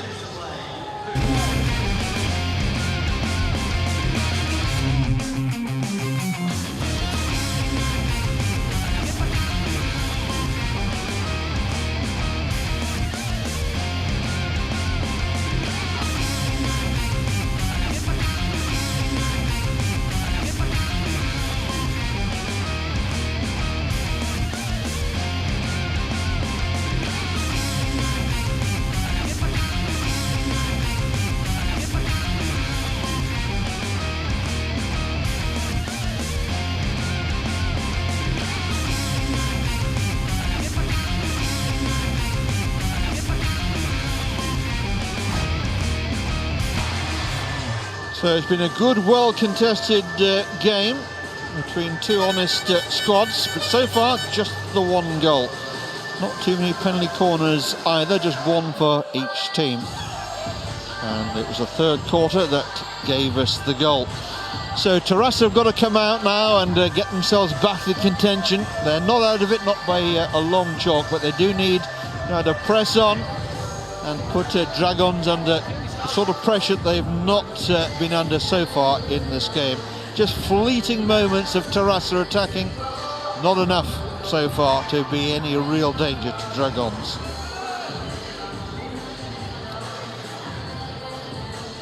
So just 15 minutes now between Dragons and a KO8, a quarter-final game here on Easter Sunday against Leuven.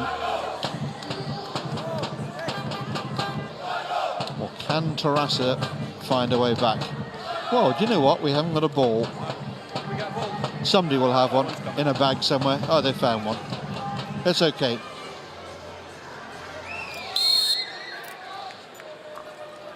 Away we go then in the final quarter.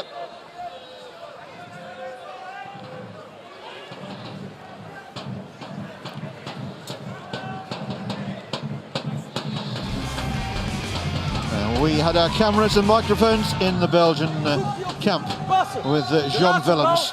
Ze zijn aan het wachten, ze zijn aan het kijken op het middenveld, voornamelijk wat dat ze de Felix of de Arthur gaan doen van achter. Blijven bewegen op het middenveld, jongens. Blijven roteren naar dat vierkant. En dan zullen de opties hebben naar voren.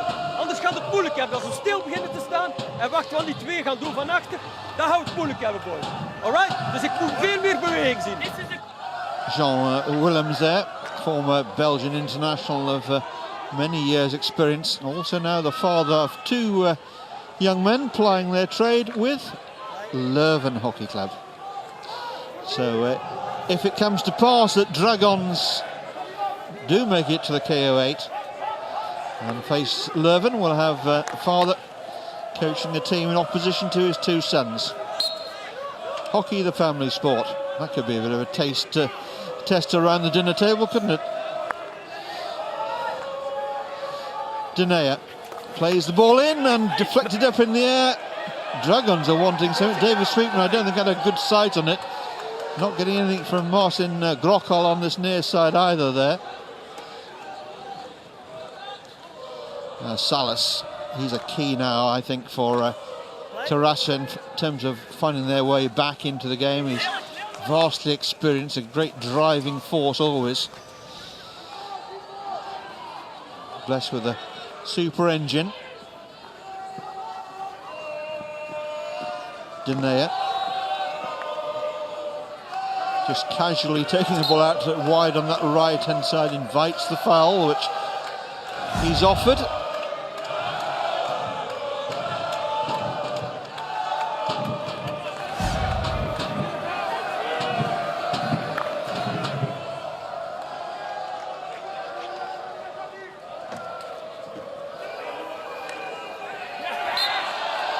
And it's going Dragons' way again here in the final quarter. They've won another penalty corner.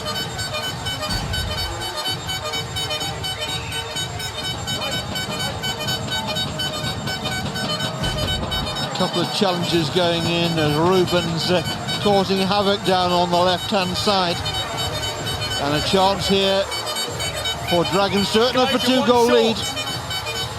And on what we've seen so far, that might well be enough. Terrassa are one defender short here. David Sweetman doing his level best to point that out to Terrassa, but they've spotted the deficiency now. And Daniel Malgotha's made his way back. Right, come on, Keith. You've had your 40 seconds. Let's go. Now options for Dragons again.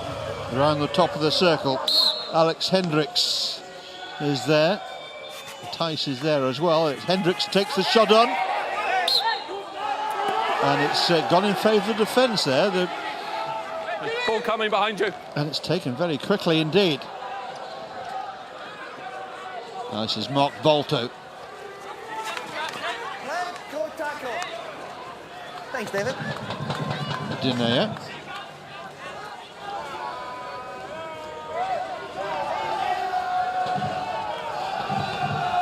Van Dorn through Denea.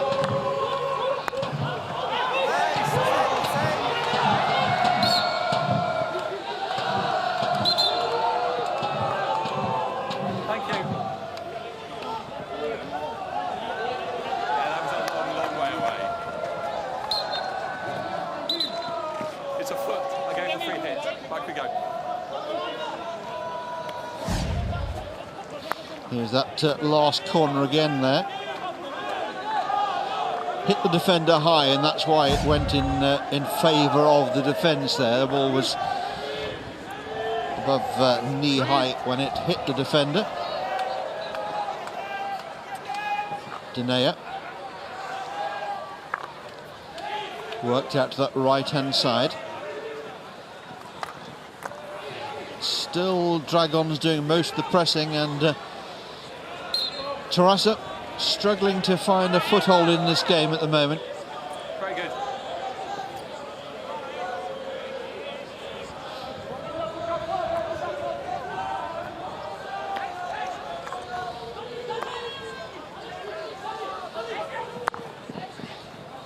Carrera plays it forward, but there's no direction to the pass, and easily picked off there again by the Dragons, who immediately turn defence into attack. This is Thomas Briel. Very distinctive running style, very deceptive running style as well. Great effort there. Goalkeeper's down, and I think he's hurt. Stop time. Yeah, it's okay. We've stopped time, so you've got time. Okay. That's Paul Garthier, Right. Gascon. You good to go? Yep. In the Terrassa goal there.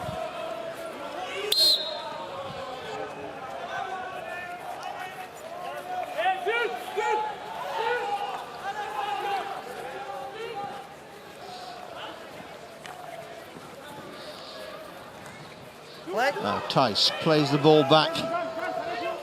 Now O'Donoghue. Van Dorn.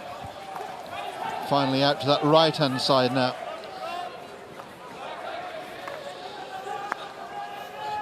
Keep the ball so well, the Dragons. Ball thrown over the top. Denea standing tall and brings it down, keeps the ball in play. Just running the clock down as much as anything else, making their opponents run around. Van Doorn plays the ball. Oh, and very nearly a second goal there. The first touch wasn't very promising, but attacker there moving in. Let's watch it again. It's Verheyen with the final shot. Wasn't far away. Thijs, as ever, very involved in the thick of the action. Play stick. He's given us this stick. I thought they came off the foot, I must say. Now Terrassa coming forward through Mark Torrente. Dene's lost his stick and a chance. Oh! Well, strange there. Dene lost his stick. They were appealing for a free hit, which wasn't going to be given. Cut it out. Terrassa now having to press on, and press on they are doing. Trying to build up something of a head of steam here.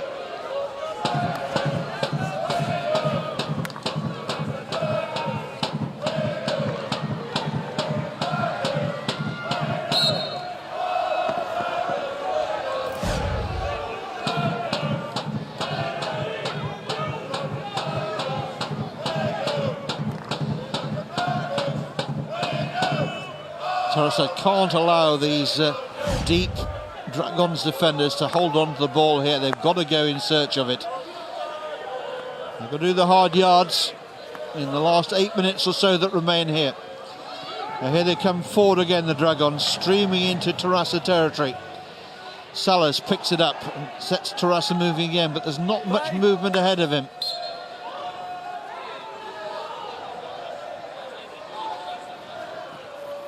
Van Obel causing confusion again.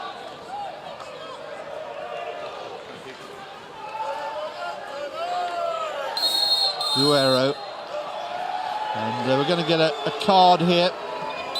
It's a yellow, so that'll be 5 minutes, and it's Louis Rombo shown the yellow card.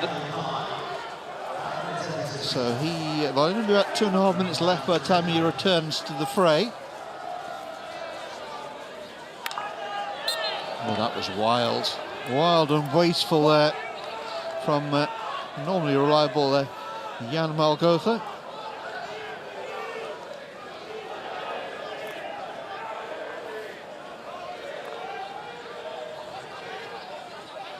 Now, can Terrassa make the one-man advantage play? It's now surely or never.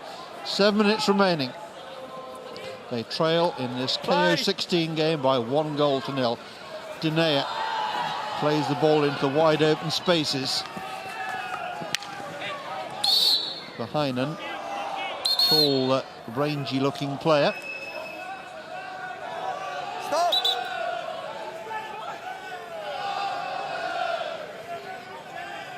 Van Obel for Verheyen.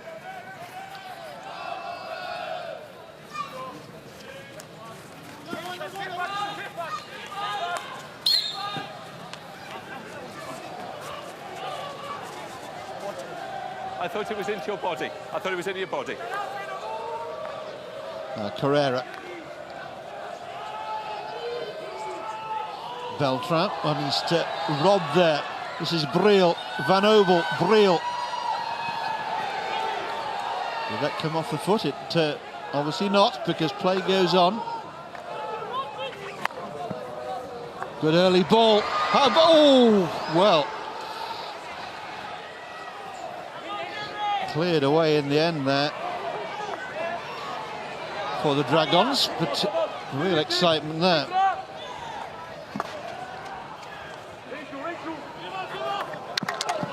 Ooh, real clatter there of sticks. Van Obel looked towards the umpire, wondering whether he's going to get a card as well. Terrassa player goes down on the edge of the circle and he's looking for a video referral here. Let's listen in and see if we can hear the question. Okay. For me, it was accident. Yeah. For me, it's a tackle from behind. A tackle from behind, and he won penalty corner for that. Okay. Fair enough. Both hands on my seat. Yeah, that's what I said. It was accident, so nothing for me. Rock Oliver saying there was a tackle from behind, which Terrassa they is asking considered for worthy of a penalty corner. For a push on the back, but tackle from the Belgium team. For me, there's nothing there. Yes, there's a contact, but I deem it accidental. Okay, you saw contact, but you didn't believe it was deliberate? No, for me that was not deliberate. Okay, have a look. So you had a good explanation there what the umpire has seen. He's seen the contact, but he's decided that he thought it was accidental. Language.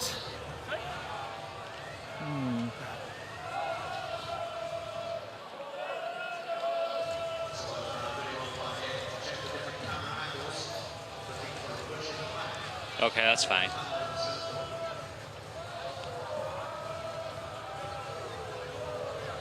Well, the contact is outside the circle, so unless Hello, this is Yes. deliberate. Motion, I see no reason to change your decision. Okay. What do we? Terrassa lose their referral. Yeah. What do we restart with? I'd concur with Colin's view there. Colin Hutchinson sorting that one you out. Restart with a bully. With commendable speed. Play. Restart with a bully. So it'll be a bully to restart. Okay. No penalty corner, no free hits. Rock? Where's Rock? Rock. No reason to change decision. You lose your referral. No reason to change. Yeah. So Rock Oliver will be disappointed with that. But there was an element of clutching at straws. He certainly made plenty of the contacts. Yeah. Bully. Yeah. So the game will restart with a bully. 5.5 minutes, give or take a few seconds, left on the clock. Can Terrassa pull this one out of the fire? They trail by 1. It's a narrow and probably a very uncomfortable lead enjoyed by the Dragons at the moment.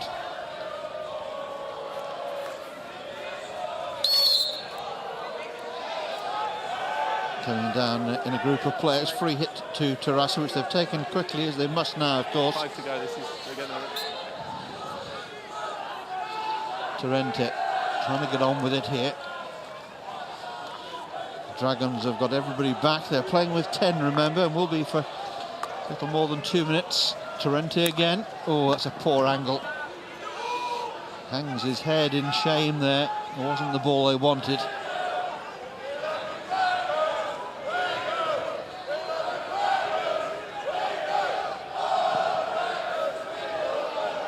There'll be some hoarse voices in the Dragons camp tonight. They'll need some medicine. Spectators continue to cheer their team to what they hope will be a KO clash with Leuven in that old Belgian affair.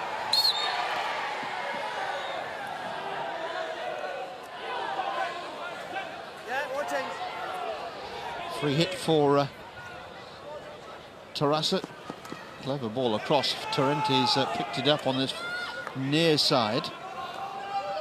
Recycle now through Perea. Now for Carrera again. Dragons getting deeper and deeper here. Carrera. Into the circle. Ball pulled across, and that could have gone anywhere. Umpire signals in favour of the defence again, and Dragons survive that little skirmish and scare.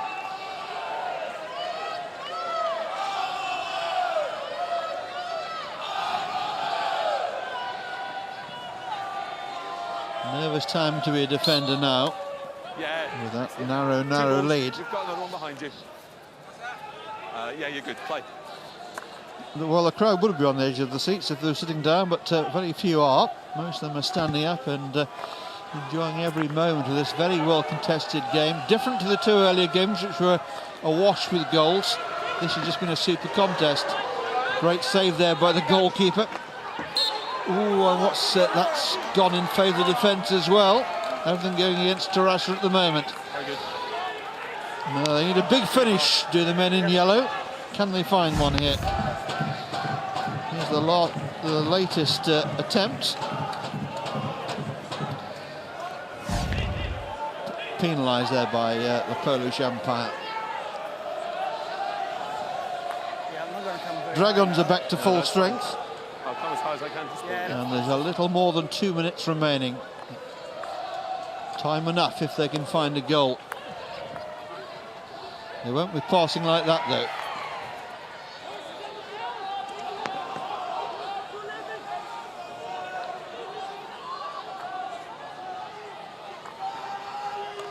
Torrente Pushes the ball past Brill and sets off. Brill needs to be careful coming in on that line.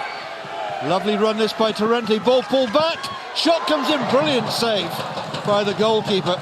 Real chance there. And was that the chance that Terrassa had been waiting for? Has it been and gone? Loic van Doorn, the young Dragons goalkeeper, keeping this one out, I think. Yes, good diving save. No real power on the shot.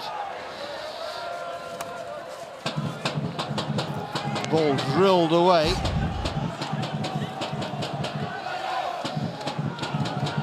Just over a minute, and it's going to be all Terrassa, I think, in the closing stages here. They throw everything forward, looking for an equaliser to take us to a shootout. Just over trying a little there. Into the last minute we go.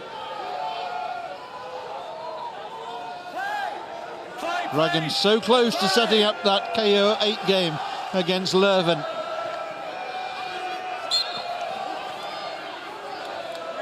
Just there, it's behind you. The roads between Belgium and the Netherlands will be particularly busy if that one is on the cards. And with half a minute to go, it looks firmly as if it is, and that could have decided it once and for all, but it goes just wide of the post, and Terrassa have perhaps one last chance here.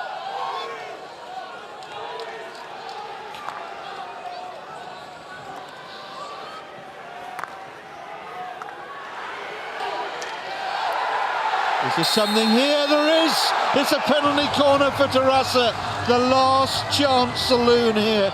There are 6 seconds left on the clock. Atlètic Terrassa there. The spectators on the advertising boards ready to launch themselves if this one goes into the net. Can Terrassa play a get out of jail card here? They certainly hope so. The Dragon spectators fall silent. Well, it was right on the edge of the circle. It's given as a penalty corner anyway. Well, high drama here in Amsterdam. Dragons 6 seconds away from a knockout. 8th place.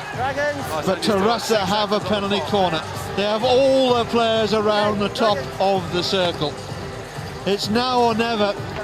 Can they find a routine to get the way past Loic van Doorn in that Dragons net and break Dragons' hearts? There's the shot. It's another corner. It's another corner. It's come off the defender's foot. Well, they've had a rehearsal. Can they get it right this time? It's kind of going straight down the middle, it seemed to me. The Terrassa spectators behind the protective netting, behind that goal. We're out of time here. This corner will be the last play of the game. If Terrassa score, we go straight to a shootout. Can this be the moment? Out it comes. There's the shot. It's a scramble. Oh, it's taken off the line. It's a goal! It's a goal! Martin Grokar has given it as a goal. We're going to a shootout. High drama here. He must have adjudged the ball was over the line, or has he? Terrassa think they've scored. Colin? Yes, go ahead, Morrison. For me, the ball went into the goal. Dragon saying the ball did not go into the goal and it was saved. Well, these celebrations may be premature. So see if the ball crossed the line? Yes. Okay, I'll see if I can find that for you. Well, we know where to look, Colin. The umpire was in a good position.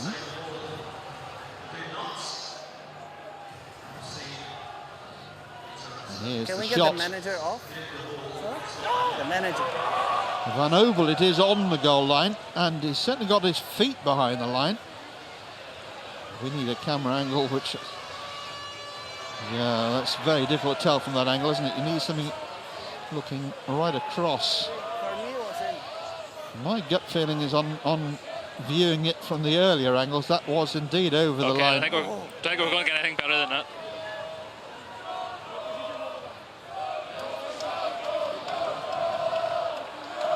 Well, remember the umpire's first Okay, that's great, thank you. indication was that it crossed the line, and that's the best that we can do. Watson, can you hear me? Here comes the decision. Hold on to your hats. There's no reason to change your decision. You're in the best place to see it. Thank you very much. It is a goal. It is a shootout. What a get out of jail card that could prove to be. Well, Dragons were so close. They thought they were there. Van Obel, who scored their goal, remember, was on the goal line defending. But as far as we could see, they can't believe what's happened here. A little bit of an Easter miracle as far as Terrassa are concerned. They're in a shootout. They're not in the KO8 yet. But their spectators can't believe that they're still in it. They thought they were down and out. It's going to be a shootout. 5 players selected by the coaches will take a run from the 23-metre line. They have 8 seconds to plant the ball past the goalkeeper and into net. 8 seconds doesn't seem very long. Time for 1 shot, possibly time for 2. Seldom time for more than that, though. Well, high drama here in Amsterdam. Right at the end, Terrassa did so little in the game to put the Dragons' defence under any real pressure. Then came that penalty corner. And when there's a penalty corner, you always have a chance. And it was the second taking the penalty corner, not even the first. The clock had been taken down to 0. It was the last play of the game. And now this is the time when the coaches need to look into the eyes of the player and see who has got the cool heads in the shootout. There'll be cool heads in that Terrassa team. They're gone. They were out of the Euro Hockey League, and then all of a sudden, it all turned. A controversial decision, of course, but I think looking back, the right one. Marcin Grockel was in the best place to judge it, and he made a big call.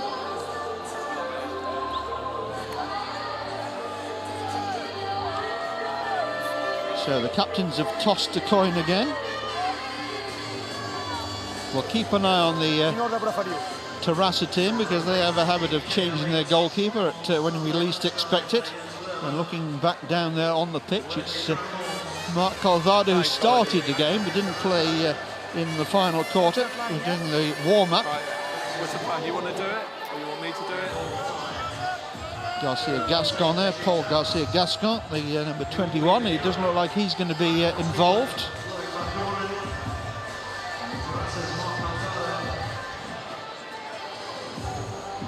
So little huddles of players, that those involved in the shootout and those not involved.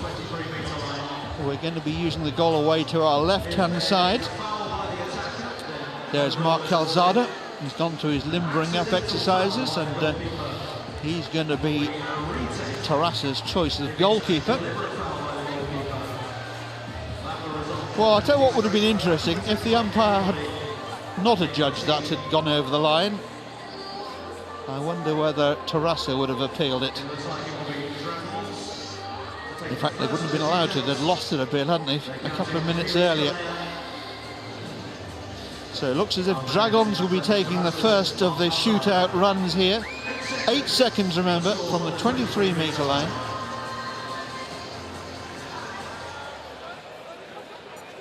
An accidental foul by the goalkeeper, and we have a retake, a deliberate foul by the goalkeeper, and we have a penalty straight. Internationally, normally we couldn't. What? So What's the question is, keeper may change his stick, but More that's questions. okay as long as it's within the regs. we did it with Belgium, and afterwards it was cancelled. It's up to technical officials. We don't interfere. Talk to the judge. Yeah, no, tell your manager. Manager talks to the judge. No, we're gonna play now. I want to do that. We're gonna play now. It's a question. Yeah, but that's for your manager, not now.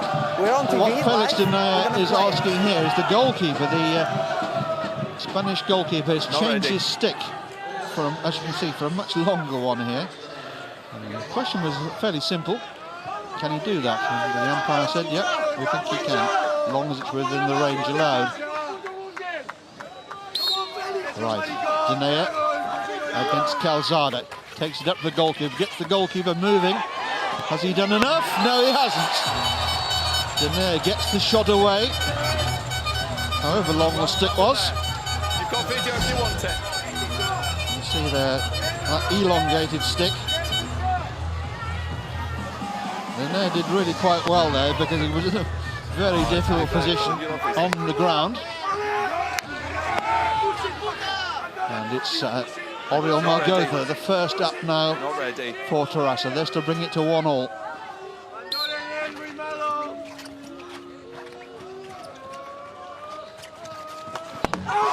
Beautifully taken. 1-1. That was Jan Margotha, I should say, rather than Oriol. Taking it on and just squeezing it past the goalkeeper. So on as even, 1 goal apiece. Next up for Dragons, Florent Van Obel. Scored in normal time. Can you repeat the dose in the shootout? Thought about taking the shot on early. Needs to think about doing something soon. And he's out of time, and Van Obel fluffs his lines.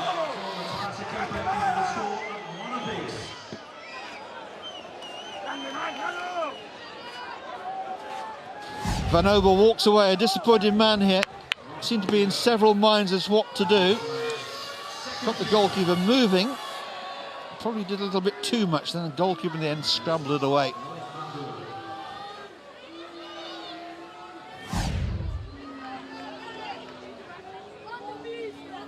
Atlètic Terrassa just waiting for the whistle here. It's Rock Oliver to take it on. Oh, the goalkeeper, huge stick tackle, and it'll be a penalty stroke here for Atlètic Terrassa, which Rock Oliver doesn't need to take himself.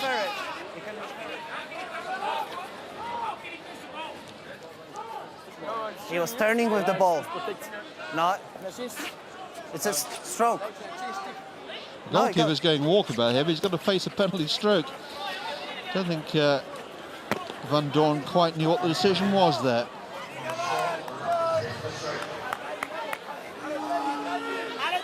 So it's a penalty stroke that Mark Salas will take here for Atlètic Terrassa. And in it goes, as nicely as that. Terrassa spectators have made their way down to the action end with commendable speed here. This was the offence. That long stick causing problems. Okay, not ready. Not ready. So it's advantage now to Terrassa.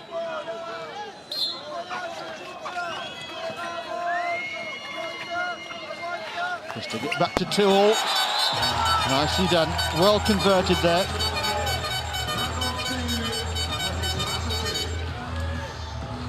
Leuven sliding the ball past Mark Calzada there.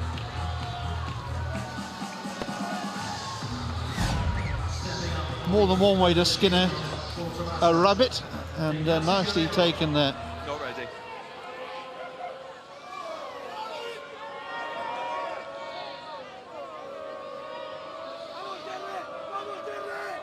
Anxious spectators, anxious players.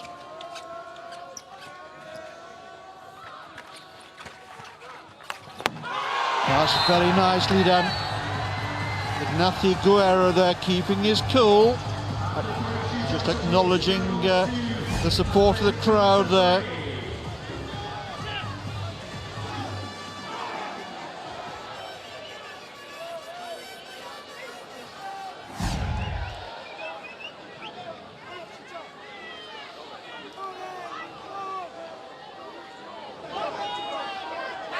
Pressure really now on. This is Van Doorn for Dragons. 3-2 behind, and that's a big save and a big rebound. And the Dragons are on the verge of elimination here.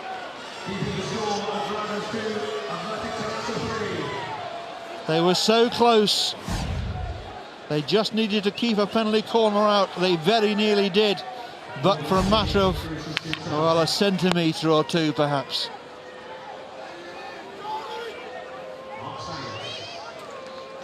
Mark Sellers has already scored, remember, from the penalty spot, but he has a chance now from the 23-metre line to clinch this one.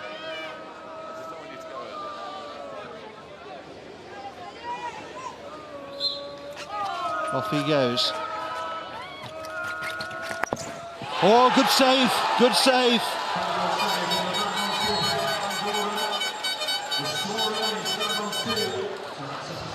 Well, it's nervy stuff down there. Salas electing to take the shot on quite early. Didn't do enough to take the goalkeeper out of the equation here. Good sliding save by Loic van Doorn, but Salas made it rather easy. Now the experienced Jeffrey Tice to tie it back up again.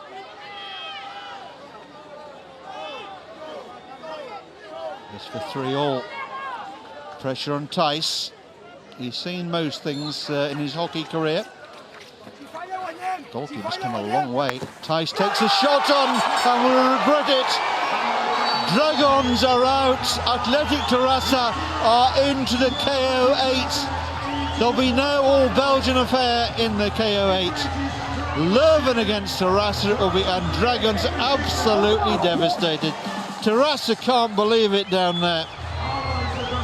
They join their spectators in celebration of what looked like an unlikely victory there, with their equalising goal coming in overtime at the end of the fourth quarter.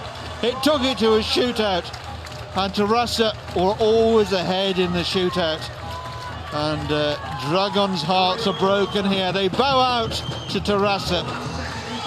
Be plenty of talking points, not least that penalty corner goal that Van Obel thought he had kept out. The umpire, perfectly positioned, gave us a goal, and they'll argue that one long into the night here in Amsterdam and beyond. Terrassa, they don't care. Their spectators kept the faith, and that faith was rewarded. This was the last attempt from the experienced Tice. Again, didn't really do enough. Goalkeeper moved, but was always on the line, and the celebrations began in earnest. Not sure they want that one replaying particularly. Calzada, the hero there, Mark Calzada, the Terrassa goalkeeper. And well, what a day we're having, and we've still got a fourth game still to go. Let's look back on the highlights, and we'll see you later.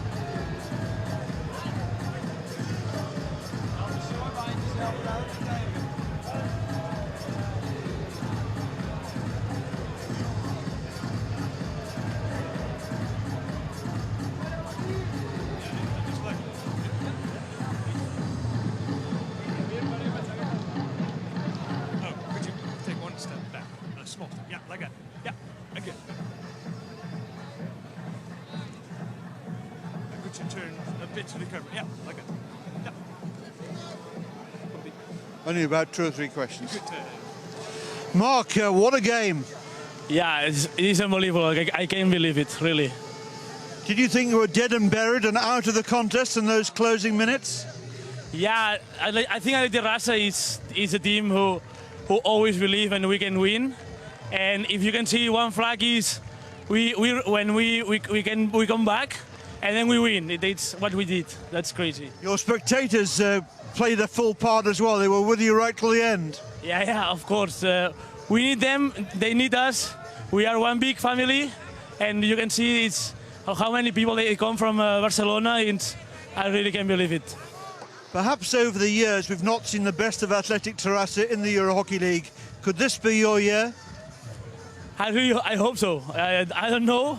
We go match by match. Our goal was to beat Dragons. We did it, and now we look for Belgium, for the Leuven, sorry, and we're gonna recover and try to beat them. Final question from me: how much practice do you do at the shootout? We trained the last weeks a bit, but not really. What we have is a really good keeper, and he made all the effort. He stopped everything, so we just have to score what we could. Well, Mark, for your role as captain of Atlètic Terrassa, you were my man of the match. Good luck in the KO8. Thank you very much. Thank you. Thank you very much.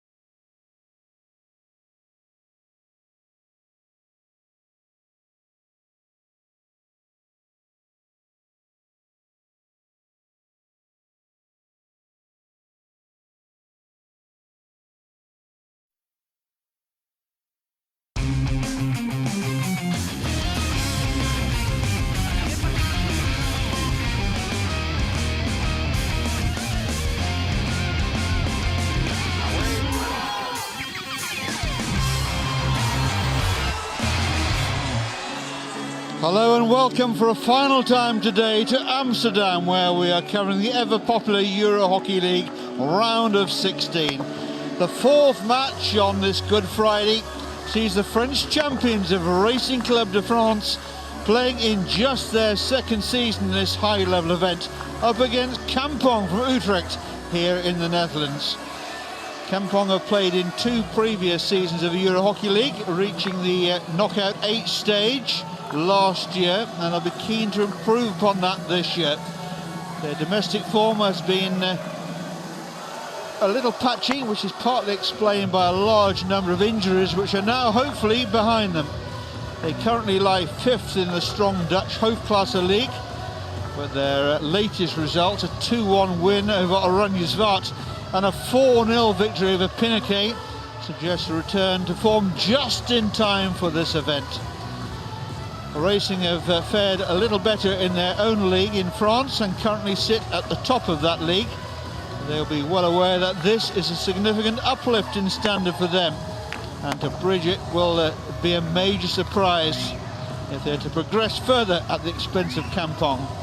This, the right to play against a Weiss Cologne on Easter Sunday. Weiss Cologne, who got the better of Uhlenhorst to Hamburg earlier on today. And we also now know that in the KO8, the round of 8, Leuven of Belgium will play Atlètic Terrassa, who got the better of the Dragons of Belgium in the drama of a shootout in the game that preceded this one. So dark skies overhead here, an evening game here, 7:30 p.m. here in Amsterdam. The floodlights have been on since early doors here, and they're really coming into their own though now. Kampong today playing in their change strip of red. A Racing Club in a very stylish French-styled blue, light blue, Cambridge blue almost, and white hoop shirts. What a wonderful picture that is, looking out over the old Wagner Stadium main stand, looking down on a hockey event, probably for the last time. It's to be replaced at the end of this tournament with a brand new stadium, which will see the hosting of the 2017 European Cup here. And some very nice designs, with a little nod to the past with plenty of wood protecting the rural flavour of the Amsterdam wood here. French have lit the flares. Thankfully the wind's taking away from our comfy position. And the two sides are out there on the pitch. Kampong making the walker down the line there. And this to bring down the curtain on day 1 of the KO16 of this Euro Hockey League. Racing have got plenty of support in, which is always good to see. They picked up a few extras. I think some of the Dragons spectators staying on, seeing if their newly adopted club can fare any better than the Dragons themselves. There is the Racing Club team, the two brothers Simon and Nicolas Martin Brissac, key players for them. Jean-Laurent Kiefer, also an impressive player, as is Francois Schaefer, the tall number 19 there. Smoke drifting across the floodlight there. And there's the Kampong team. In goal, David Hart, the International Hockey Federation's goalkeeper of the year for last year. And a whole range of exciting attackers, Constantine Jonker and Robert Kemperman, 2 of the very best around, as is Karajan Kaspers. So plenty of entertainers, and we've had a wonderful day already here.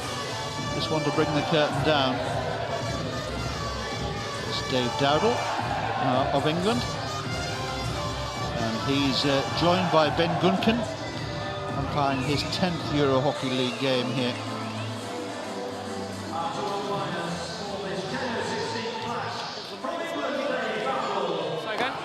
Quick check that my mic is working. Yeah, it is. So the scene is set here.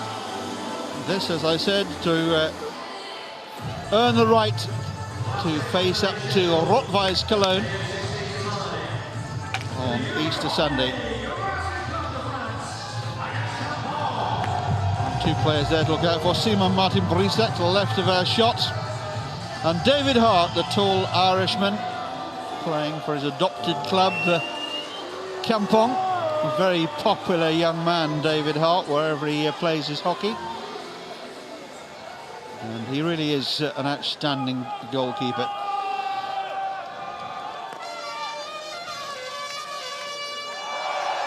You wanted music? We bring you the highbrow stuff here. The French have got their trumpet here in. And away we go with Kampong, remember, playing today in the all-red strip. And once the smoke clears, we'll see if there's a hockey match going on down there somewhere. Ball worked to the far side by Kampong. I would make Kampong pretty hot favourites for this one. But as we saw in the last game with Dragons up against Atlètic Terrassa, you can throw away the form book when it comes to the Euro Hockey League. Dragons looked completely in control of the situation until they conceded an equalising penalty corner in the the very last play of the game. The ball barely crossing the line, but cross it did, and it took us to a shootout. Chance here, good shot, fine save. Big build up there. That was Constantine Jonker with the shot. Corentin Saunier in the racing goal there.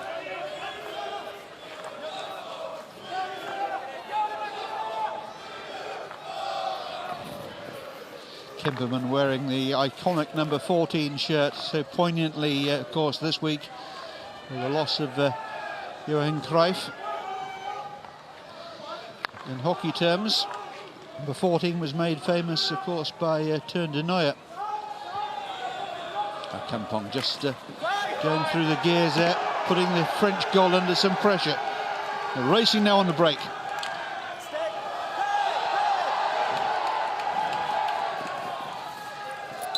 Oh, good ambition there coming from racing.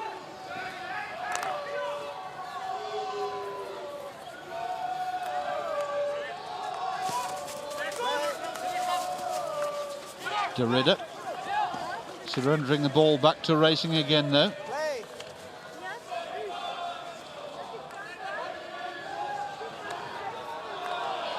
It's a lovely ball.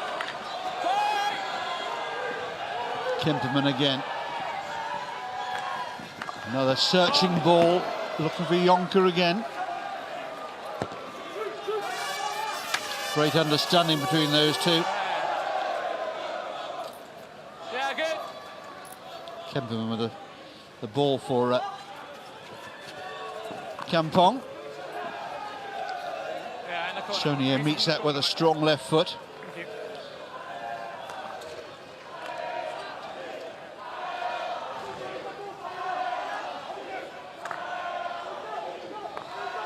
Martin Havenga goes cross field to the right hand side. Now, ball was intended for Kimperman, easily picked out, rather telegraphed that pass. No whistle. Still no whistle.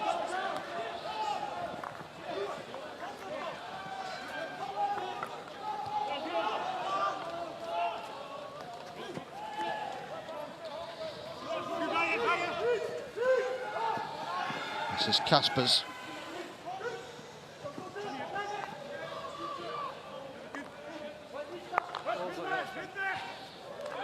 Crossfield looking for Derrida again.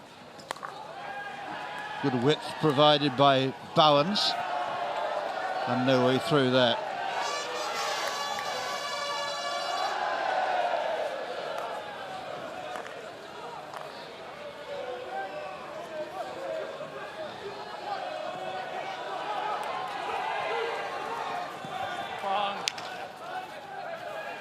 Good run there from Constantine Jonker again.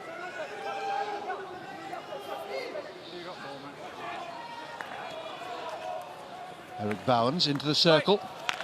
Good shot, fine goal. Well, it's been coming for some little time. Kellerman with the goal. Pressure building on Racing Club, and this time they have no answer. Bjorn Kellerman with a shot. Created here by Bowens. pull the ball back to him. Kellerman had too much room, turned and instantly dispatched the shot past Sonier's despairing left foot lunge. Well, Kampong set their stall out looking for an early goal to settle any nerves, and they found it. Bjorn Kellerman gets the Kampong machine moving forward. Both these sides received a bye in round one, so this is their first Euro Hockey League action.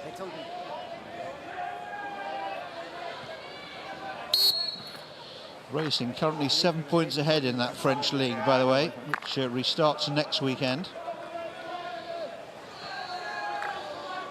They have some international players in their squad. Bryn Kleek from South Africa being one. Eduardo Campuzano of Spain. And also from Spain is Jacinto Domingo Perez. So no shortage of international experience available.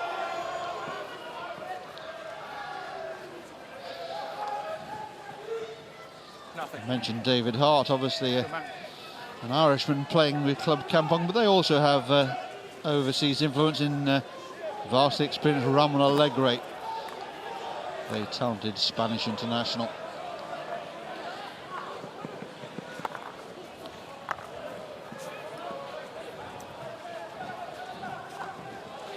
It's another searching ball forward, but nicely picked off there.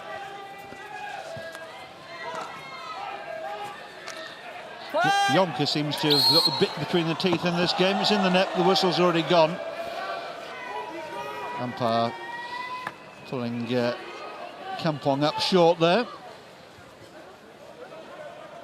Dave Dowdle, England's umpire on duty in this Euro Hockey League KO16. Now Sander Devine throws one over the top, looking for a Kemperman, but ball over the sideline.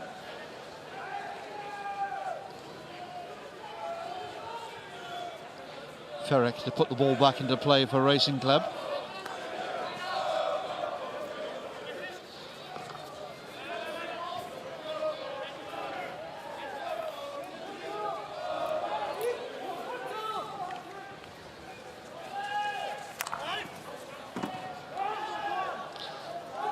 Right idea, just the angle was wrong there. Antoine Ferrick. Here comes Jonker again. Five's good.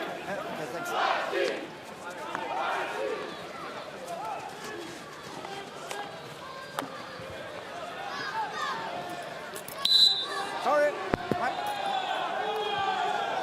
Wenger given the free hit there.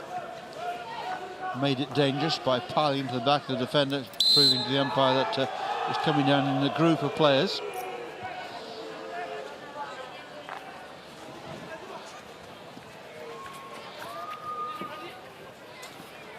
Easy boys, play, fine. Going through a couple of tough challenges out there, but nothing to draw the attentions of Dave Dowdle, the umpire. Now Devine.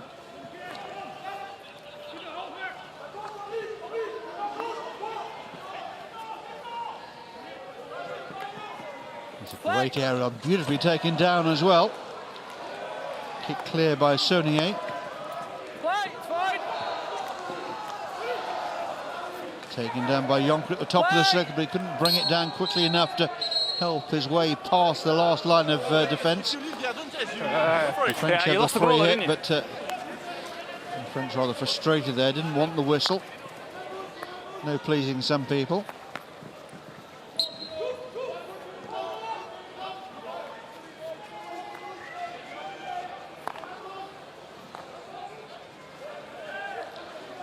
Christophe Peters-Dutz. Kemperman on for Jonker. Jonker holds off a couple of challenges, gets the free hit. Tries to get the left-hand side going for Kampong. Max Caldas there, underneath the Yeah, we spotted you, Max. Drukken, drukken!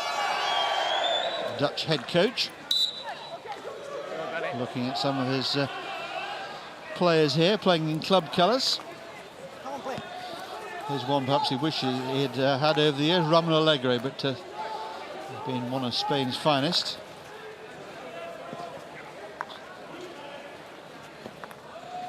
It's a lovely ball forward. Bowens tries to unlock that racing defence. Lovely flowing move here. Half chance, goal. Oh, he's not giving it. No, he's saying it's come off a foot, I think, here. And I think Kampong are going to take this one to appeal. They think they've scored. Gregory? Yes, Dave, go ahead, I'm listening. Yeah, the attackers are claiming the ball was played high into him from the defender. Can you have a look for me? Okay, I will have a look if it's dangerous. Perfect. Thank you. Let's see what did happen here. Lovely build-up. There's the ball across. Well, one thing for certain, it's not a goal. Show that again, please. Perfect. Yeah, dangerously up, surely into the attacker. Dave, I have a decision for you. Yeah, my friend. The ball was too high and hard, so therefore dangerous. Penalty corner, and they keep their referral. Thank you. Penalty corner. So it will be a penalty corner to Kampong. The ball played too high. Lights playing tricks on everybody there. But Kampong have got a penalty corner here and a chance to double their advantage.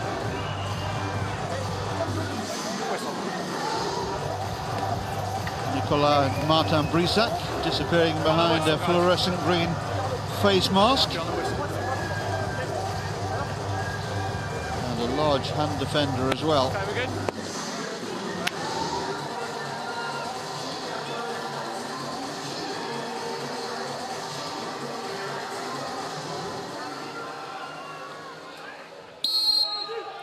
Wenger looks the most likely receiver here. Oh, it's not a great trap, but still there. Shot comes in and flash wide. It's Karine Kaspers having to readjust there and taking his shot on himself. Wasn't far away. It was untidy. Missed trap at the top of the circle. Kaspers peels away. Wasn't too far away from a deflection close to goal either. Kaspers, the Kampong coach, captain rather.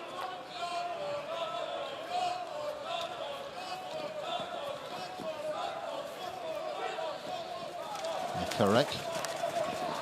Ball played into the circle, but running away from racing all the time there. Hey guys, you play with two balls, huh? Yeah.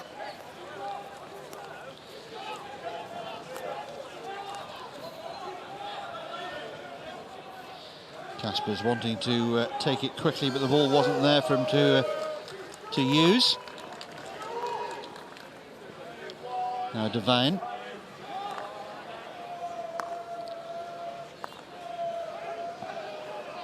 Ramon Alegre peeled off to his left-hand side.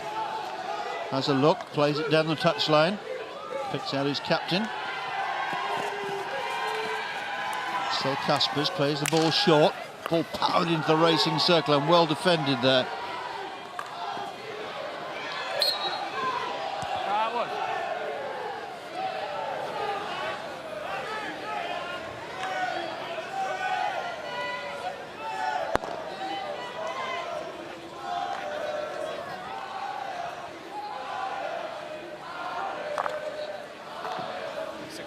Racing Club's coach there, Gail Foulard. Avec Dylan. Dylan. He knows his team are up against it here with such an array of international stars available to Kampong. But you have to hope, if you're a racing supporter, that miracles do happen. But it looks as if Kampong have the appetite for this in these early stages here. Look, full of running. Karine Kaspers there, their captain, seeing plenty of the ball. And it's the French who are pushed back deep in their own half at the moment.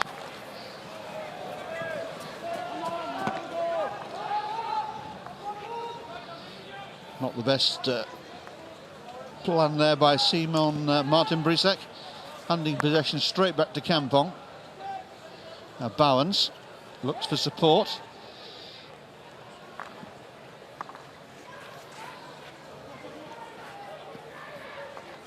Back through Havenga again.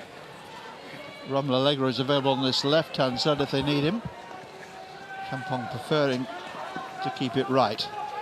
Kemperman plays the ball further forward. Ball drilled into the circle.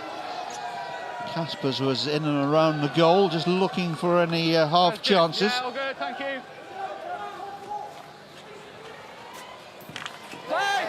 Big clash of sticks, but no whistle. Kemperman again. This time there is a whistle in favour of Kampong. Kemperman going solo. Stick taken.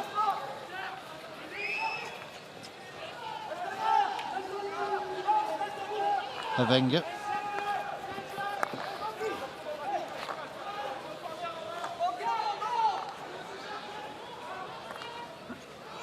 Devine slips and still has time to play the ball off one knee. Play!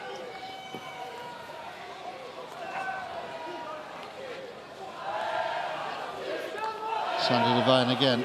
No slip this time, he hopes. Nice little layoff.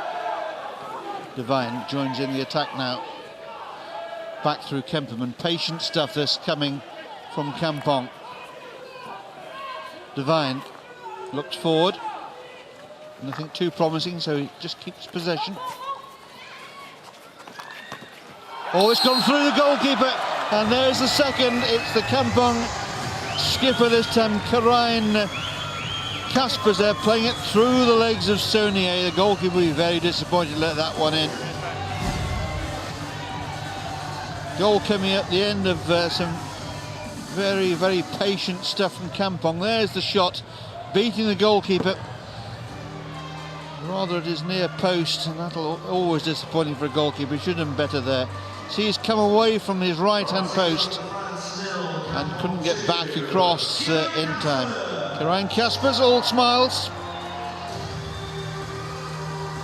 And Kampong, one feels, are already on their way.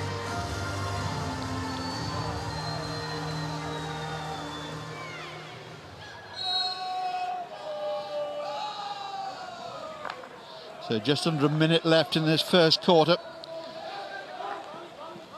Kampong took the game by the scruff of the neck. And looking good value at the moment.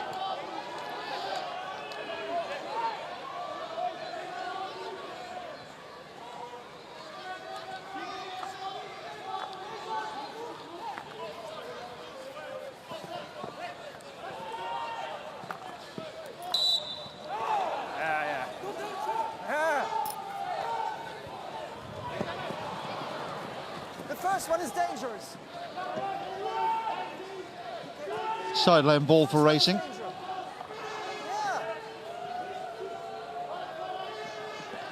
This will be the last action in the first quarter. Kampong set off, but there's no time to do anything at all, and we reach quarter time here with the form team. HC Kampong from Utrecht in control of the situation. They lead Racing Club de France by 2-0. Let's look back on the highlights of that first quarter of an hour's action.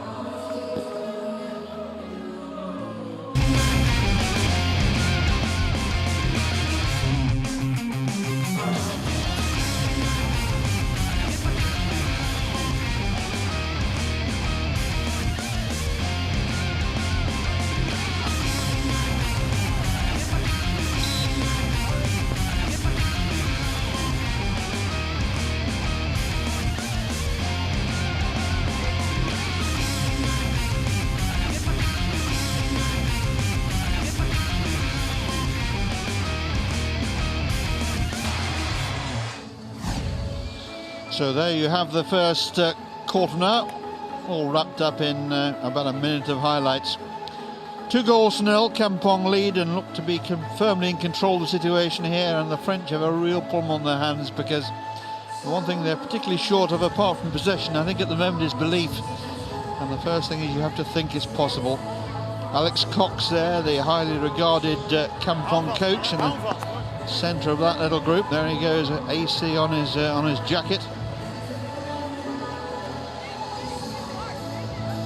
All going nicely so for all smiles in the Kampong camp, which is never good news for their opponents.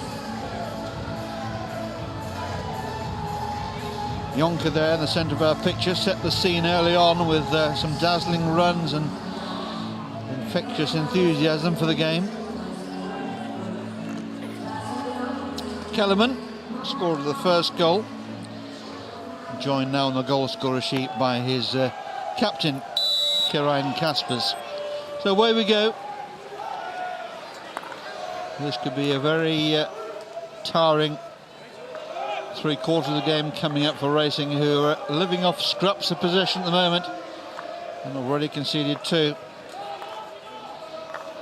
It's not stopped the Racing supporters lighting a few more flares though. Obviously decided they're going to use up their supply in this game, just in case they don't make it beyond today's game, which looks increasingly likely at the moment, unless there's a real turnaround in fortunes.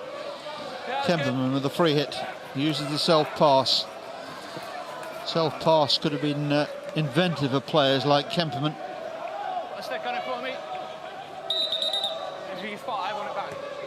Thick acrid smoke once again blowing across our commentary position, so you'll excuse me if I take a pace back.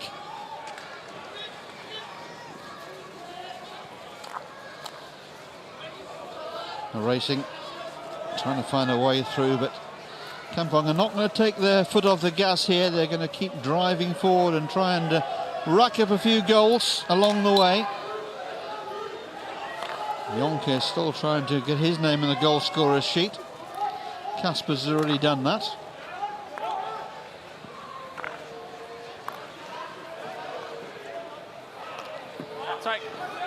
Side. Well defended there.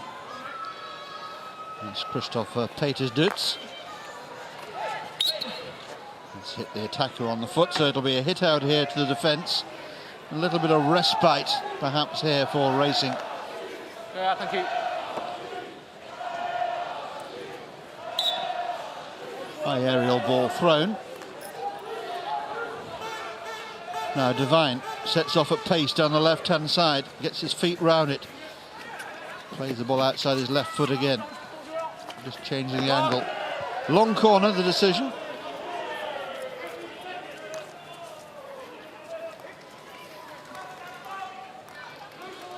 Kemperman with the long corner here on the 23-metre line.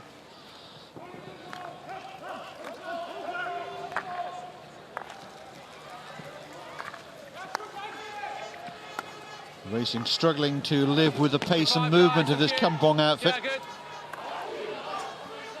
Bowens. Pavenga.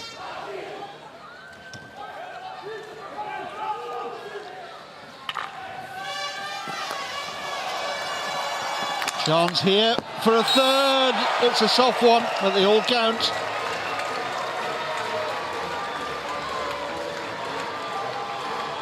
Too easy for Kampong at the moment. Kampong's usual colours, of course, are blue, hence the blue scarves here. The team playing in red.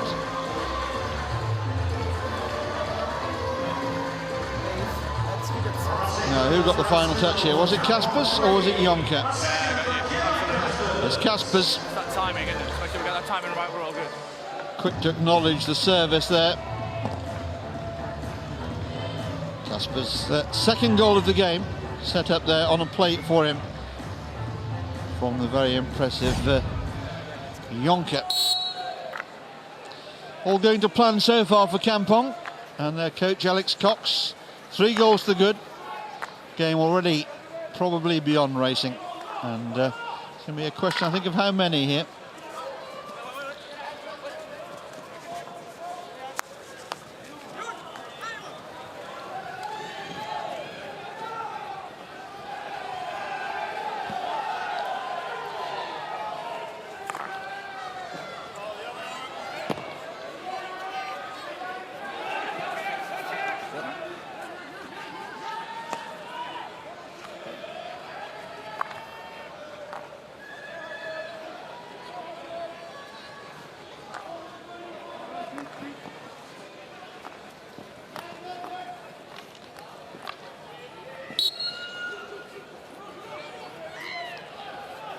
Free hit for Racing. Joel Francot over on that far side. Now recycling the ball through the right-hand side now. Ferrick.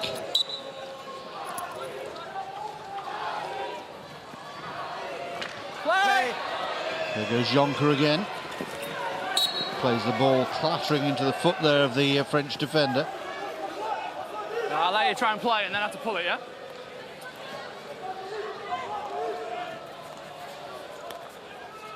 Devine.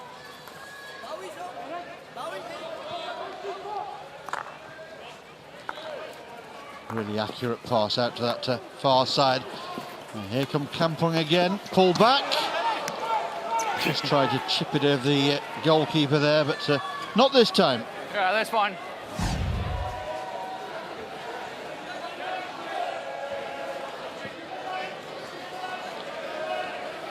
Kasper's this time the provider. And Bjorn Kellerman, who scored Kampong's early goal and set them on their way. This time losing his balance and the accuracy was missing as well. Kemperman picks it up. Like all great players, Kemperman always seems to have so much time on the ball.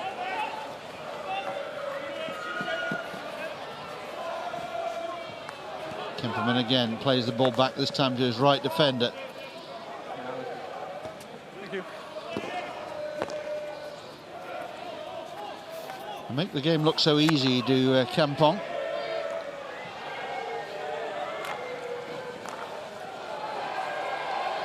Oh, clever little ball that by Racing.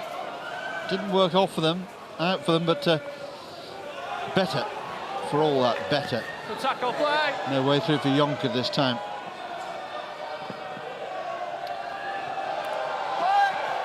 It's becoming Racing's best spell in the game to date. Again, the whistle's gone when they thought they had the advantage. I'll let you go and then give you.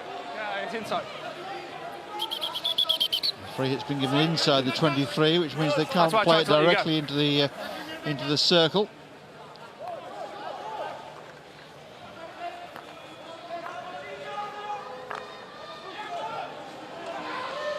Difficult bouncing ball there for Racing, and they didn't control it at all well. And back to Kampong. Clumsy defending there from Racing. Free hit's been given in favour of Kampong. I don't think they ever took it. Taking to the wrong place this time. Guys, further over for me, yeah? Yes, much further over, I'd have said. Keep going, keep going. Okay? Yeah, fine. Kemperman.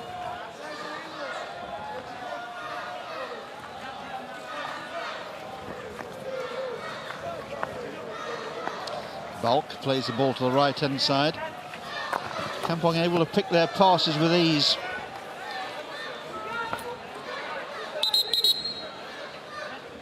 Thank you. Yeah, good. Thank you. Fed to the baseline, Jonker. Causing Racing all sorts of problems, Constantine Jonker. Getting surprises, is yet to see his name on the goal scorer sheet. That won't worry him, it's a team game. And his team firmly in the driving seat here. Guys, you can't all have the same space, yeah? Just chill. Yeah, for both. Yeah, I agree. Okay, play!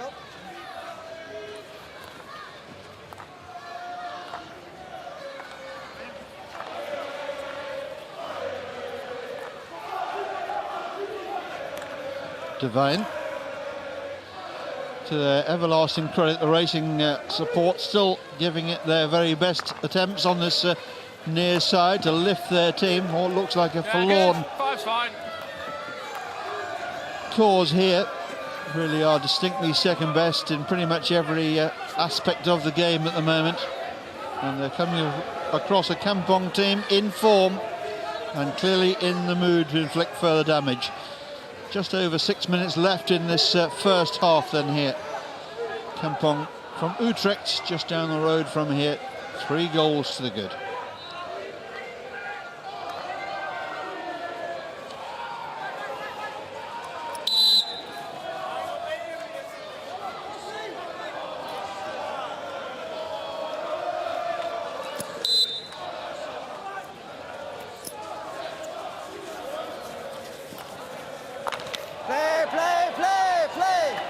Is there something here for racing?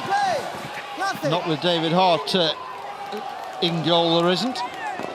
Slides out there and clears the danger. Just as a little bit of pressure was mounting in front of him.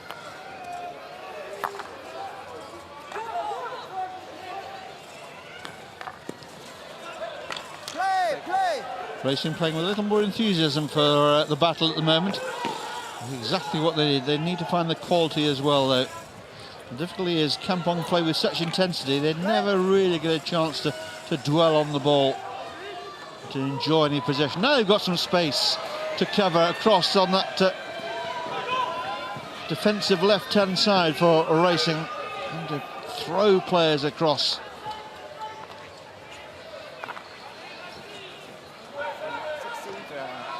Kampong's early ball, not quite linking up.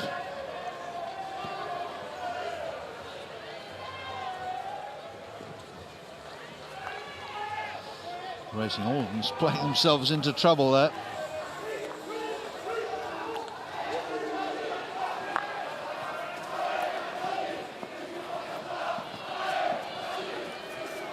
Play, you got it!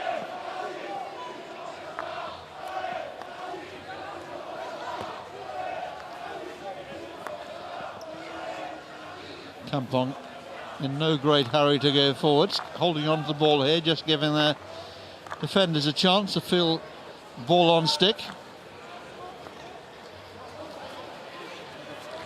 Now comes the pace. 30-40 yard break forward there.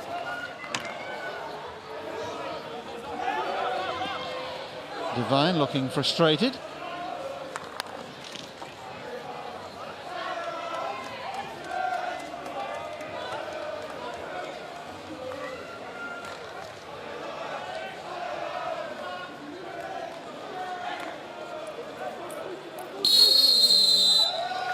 Big blast from the whistle, which means there's going to be problems here. It's a green card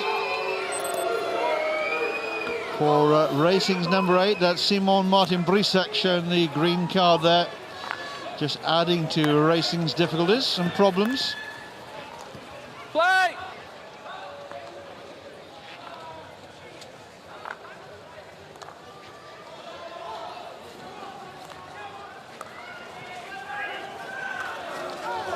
Roman Allegre. That's nice movement of the ball.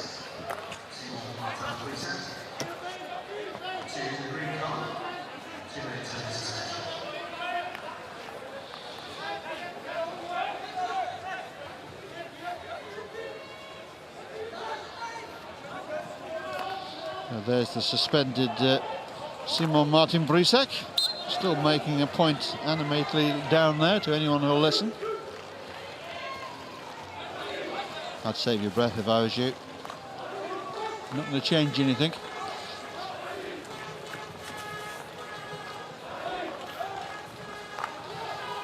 Less than 2.5 minutes left, and in this first half, Kampong did the work early. And now enjoying the fruits of those early labours in what can only be described for them as easy street.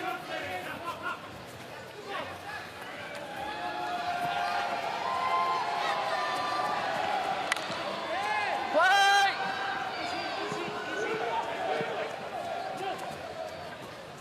Long. There it goes. Okay. This Kampong's third consecutive season of Euro Hockey League.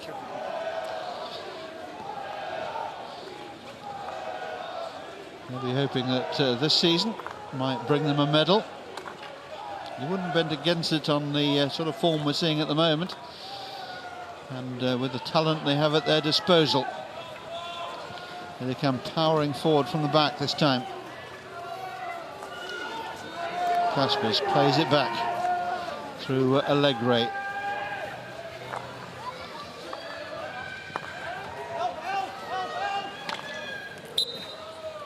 First touch wasn't great there from Kampong, but B5, keep coming. got a foul. Play. Yeah, thank you, Tippin. Easy, boys.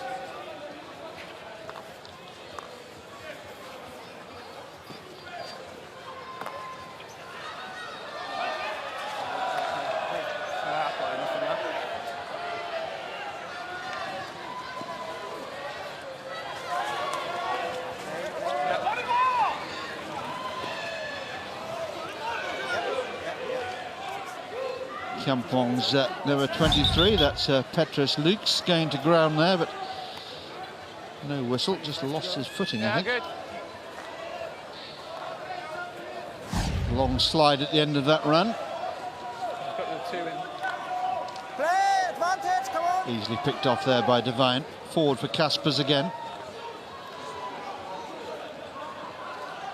Divert. Devine.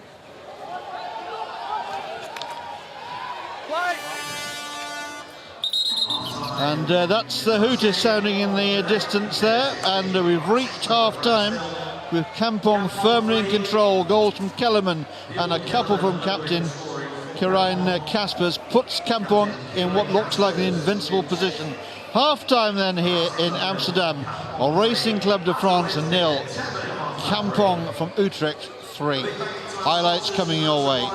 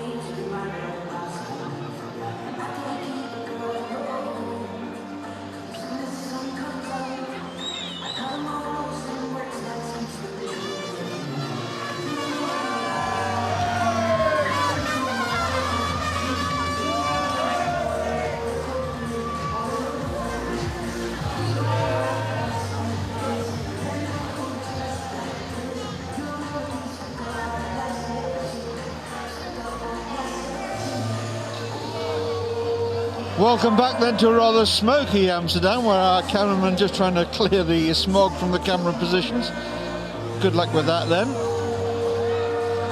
And we're watching, or trying to watch, a game between Racing Club de France and Kampong, a game that Kampong have got by the scruff of the neck and are showing little appetite for letting go. They lead by 3-0 at half time. And the Racing Club flags are flying somewhere over there in the middle of all that light blue smoke. Are the only real sign of defiance coming from the French at the moment. Pressure's little down there on the field. There are few answers, it has to be said, to this very talented Kampong outfit, who look well on their way to setting up a KO8 game here on Easter Sunday against German giants Weiss Cologne in what already looks like one of the outstanding games, one of many for this weekend of hockey here. So half of the game to go, 2 quarters each of 15 minutes. Kampong in the all-red leading against Racing Club de France by 3-0 and already surely too far ahead to be caught.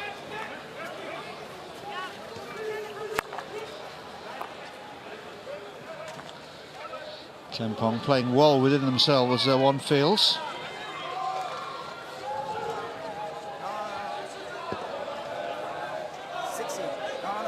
No one touched it. For me, not. Racing coming forward with the ball. Difference of opinion there with Karajan Kaspers and Ben Gunken, the German umpire. Here. He felt the ball had come last off a French stick. Not a French stick, you know what I mean.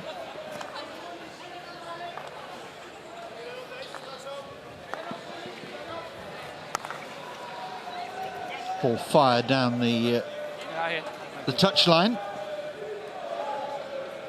Yeah, all good. French need to compete. They need to put themselves about here and try and make life difficult for Kampong, try and upset their usual smooth rhythm. The difficulty they have is the strength of this Kampong squad. When they do make the interchanges, very little difference to the quality out there on the field. So far it's little more than a run out for Kampong.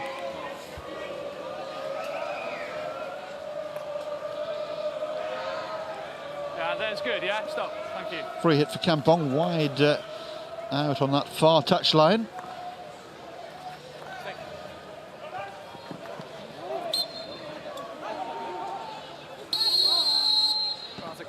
Firm blast on the whistle there from David Dowdle. And that's prompted the umpire to up the decision to a penalty corner. Come and talk. Guys, he knocked the ball away. There's nothing I can do, he knocked the ball away. It's given for knocking the ball away, it appears. A real headache this for Racing, as if life wasn't difficult enough. Just instinctively going for the ball there. So a really soft penalty corner and a chance for Kampong to get the scoreboard moving in their favour again.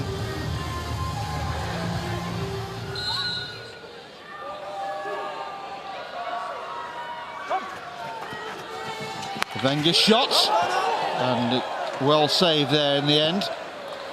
Just a long corner. Kempman takes it out to the right-hand side. Wenger hammers one into that French circle. No way through this time. Frenchman's taken the knock and gone down. Needs some attention, I think. It's Jean-Laurent Kiefer. Well defended by the postman there. Kiefer coming across towards the bench. Needs some attention. Painful knock on that right hand. He shakes it in time-honoured fashion, but it doesn't ever seem to make things any better. Just feels as if it's something he should do.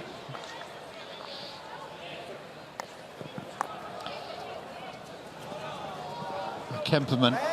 Kemperman all along the baseline and touched home, and Jonker's got the goal. That is exciting play early in the game. Thoroughly deserves. This time he's on the end of a lovely pass to him from Kemperman.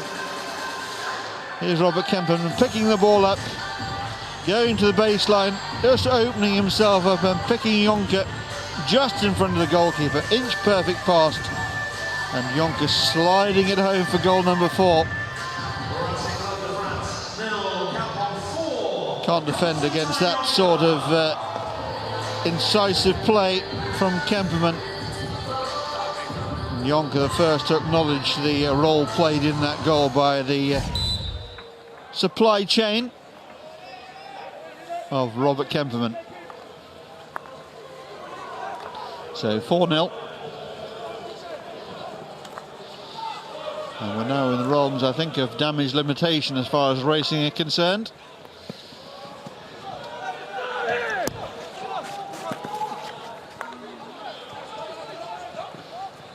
Kaspers. This ball just coming off the feet there of the retreating or racing defender. Devine. De Vert plays in, the goalkeeper goes down, a real scramble. It's not clear yet either. Kampong trying to chop the ball past the goalkeeper. It's going to be another penalty corner here. Racing are going to protest. No, it came from the goalie up. From the goalkeeper up in the air is the German umpire's interpretation. No, it is. You make the same. You don't the have... first art. You make this. What is the foot? Guys, come on. We have 20 seconds to go, huh? I told you, buddy. I told you, buddy. It came up. It came up from the goalie. Touched Racing the not happy. And that is what I told you. About life in general at the moment. A little harsh, perhaps. It was untidy, no doubt about that. Well blocked by Racing. Can they get it clear though? Play. Well defended there. That's more like it. Side. Yeah, that's fine. Easy, boys. Thank you. Good side. Easy, guys. Thank you. Still in? Yes, sir. Be fine for me, good man. Thank you. Thank you.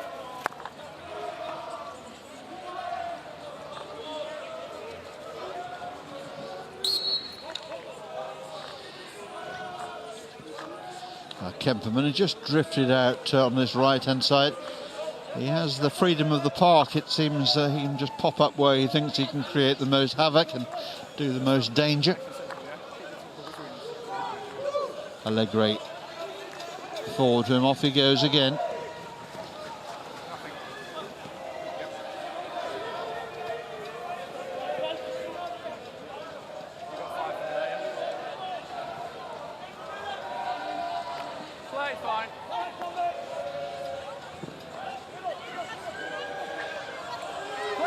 Off the foot, but play allowed to go on. Good umpiring there from umpire Dowdle. And he's blown his whistle, and again it's flashed in the back of the net. In the air, yes. It's a free hit to Racing. It's a little bit more like it though from them.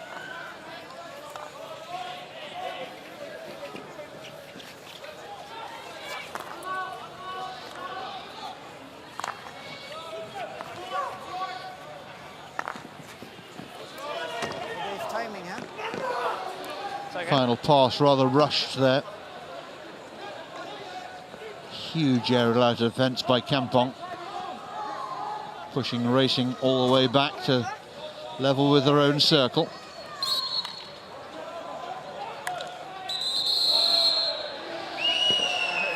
One or two of the challengers getting a little bit tired, and I think the umpire's body language suggested that David Dowdle's seen enough as well. Suggestion of cards to follow. For all who don't heed his warning.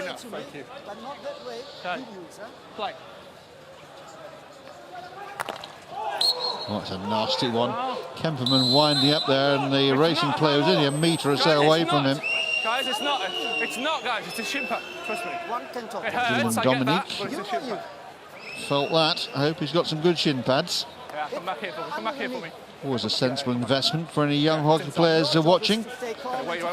Properly fitted gum shield and a really good quality pair of shin pads will save you an awful lot of anguish. Let's cut that advantage for a few, yeah? Yeah, good man. Wenger spreads it out to the sort of right-hand side.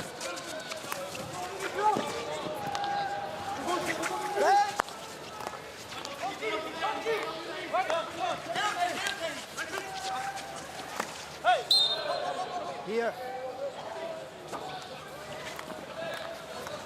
Play. Yeah, it's in. Long corner.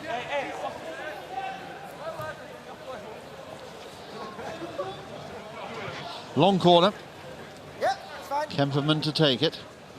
Yeah, I got ball. Devine.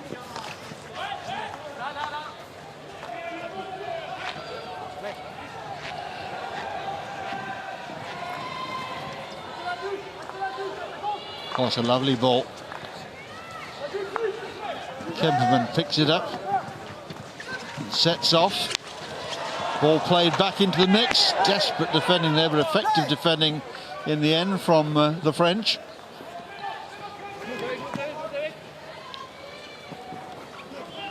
Pignerol.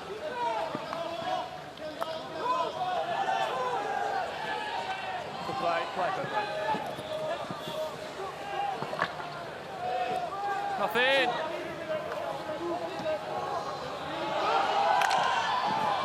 Kemperman solidly in, but ball coming off his foot there. Two balls on the pitch momentarily. Easy boys, hands off for me. Rather aimless aerial there. Aerial for the sake of an aerial. Kemperman was underneath it, but the whistle was already going to go. Easy and quick.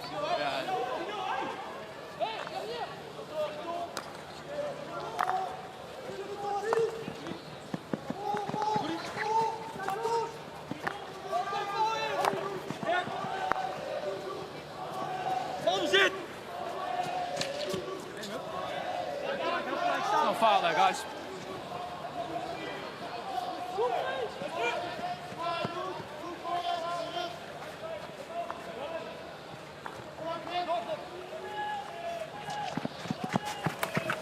Kampong continue to make it difficult for the French to escape from their own deep positions here. There's a good leave.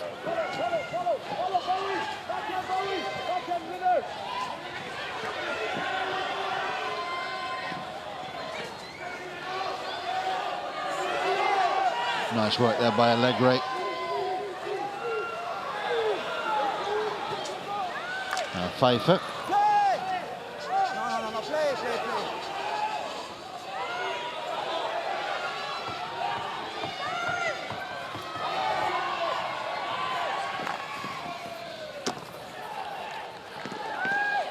Good endeavour there from Celestine Duchesne.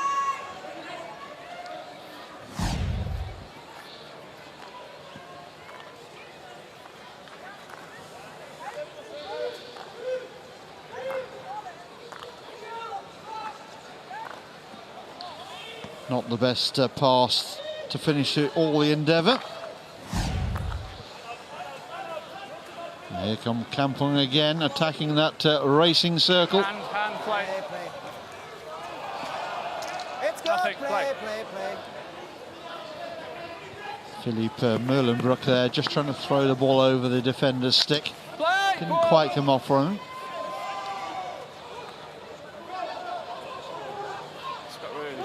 Janssen. Kampong have the chance to rest some of their key players and save their legs and avoid injury. And don't need to go for a hatful of goals, although you wouldn't put them beyond them to score a few more just yet, with still 4 minutes to go in this third quarter. all about booking a place in the KO8 and avoiding the banana skin that this Racing Club de France presented them with when the draw was made.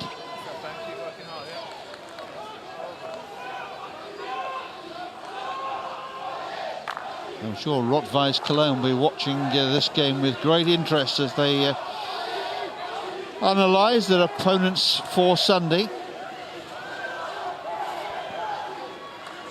I won't have made too many notes, I'm sure, on Racing Club de France, but plenty on what we're seeing from Kampong.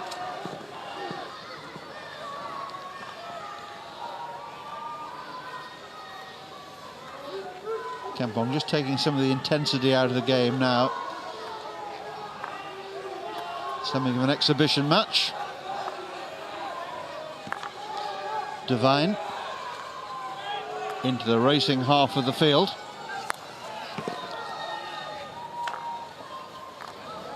Allegri.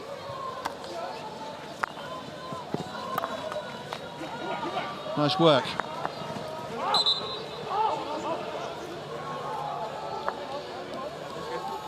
Yeah, you're fine, fine.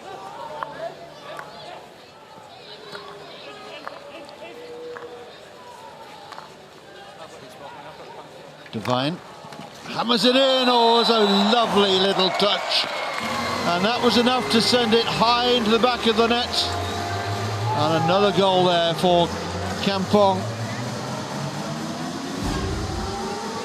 Merlenbrook, I think it is, who gets the touch there. Tall figure there, yes, in the circle. Devine played it inch perfect. He didn't just look, he saw as well, and Merlenbrook just tucking it away. A fine touch that took it past the despairing dive of Corentin Saunier.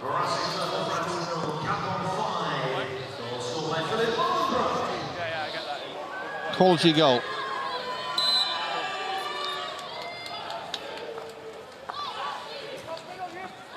So Kampong register a 5th goal.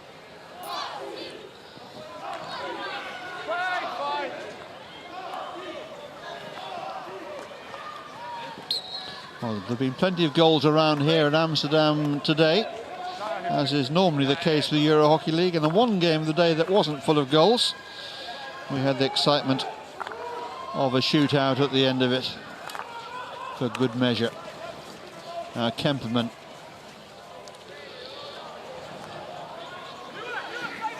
Almost embarrassingly easy for Kampong at the moment, and Racing just starting to show signs of tiring, struggling to live with the intensity of the Kampong game and the pace of it. 4 more games in the KO16 tomorrow. It starts with Dynamo Kazan against Harvesterhude of Germany. That's followed by an all-Catalan affair, Real Club de Polo up against Club Egara. Then it's England's sole representative, Wimbledon, looking to avoid a hockey version of a Brexit as they take on Amsterdam, the home team here. And finally, Oranjes Vaart up against Royal Leopold. The team is saying that the French team is playing the ball on the knee or over the knee of the attacker. So we are looking for a dangerous ball. I will look if the ball is dangerous, thank you. Yeah. Already 5 goals to good. Want to enjoy another penalty corner here. Ball squeezing up between the 2 sticks, hitting round about the knee. How will this be judged? It is over the knee, isn't it? How did the ball go up? Is it a collision between 2 sticks? Ben, I have a decision for you. Yeah. There's no dangerous play, or at least no clear reason to change your decision. Okay. Keep your decision and they lose their referral. Okay, guys, it's a free hit out. You lose your referral. So, that is not dangerous. well, it can happen, you know, Constantine. You can't always be right. I think the ball has come up genuinely between 2 sticks coming together on the ball and squeezed up into the turf. Wasn't really dangerous, certainly wasn't deliberate. And Kampong lose their right to further referrals, and of course no penalty corner, which was their main intent.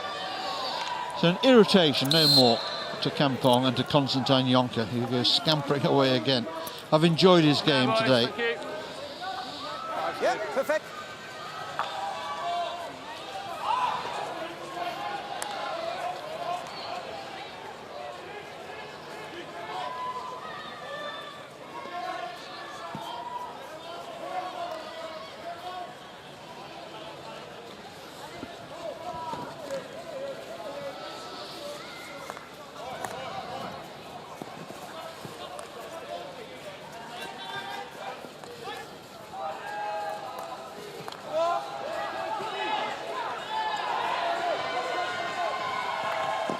This is better from racing.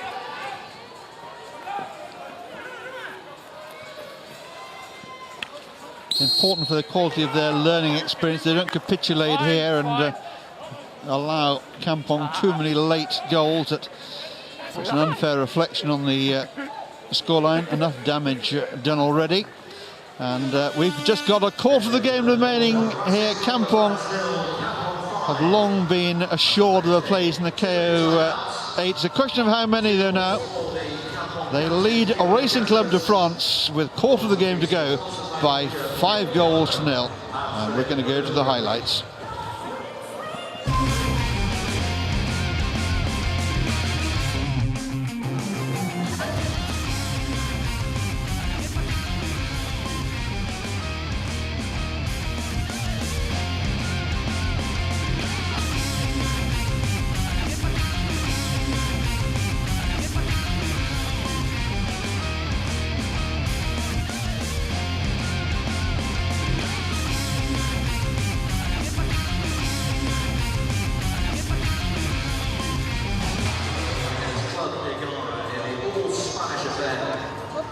Wimbledon making their debut in EHL, line up against our host Amsterdam at 3 o'clock. And we finish with all rankings for our teams for the Leopold. That's the 5:15 start tomorrow afternoon. Nu gebeurt het af en toe te vaak dat er te veel bij die goal zit. En dat ze eerst Alex Cox isn't relaxed. He's still working with his team and he needs to keep the quality in his team game. He knows that the team that will face him in the KO8, Weiss Cologne, will put up sterner opposition than they're facing today. And they need to keep their concentration, their focus on the main prizes that the Euro Hockey League offers. Well, they'll be back on Easter Sunday, and I hope they'll bring plenty of their friends as well to get this place rocking.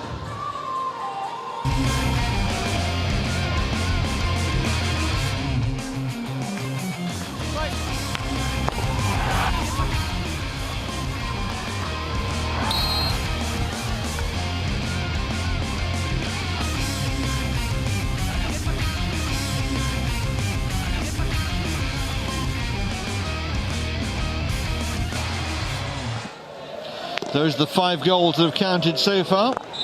And away we go. This is the final quarter of the day's play here in Amsterdam. And can a racing club get a goal to make them feel just a little bit better about life in general? Certainly hasn't dampened the enthusiasm of their crowd, who've got through a whole armoury of flares over there.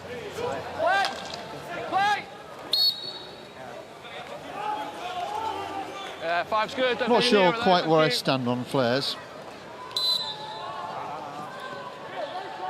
Upwind, I think, probably would be the best place. One in my goal, mate. Our cameraman once again being be good for me in that, set fire to. Be good for me there, won't you? Be good for me there. Any asthmatics look away now.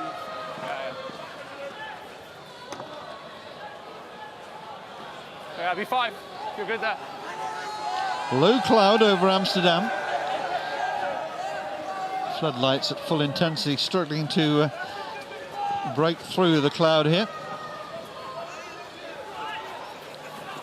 Somewhere out there in the mist, there's a hockey game going on. And it's going Kampong's way again. Another penalty corner here. The other one?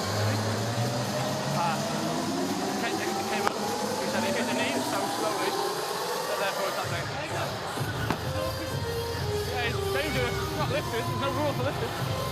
Rule for danger. Kampong with almost a cursory discussion about how this corner is going to be conducted. Plenty of firepower in there. Guys, 10, huh?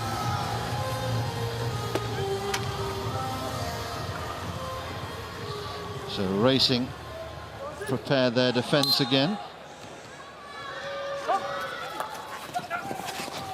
Oh, that's a beauty. Havenga, the goal scorer. High into the net. Goalkeeper's despairing dive. Was always going to finish second. Goal number 6 for Kampong. This time it comes from the stick of Martijn Havenga. Plenty of power on that one. Ripping it into the top of the Racing net. There's the goal scorer. Power and direction. Perfect routine there for Kampong.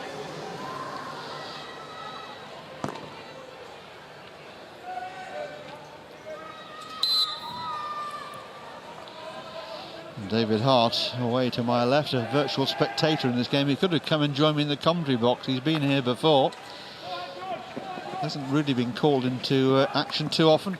Remember, a couple of kicks clear, that's been about it.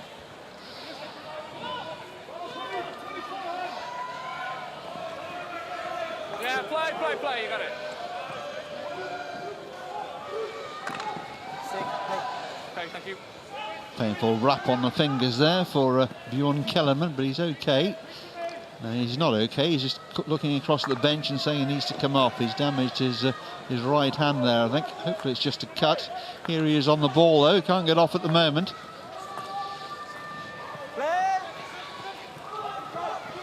There's still no respite for Kellerman. Once again, he inspects that right hand.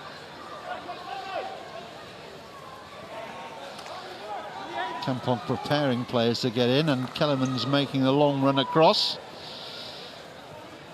Have some running repairs. Occupational hazard, I'm afraid, for the hockey player.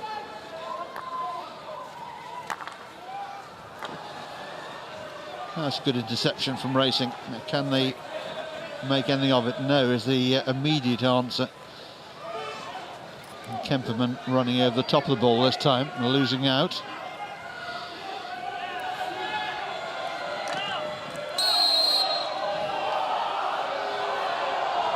Racing not happy at all. They're wanting a video referral. They can't ask for one for that between the 23s. One or two decisions have gone against them that they'll look back on and feel somewhat aggrieved.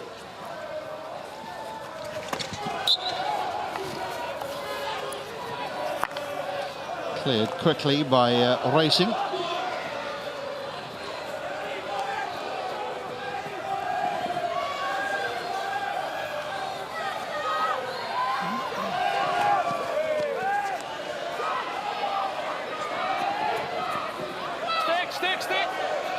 Kemperman putting his usual good shift in for Kampong, covering lots of ground. Just squares up there to his marker. Oh, getting a little bit unnecessary. The umpire, I think, has clocked that for future reference, perhaps. Chances past Hart. There's no angle for a shot, though. Has to recycle it. Tries to beat Hart. And it's got in. It's finished in the back of the net. And Racing have a consolation. And you'd thought they'd just won the cup, wouldn't you? Look at the high fives all round, players coming across. The start of one of the biggest comebacks in sporting history. I rather doubt it. Hart forced the player wide, that's all he could do, really. Then they recycle it, Hart again, this time with the left foot. And it was played out of the goalkeeper's reach and touched home at the far post. And Racing have a goal. Something to smile about, at least. And there is our goal scorer, Jacinto Domingo Perez, to give him his full title. What a handle it is. So, 6-1.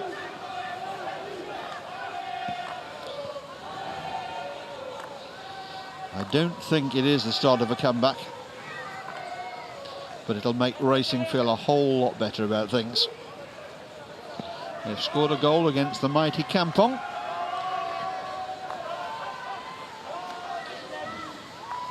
And if that's not the cue to light a few more flares, then what is?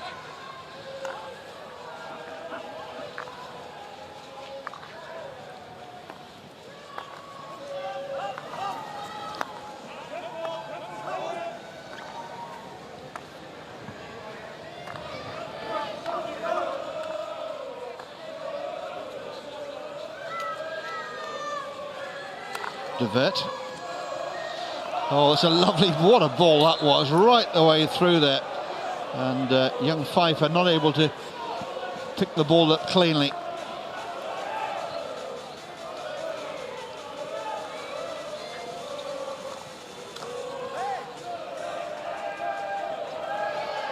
Racing giving it a go. Might be starting to wonder why they didn't try some of this a little bit earlier. It's right to respect your opponent, but sometimes you can respect them a little bit too much. Well, there's something happening down there. I'm struggling to tell you exactly what it is. My monitor is much clearer than the vision I'm getting from the commentary box. Okay. At least we agree on that one. Very classy trumpeter, I have to say, that racing, but they can leave him behind. Even if they take the flares home. Oh, it's a lovely ball. A chance here. Rutger Mares with the shot. That's good. That's good.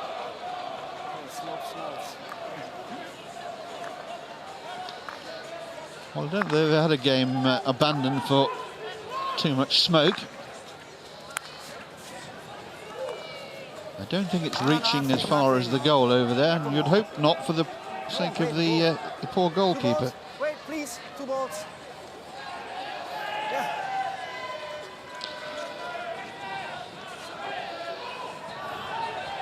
Jonker will be a strong candidate for man of the match. He's been at the heart of lots of things done well by Kampong, particularly in the early stages when the tone needed to be set, and it was Jonker was the man that set it. And he certainly set this Kampong team on the way to what looked like a nailed-on victory. The Racing Club are warming up their second goalkeeper here. Axel de Kuniak. Looks like going to give him just a little bit of pitch time.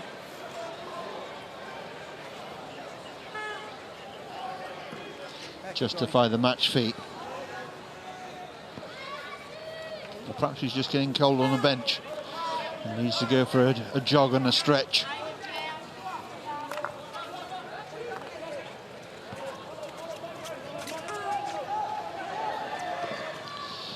Also limpering up down there is Kampong's number 2 goalkeeper, Hidde Brink. So Kampong perhaps on the brink of taking off David Hart.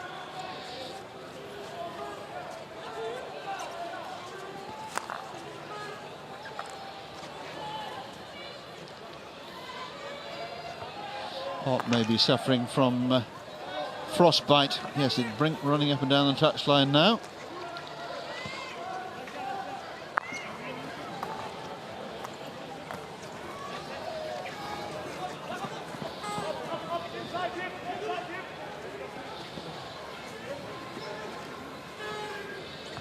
Six and a half minutes left in this game 4 of the day. Highly entertaining game. 4 very different but all very entertaining matches as we battle to decide the 8 teams to make it through to the quarter-finals. Oh, that's a lovely take. Divine, they're just reaching out, sticking one hand, just picked it as clean and solidly as you could possibly have imagined. And here come Kampong again. Jonker's slide, not too far away. The ball was always going to beat him to it. And we're going to see the goalkeeper changes. Yes, both keepers being subbed here.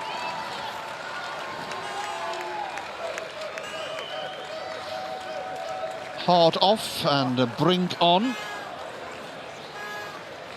sorry. And Saunier thought he was coming off, but he's made his way back into the goal, so they're obviously not quite ready yet.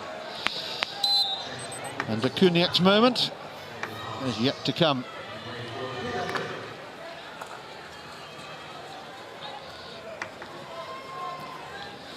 So Hiddebrink is on, and he'll be secretly hoping he has something to do.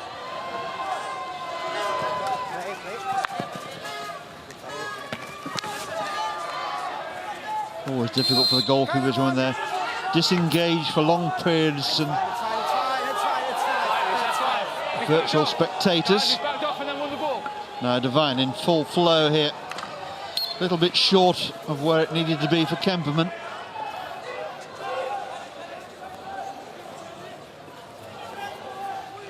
Up and over it goes. And too much pace over the baseline.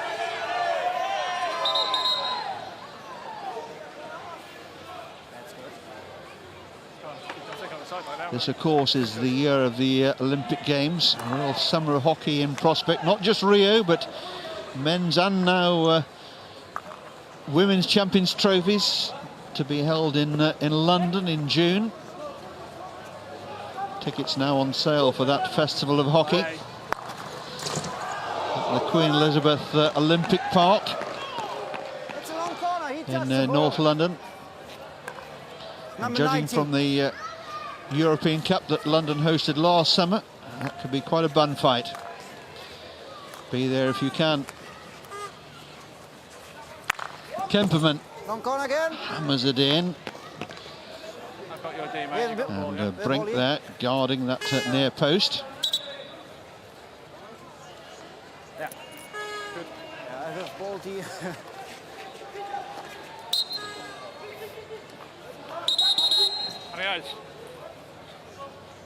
One beater outside, guys, in there, yeah? Sonny, I should say, guarding his near post. Good.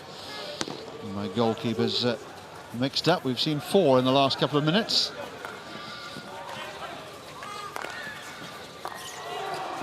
Oh, whipped away. Kampong coming close, looking for a 7th here.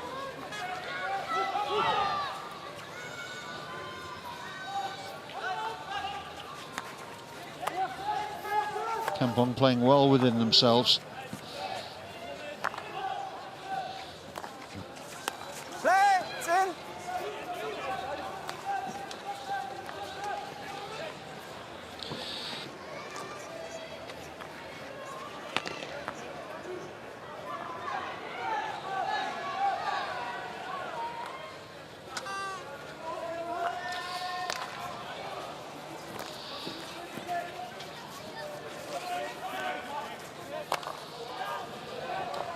Ball played away. Racing, although clearly second best in every department, have given it their all. They've not let their heads go down. They've kept their discipline as well.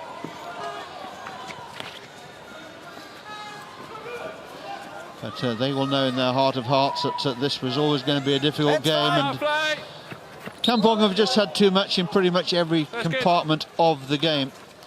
And the key thing for racing is that they use this as a benchmarking exercise and learn from the experience of playing here against one of Europe's top club sides. You know, splendid environment as well, enjoying the experience, and hope to come back to next season of Euro Hockey League with this experience already banked. Kampong just going through the motions now.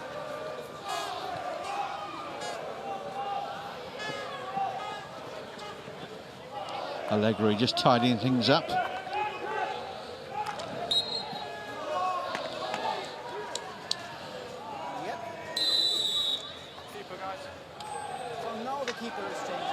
And now we're going to finally see the goalkeeper, Corentin Saunier, finally makes his way off. And Axel de Kuniak is granted a little under 90 seconds, I think it is. I was wondering too. not showing a huge amount of faith in goalkeeper number 2, are they, with 80 seconds or so left on the clock? Will he touch it? Will he concede a goal? These and all the other questions will be answered within the next 70 seconds.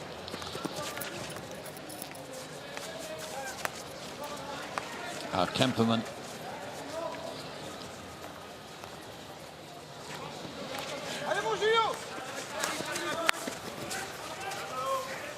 Keep it sensible, yeah, it's good.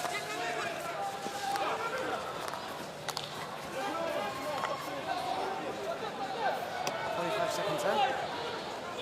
We're into the last minute. On the line for me, thank you.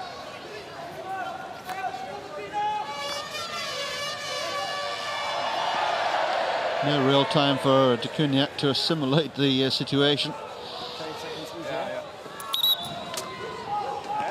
Out of play, sideline ball.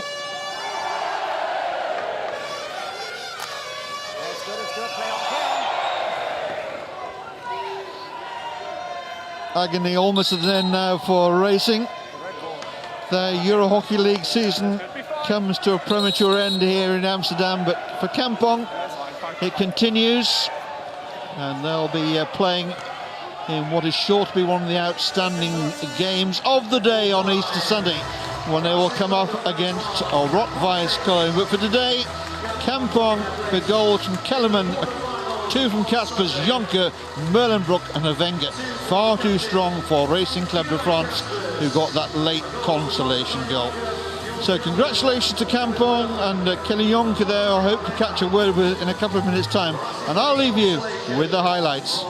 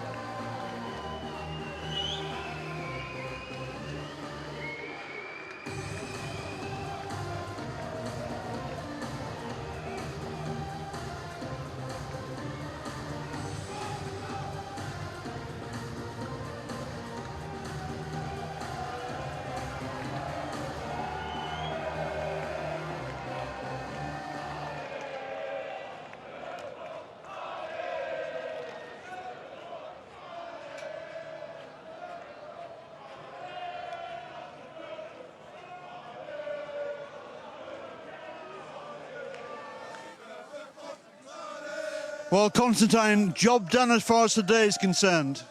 Yeah, absolutely. We had one task for today, and that was proceed to the next round. And next Sunday we will play against Köln, so we're very delighted with our win. That looks like it's been an outstanding tie and prospect. This is a game that's going to inspire Kampong. I'm not sure. We weren't too satisfied with the last 50 minutes. I think we started the game pretty well. And tomorrow we have a rest day, so we are happy to play against Köln next Sunday. Did you see the Cologne game earlier on today? Yeah, we saw it. I think it was one of the best matches I've ever seen in my hockey life. It was a lot of goals, some good hockey, some brilliant players.